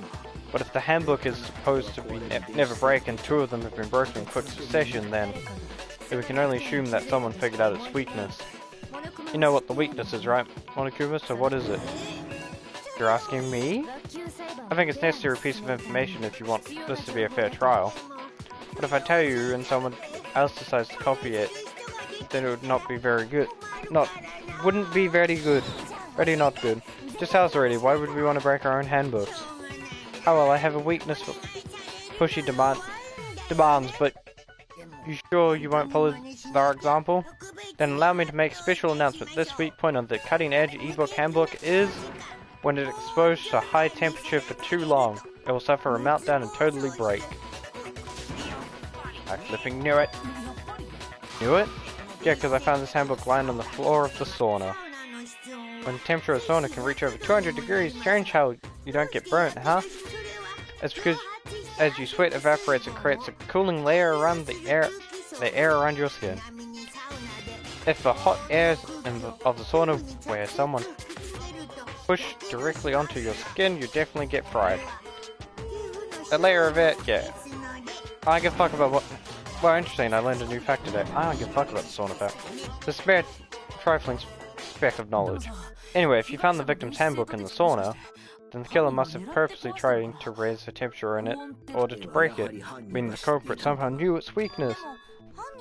But how did you find out? Monokuma said he didn't tell anyone, right? Indeed, quite the mystery. What if they found out by accident? What do you mean by accident? What if the killer took their own handbook into the sauna not knowing its weakness and it broke? Then realized it broke, of course, and it wouldn't be hard to figure out why. And once they had Chido's handbook, they knew they had an easy way of disposing of it. I won't say it's not possible, but who would have done something like that? I don't know anyone who took their handbooks into the sauna. I met someone that did. Oh, seriously? I think the one who may have taken the handbook into the sauna was...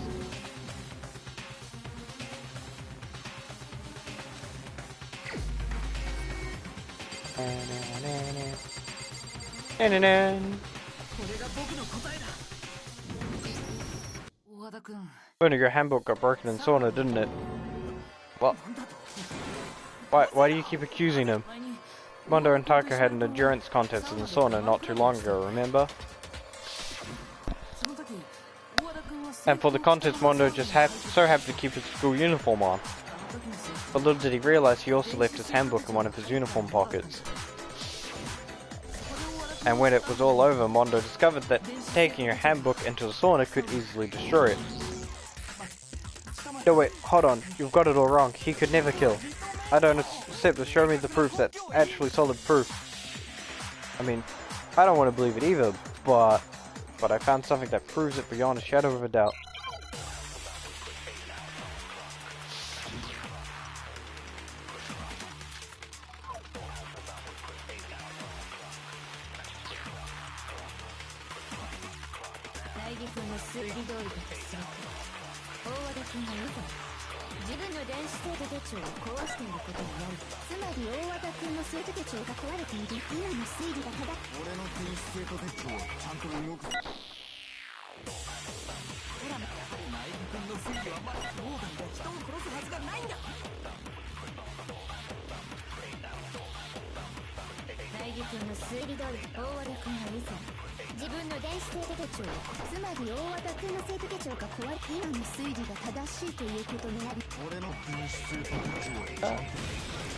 Yeah, because the broken handbook won't turn on, so you can't tell whose it is. But if the handbook you have right now is it really yours? What's that supposed to mean? Broken handbook that was in the main hall. Is that one actually yours? What the heck are you talking about? What I mean is that I think Mondo swapped his handbook out for one of the ones that actually works. I think he took Leon's handbook and replaced it with his own. After all, Monokuma said himself that Leon's handbook never should have broken. That's right, the punishment it suffered wasn't nearly enough to destroy it. So then, the broken handbook in the main hall is actually Mundo's, which would mean the handbook Mondo has right now is actually Leon's, yes? But doesn't that violate school regulations saying loaning out your handbook is prohibited? Well, here's how I look at it. There's a rule about loaning your handbook to another student, but if they're dead, they're not a student. Kind of a grey area, I admit, but no worries, if anything, it just makes things more interesting. As such, I decree that exchanging handbooks with a corpse is not a violation of the rule. Well, Mondo, if I'm wrong about this, you're welcome to say so. I'm happy to admit I made a mistake, but... Son of a bitch. What's wrong, bro? Come on, tell him he's wrong. You are wrong, you have to be wrong. Everything you said is wrong, you made it all up. Okay, then why don't we look back on the case one more time from the beginning. That way everything will become clear and we'll all see if I was right or wrong. Oh fuck, I'm gonna fuck this up majorly.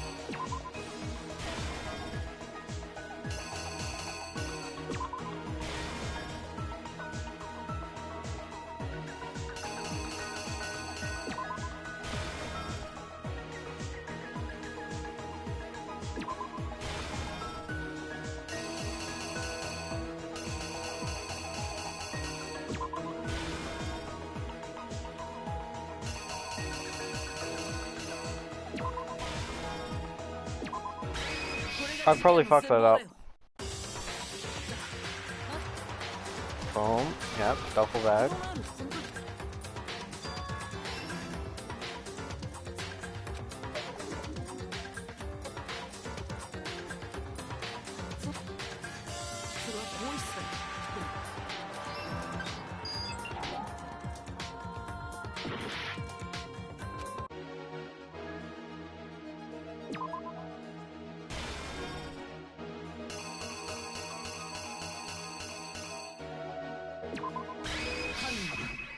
Maybe that? I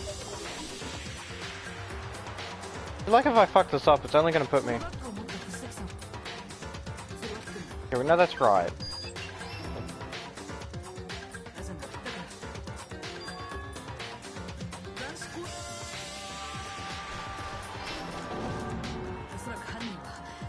Grabs a dumbbell and perches down it.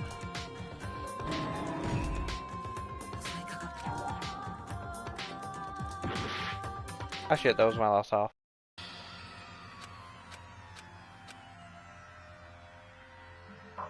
Give it another shot, come on.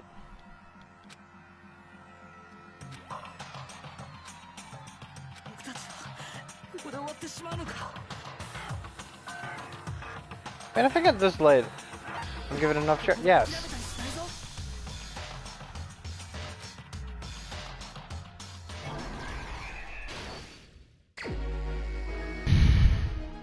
Alright, tracksuit.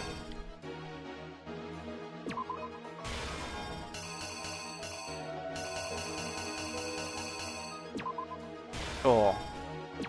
Dumbbell.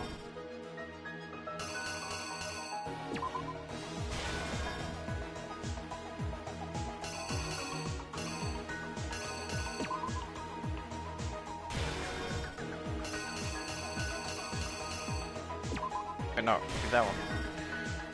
And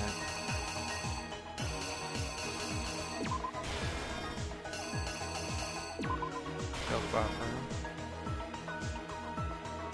Yeah, you grab the clothes like a little creepy bitch. Blood loss.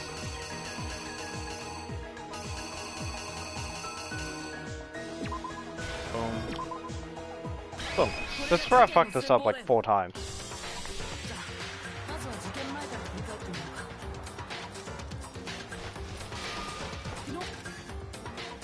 Yeah, we're just gonna skip past the part so we know it's right. Bye. Boom. Hands in. You know this is right.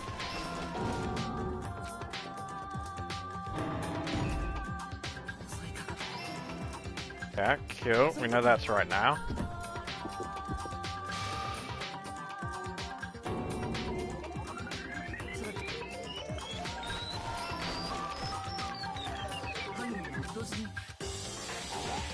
This is one of them.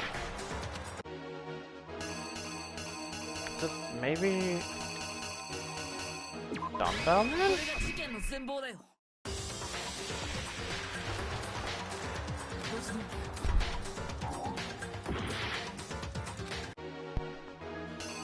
Huh.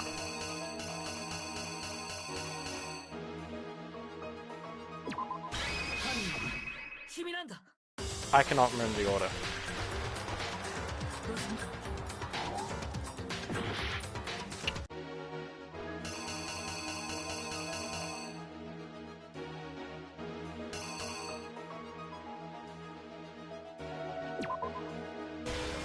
Maybe that one? That one there, maybe? Fuck knows. It's not this, I might have to Google it. I know that ruins it, but I have played the game before, and I know who the killer is. Okay, yeah, I did make a slight twist.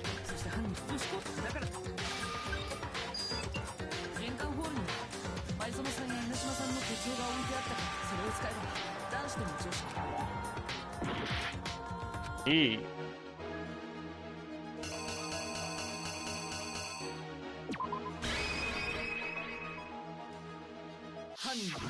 See? Running very low. Okay. I should get it all right from here.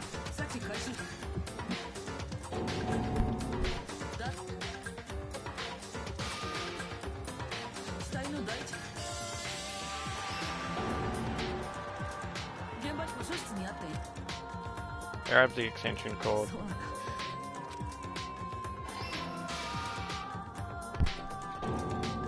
さて、小上君は被害者の地であたかもジェノサイダーショ There's the illusion that genocidal Jack was 錯覚させるために responsible for the slaughter.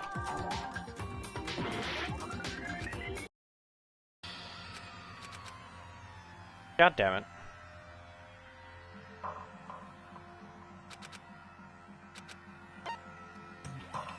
ここで諦めたりしないぞ。 Ah. Will you make a comment as well? Zach. Yes, I realize I'm fucking it up. Okay. I can't remember this trial. Okay, let's um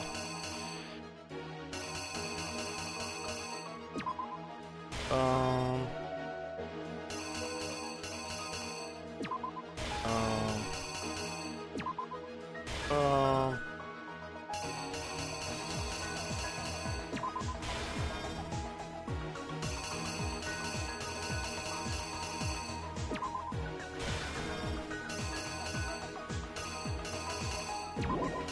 that's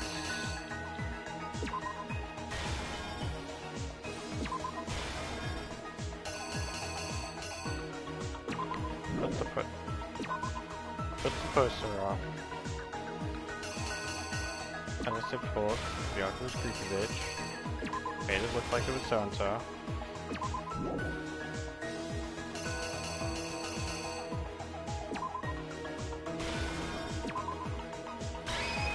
I was just trying to figure out what. 犯人は君なんだ。 Surely it's that.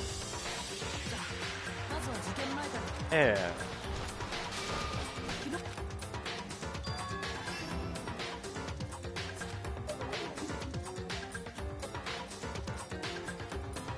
This is where I fucked up one of the ones where I already know it's correct.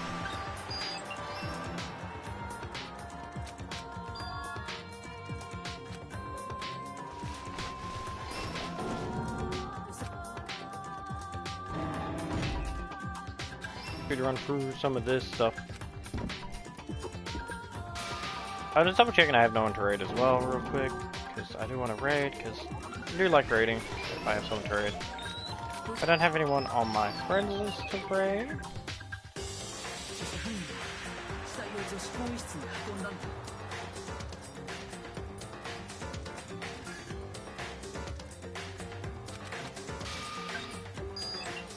元気する？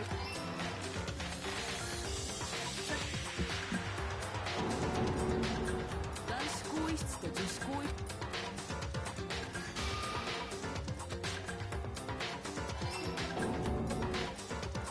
現場に入った戸上君は That's me.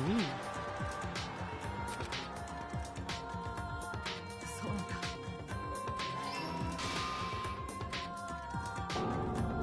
さらに戸上君は被害者の地で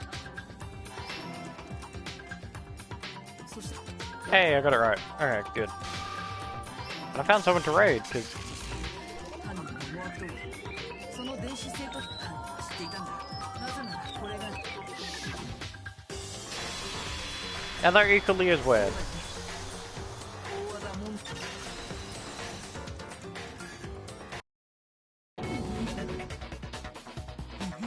Actually, on second thoughts. Wait, no, this can't be right. Where's your evidence? Yeah, where's your evidence? I have a plan B on who to raid. You need evidence, you need proof. Without any proof, you can't pin any of this on him. Evidence that Mundo is the killer that's already revealed itself already earlier in the trial. Someone showed that Mundo's handbook is right now. Once I do that, everyone will become clear. Oh, goddamn.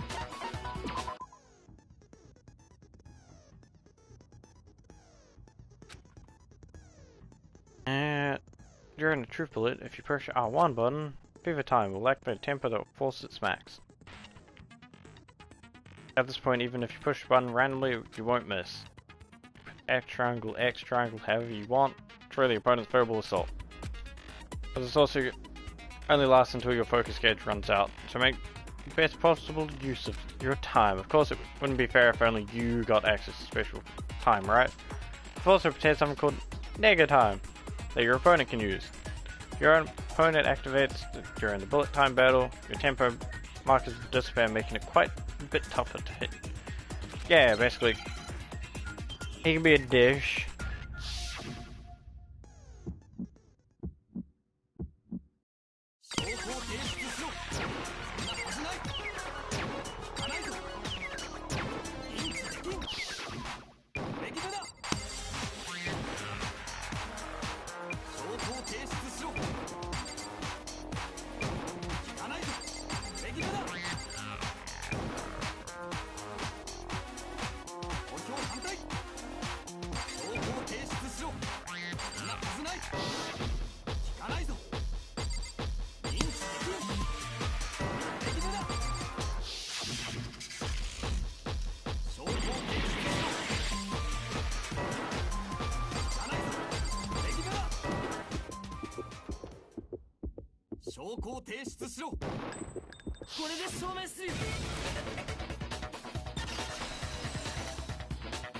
For like a little bit, I was actually like in the flow of I knew where I had to hit the button as well. If my thinking so far is right, Mundo must have replaced his broken handbook with Leon's. In which case, we can check each of our handbooks right now. Once we do that, well, we don't gotta do that. Huh? Yeah. I did it. I killed him. What? I would never have guessed.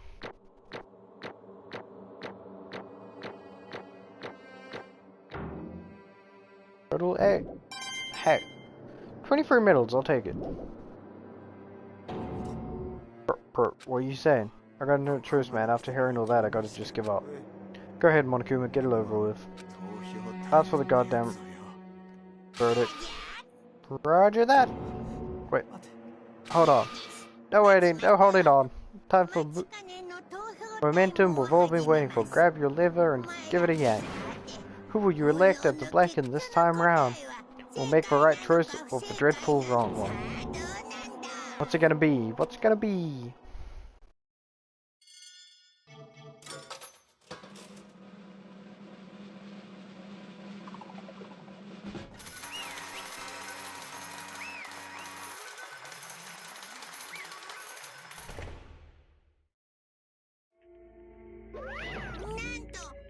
Oh, this time it looks like you got it right again. Yes, it is so that the Blacken that killed Shido Fusakowski was Mundo Ottawa. In case you're wondering, the vote was not unanimous. Chose the wrong answer. You're tending very close to a danger zone, Mr. Ishimada. You need to be more careful. I refuse to believe it. There is no way he would kill someone. Sorry. Why are you apologizing? Bunch of whys, because I'm not repeating it that many times. Why did you do it? Oh, it looks like Mundo's taken a vow of silence, so allow me to explain on his behalf. The story of the murder this time is a sad story of two men. Oh, but for any of you that really want to hear it, you can hit the circle button to fast forward for text. Anyway, there was once a young boy, and his name was Shido. He had an extremely inferior complex regarding his own lack of strength. You're so weak, and even though you're a boy, he's heard things like that as long as he can remember, and he couldn't overcome his weakness. On the contrast, he tried to hide and bury himself further and further into that weakness, take on the fragile image of a petty young girl. He had chosen that as his way out. Now nobody will be able to say anything about even though you're a boy, but no matter how tightly he wrapped himself up in that shell, the inferiority complex had already taken roots deep inside of him. It would not so easily be out. As it turns out, that shell was completely empty. The complex didn't disappear, instead only growing stronger and stronger. I'm weak. Weak. I'm not saying that. Too many weeks. Once the killing game had begun here at the school, he had no choice but to accept this fact. After all, the world is survival of the fittest. If you're not strong, you don't survive. And in the lovely lovely and hateful Monokuma announced the revealing of the embarrassing secrets. Which of course included Chero's embarrassing secret, which I was more than willing to divulge. Even though he dresses like a girl, Chero is actually a boy. And that was something Chero couldn't let anyone find out, no matter the cost. And if that was revealed, it would be the end of the hardened shell. The hardened shell would crack, the armor would fall away. Without a doubt, those around him would torture him more than even before. Every figure being thrusted into such a dilemma must have sent him spiraling into despair. And yet,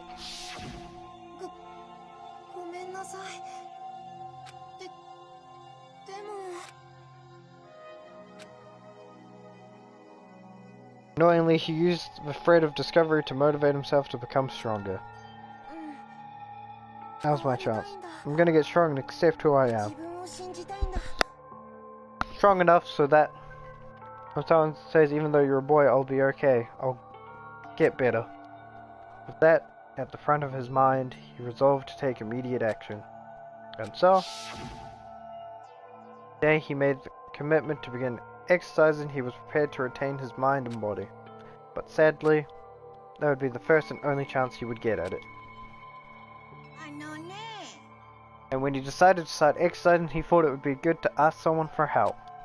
But he wouldn't tell that person his secret first and ask them to help him from there. And the person he went to, it was me. Yep, it sure was. The bikie gang fella had been painfully clear about how important his manly promises were. So Chero probably figured it would, even if he confided in Mondo, his honor would make him keep the secret. Plus, Macho Mondo was very symbol of a strong man that Chero had aspired to be. Him talking to Mondo about it will help me give me some courage. So he went and asked Mondo to help him become strong. That was his aspiration. And he thought only with Mondo's support would he ever be able to come close to that. So then, that must be why Mundo did what he did, to keep the promise he made Chiro.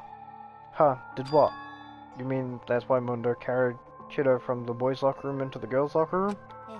Yes, exactly what I meant. Wasn't that to cover up what he done? That could have been part of it, but I don't think it was the main reason. Real purpose was to keep the promise between men. He made Shadow. But how does moving the body keep your secret? Because if everyone knew he'd been killed in the boys' locker room, then everyone would have been arguing about how she got into the boys' locker room, right? Once that started up, at least a few of us would have immediately begun to suspect his identity, so he tried to protect Chiro's secret by putting him in the girls' locker room and stealing his handbook, see? The Mundo did all that to keep a promise he'd made Chiro, who he'd also killed. Why would he do that? The more I hear you talk, the more I don't understand. I mean, you guys trusted each other, right? So why? Why did you? Because no matter what, I didn't want anyone to know. That's what triggered it after all. The possibility of having an embarrassing memory or secret exposed. But impossible, nothing could have been that bad. Something he didn't want anyone to know, even if it meant killing someone. It's impossible. How many times must I repeat myself? To judge others by your own standards is the height of folly. Even if you can't comprehend it, you obviously can, that's all there is to it. Well, while we're on the subject, why don't I tell you? Your embarrassing memory, that secret he didn't want anyone to know. You know what Mondo did? He killed his own brother. Mundo, the ultimate biker gang leader, makes all the hound rooms and riffraffs across the country tremble. But the only reason he had the chance to join a gang in the first place was because of a certain someone. Mundo's older brother. Yep. Mundo had nothing but respect for Daijia. The Mundo even got on a motorcycle. Mundo's brother was his only family growing up. He was the only one Mundo could trust or respect. He wanted to measure up to his big brother, so he intimate. Yep, him and everything he did. Mundo was of a sorry-eyed kid's brother. Meanwhile, this charismatic older brother had put together a local motorcycle gang. And before anyone knew it, it was growing into the biggest biking gang in the country. Those of her older brother, number 1 in the gang, and his number 2, his younger brother, Mondo. In the beginning, everything was peaches and gravy. But when Mondo started to think about how he would have to take over the gang from his brother someday, his brother's greatness, his reputation began to gnaw on Mondo's very soul. That kid's got to take over from there, huh? Creator of this gang with his bare hands, Mondo's just along for the ride. Could someone like that really be our leader? All that doing is making a gang look bad. Almost every day Mondo heard the gossip and whispers of the other members of the gang, and which is why I gotta get stronger than Dario. Once, just one time. No matter what, I gotta win. I don't care what it takes, I gotta come out on top. And on that night of his amazing brother's retirement ceremony, Mondo challenged him to a street race. But during the race, tragedy struck. Truckoon! The kid's brother pushed ahead with reckless abandonment, eager for victory, and dashed into oncoming traffic. But suddenly...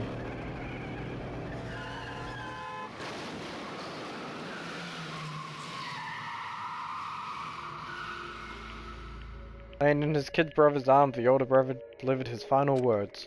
My bad, kid, I fucked up. Sorry. Of course he knew it was his brother's fault, but Dario never blamed him for what happened. Hey kid, the rest is up to you now. No matter what you gotta keep the gang together. It's the team you and me put together. Promise between men. He decided to hide the truth of what happened from everyone else in the gang, in order to keep the gang together and keep the promise to his brother. He could never admit to anyone that his own weakness that had caused the accident. As a result,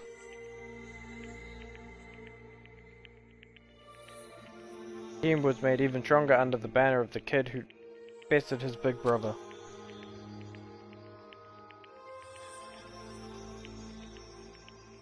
Dario was going to lose his kid brother, so he got stupid and got himself killed.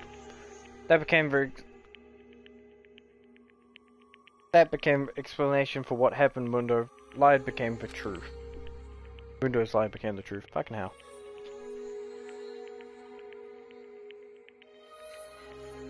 He wanted to leave the team so bad he was willing to tell all kind of lies about his brother. Wrong. Yep. And yet, as soon as the killing game began, he realized no matter how tough he pretended to be, he was just another weakling that could die in an instant.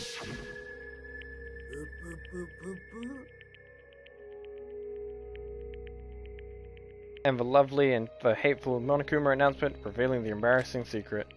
At that point it was clear I would have no problem shedding light on his secret.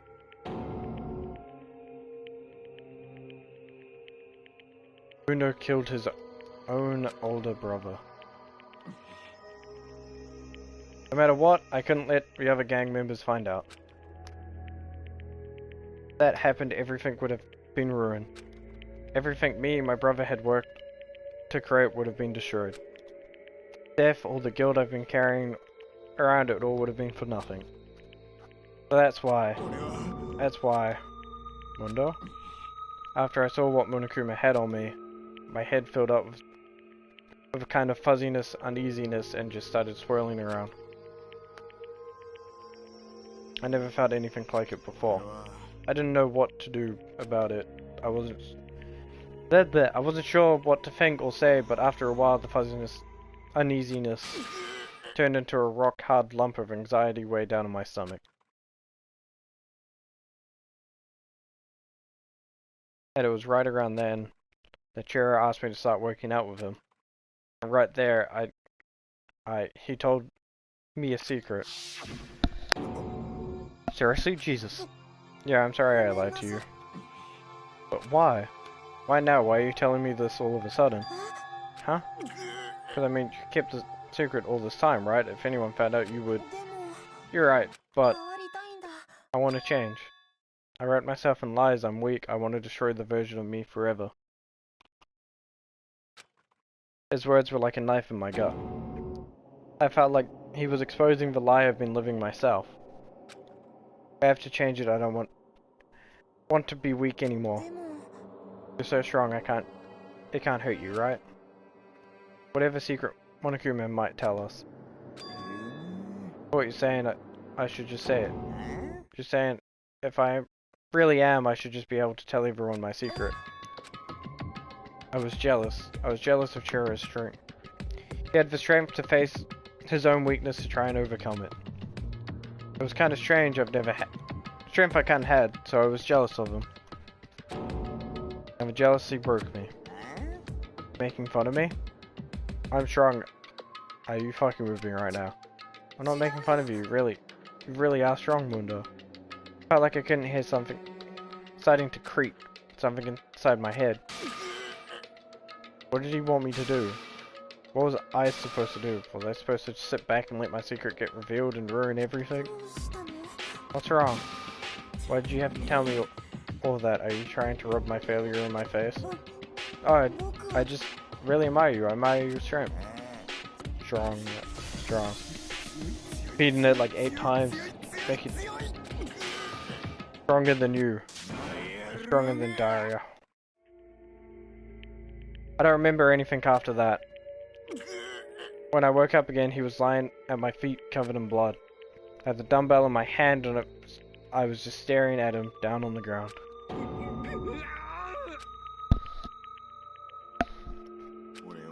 I killed him. I killed Shiro. Even after this time, I'm still just as weak as I've always been. Thanks to that, I did something I could never take back. Normally so aggressive, so angry, he hid that weak side away from everyone. That was his secret. A weakness like that lived in his heart, like his, and it turned him cold-blooded. God damn it. Look at him, you see?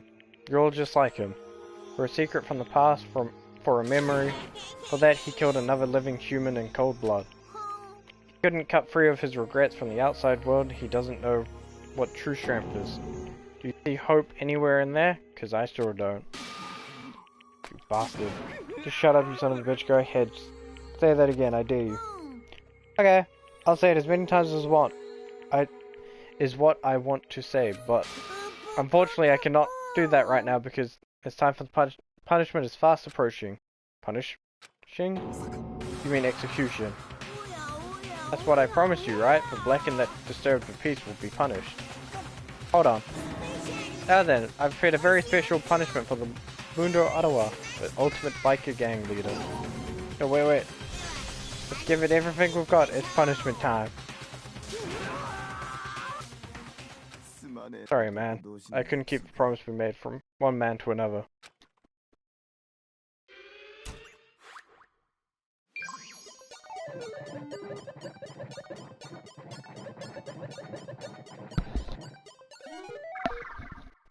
I already have who I'm gonna raid in mind. But as like the last step, I'm gonna sit here. Well, execution I should put it as. I will sit here and wait and watch you guys. I'll watch it in peace.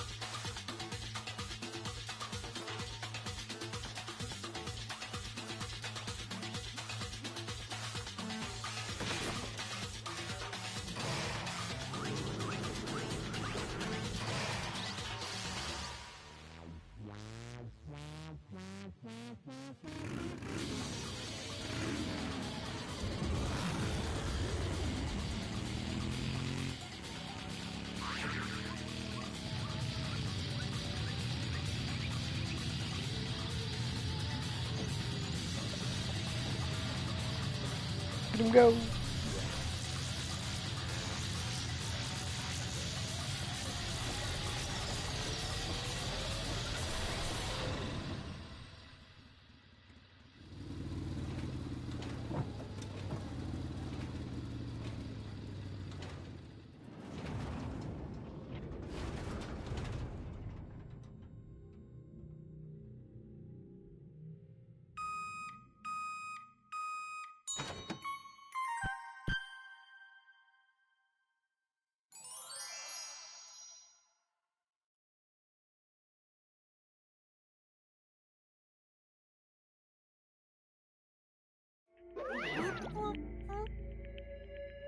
I've net death and your soul will forever be at peace. It can't be, my brother. Another murder and another execution. I want to feel again. Everyone's lives are taken so lightly here. I feel like I might be going mad. Maybe I'll just let it happen. Saka's sad screams invaded our skulls. We were each focused to realize once again. But he, of course, he had to. What a disappointment, this is the end of the game. Byaku? You're completely insane, you know that. A game, one of our friends is dead. Do you realize that? Of course I do, because this game is life or death. I don't have anything to say to you, I don't have a response, except that. I just don't understand why. Why did you go out of your way to disguise Mundo's crime? Why? Isn't it obvious? Because I made things more interesting. His voice was calm and emotional, like the voice of death. It chilled me to my bones. Last night when the murder took place, I was in the library as usual. So you ignored the nighttime rule too. That rule never mattered to me, I don't recall agreeing to it. Well, I don't particularly care, please continue. But night grew late and I decided to return to my room, which is when I stumbled upon him. I spotted Mundo coming out of the girls' locker room. After he's gone, I looked inside and saw the corpse. I mean, you actually witnessed the murder? He was such a fool he didn't even have the slightest idea that I'd seen him. So you're saying you knew who the culprit was from the very beginning? Indeed, but it had been the end of it. How boring would that have been? I mean, what a waste of time of having the answers revealed right at the beginning. Which is why I decided to lend a little helping hand. Thought it would have livened things up. You did all that to liven things up? So after hearing about Genocidal Jack from Toko, you decided to use that to create the fake murder scene. But damn man, if you hadn't figured out who'd really done it, you would have been dead too, right? Well, obviously I would have revealed the truth, but before it reached that point, of course. Raku turned and looked at me in the eyes. I could feel his sharp eyes piercing into me. Thanks to a certain remarkable someone, it never did, and I was able to perform an interesting experiment. Once I do decide to become the Blacken, I now know who I'll have to watch out for. What? That was your reason. Are you satisfied? Yes, we're done listening to your story. Moving on. There's something I'd like to ask Monokuma. Oh, I'm up next? You like to perform these elaborate executions each time, correct? My question is why? Like them? But, you know, the punishment that is despair is not just for you. All this punishment, all this despair is my gift to the mankind itself. You're over-exaggerating. I'm over-exaggerating? The punishments are meant to transform all hope to despair. What do you mean? Mean? Mean. I'm not offended. Good grief, I don't understand why you have to pick apart every little stupid thing. Whatever, it doesn't matter. In the end, I'm going to stand alone as victor, and then everything will be revealed to me. Ah, the noble son of a noble family, truly you understand me. I think it's the start of a terrifying friendship. Shut up, I would never stoop to a level of a childish criminal like you. Let me just say, after I've achieved complete victory, you're up next. I'm going to find you and kill you, understand? In the name of the Togagami family, for which victory is foregone conclusion. Oh, so cool. It's like you're the main character of a video game or something. The trash mob for you. I swear, whatever it takes, I will kill you. Temper. Sounds like someone needs a nap.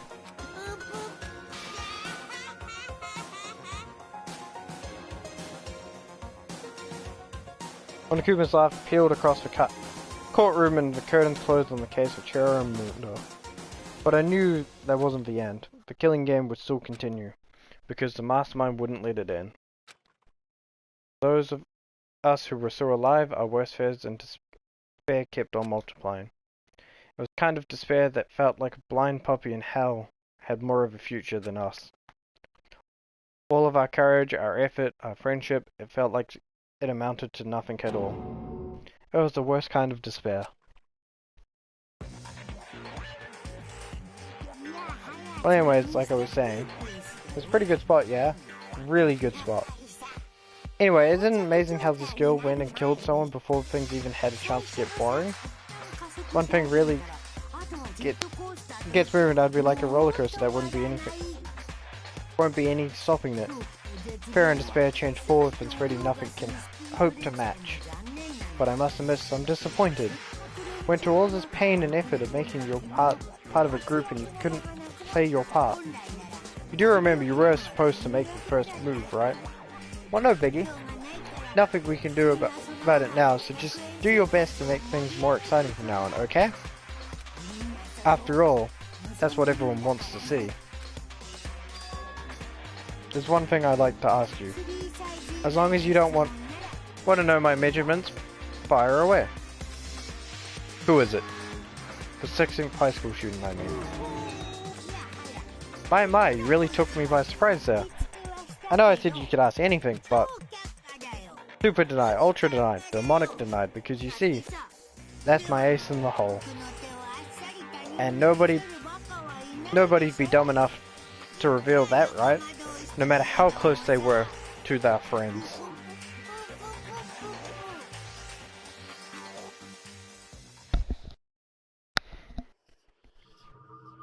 Boy's life of despair.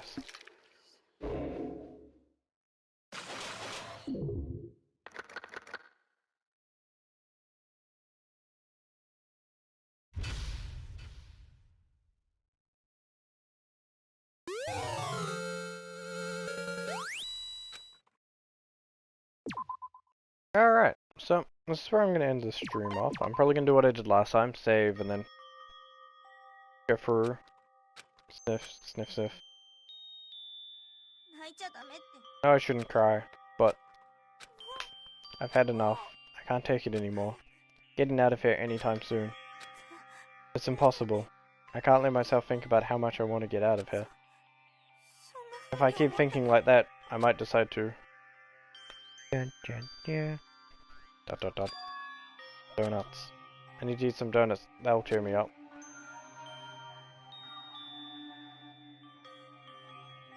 Don't tell me Io is gonna murder or die next. I will not reveal or deny that fact. Glazed donuts, twisty donuts, jelly donuts, cream-filled donuts, donut holes. Oh god. Oh god of donuts, I'm praying for a wonderful encounter.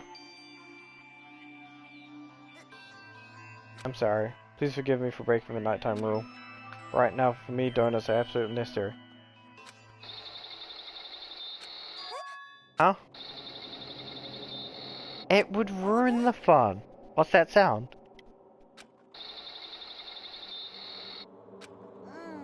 Sounds like coming from the bathhouse. It would ruin the fun for people that haven't watched the game. I'm super scared, but... Is someone there?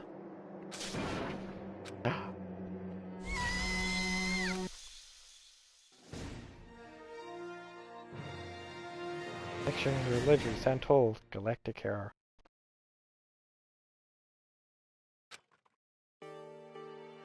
I can message you in private, but I will not say on stream. If that will make you feel better. I just don't want to ruin the fun for anyone else. A little bit. But for now, I will be going to raid this. I met her through a Minecraft SMP that we were both part of, which, for many reasons, did fail and crash and burn. Yeah. But for now, everyone. Adios.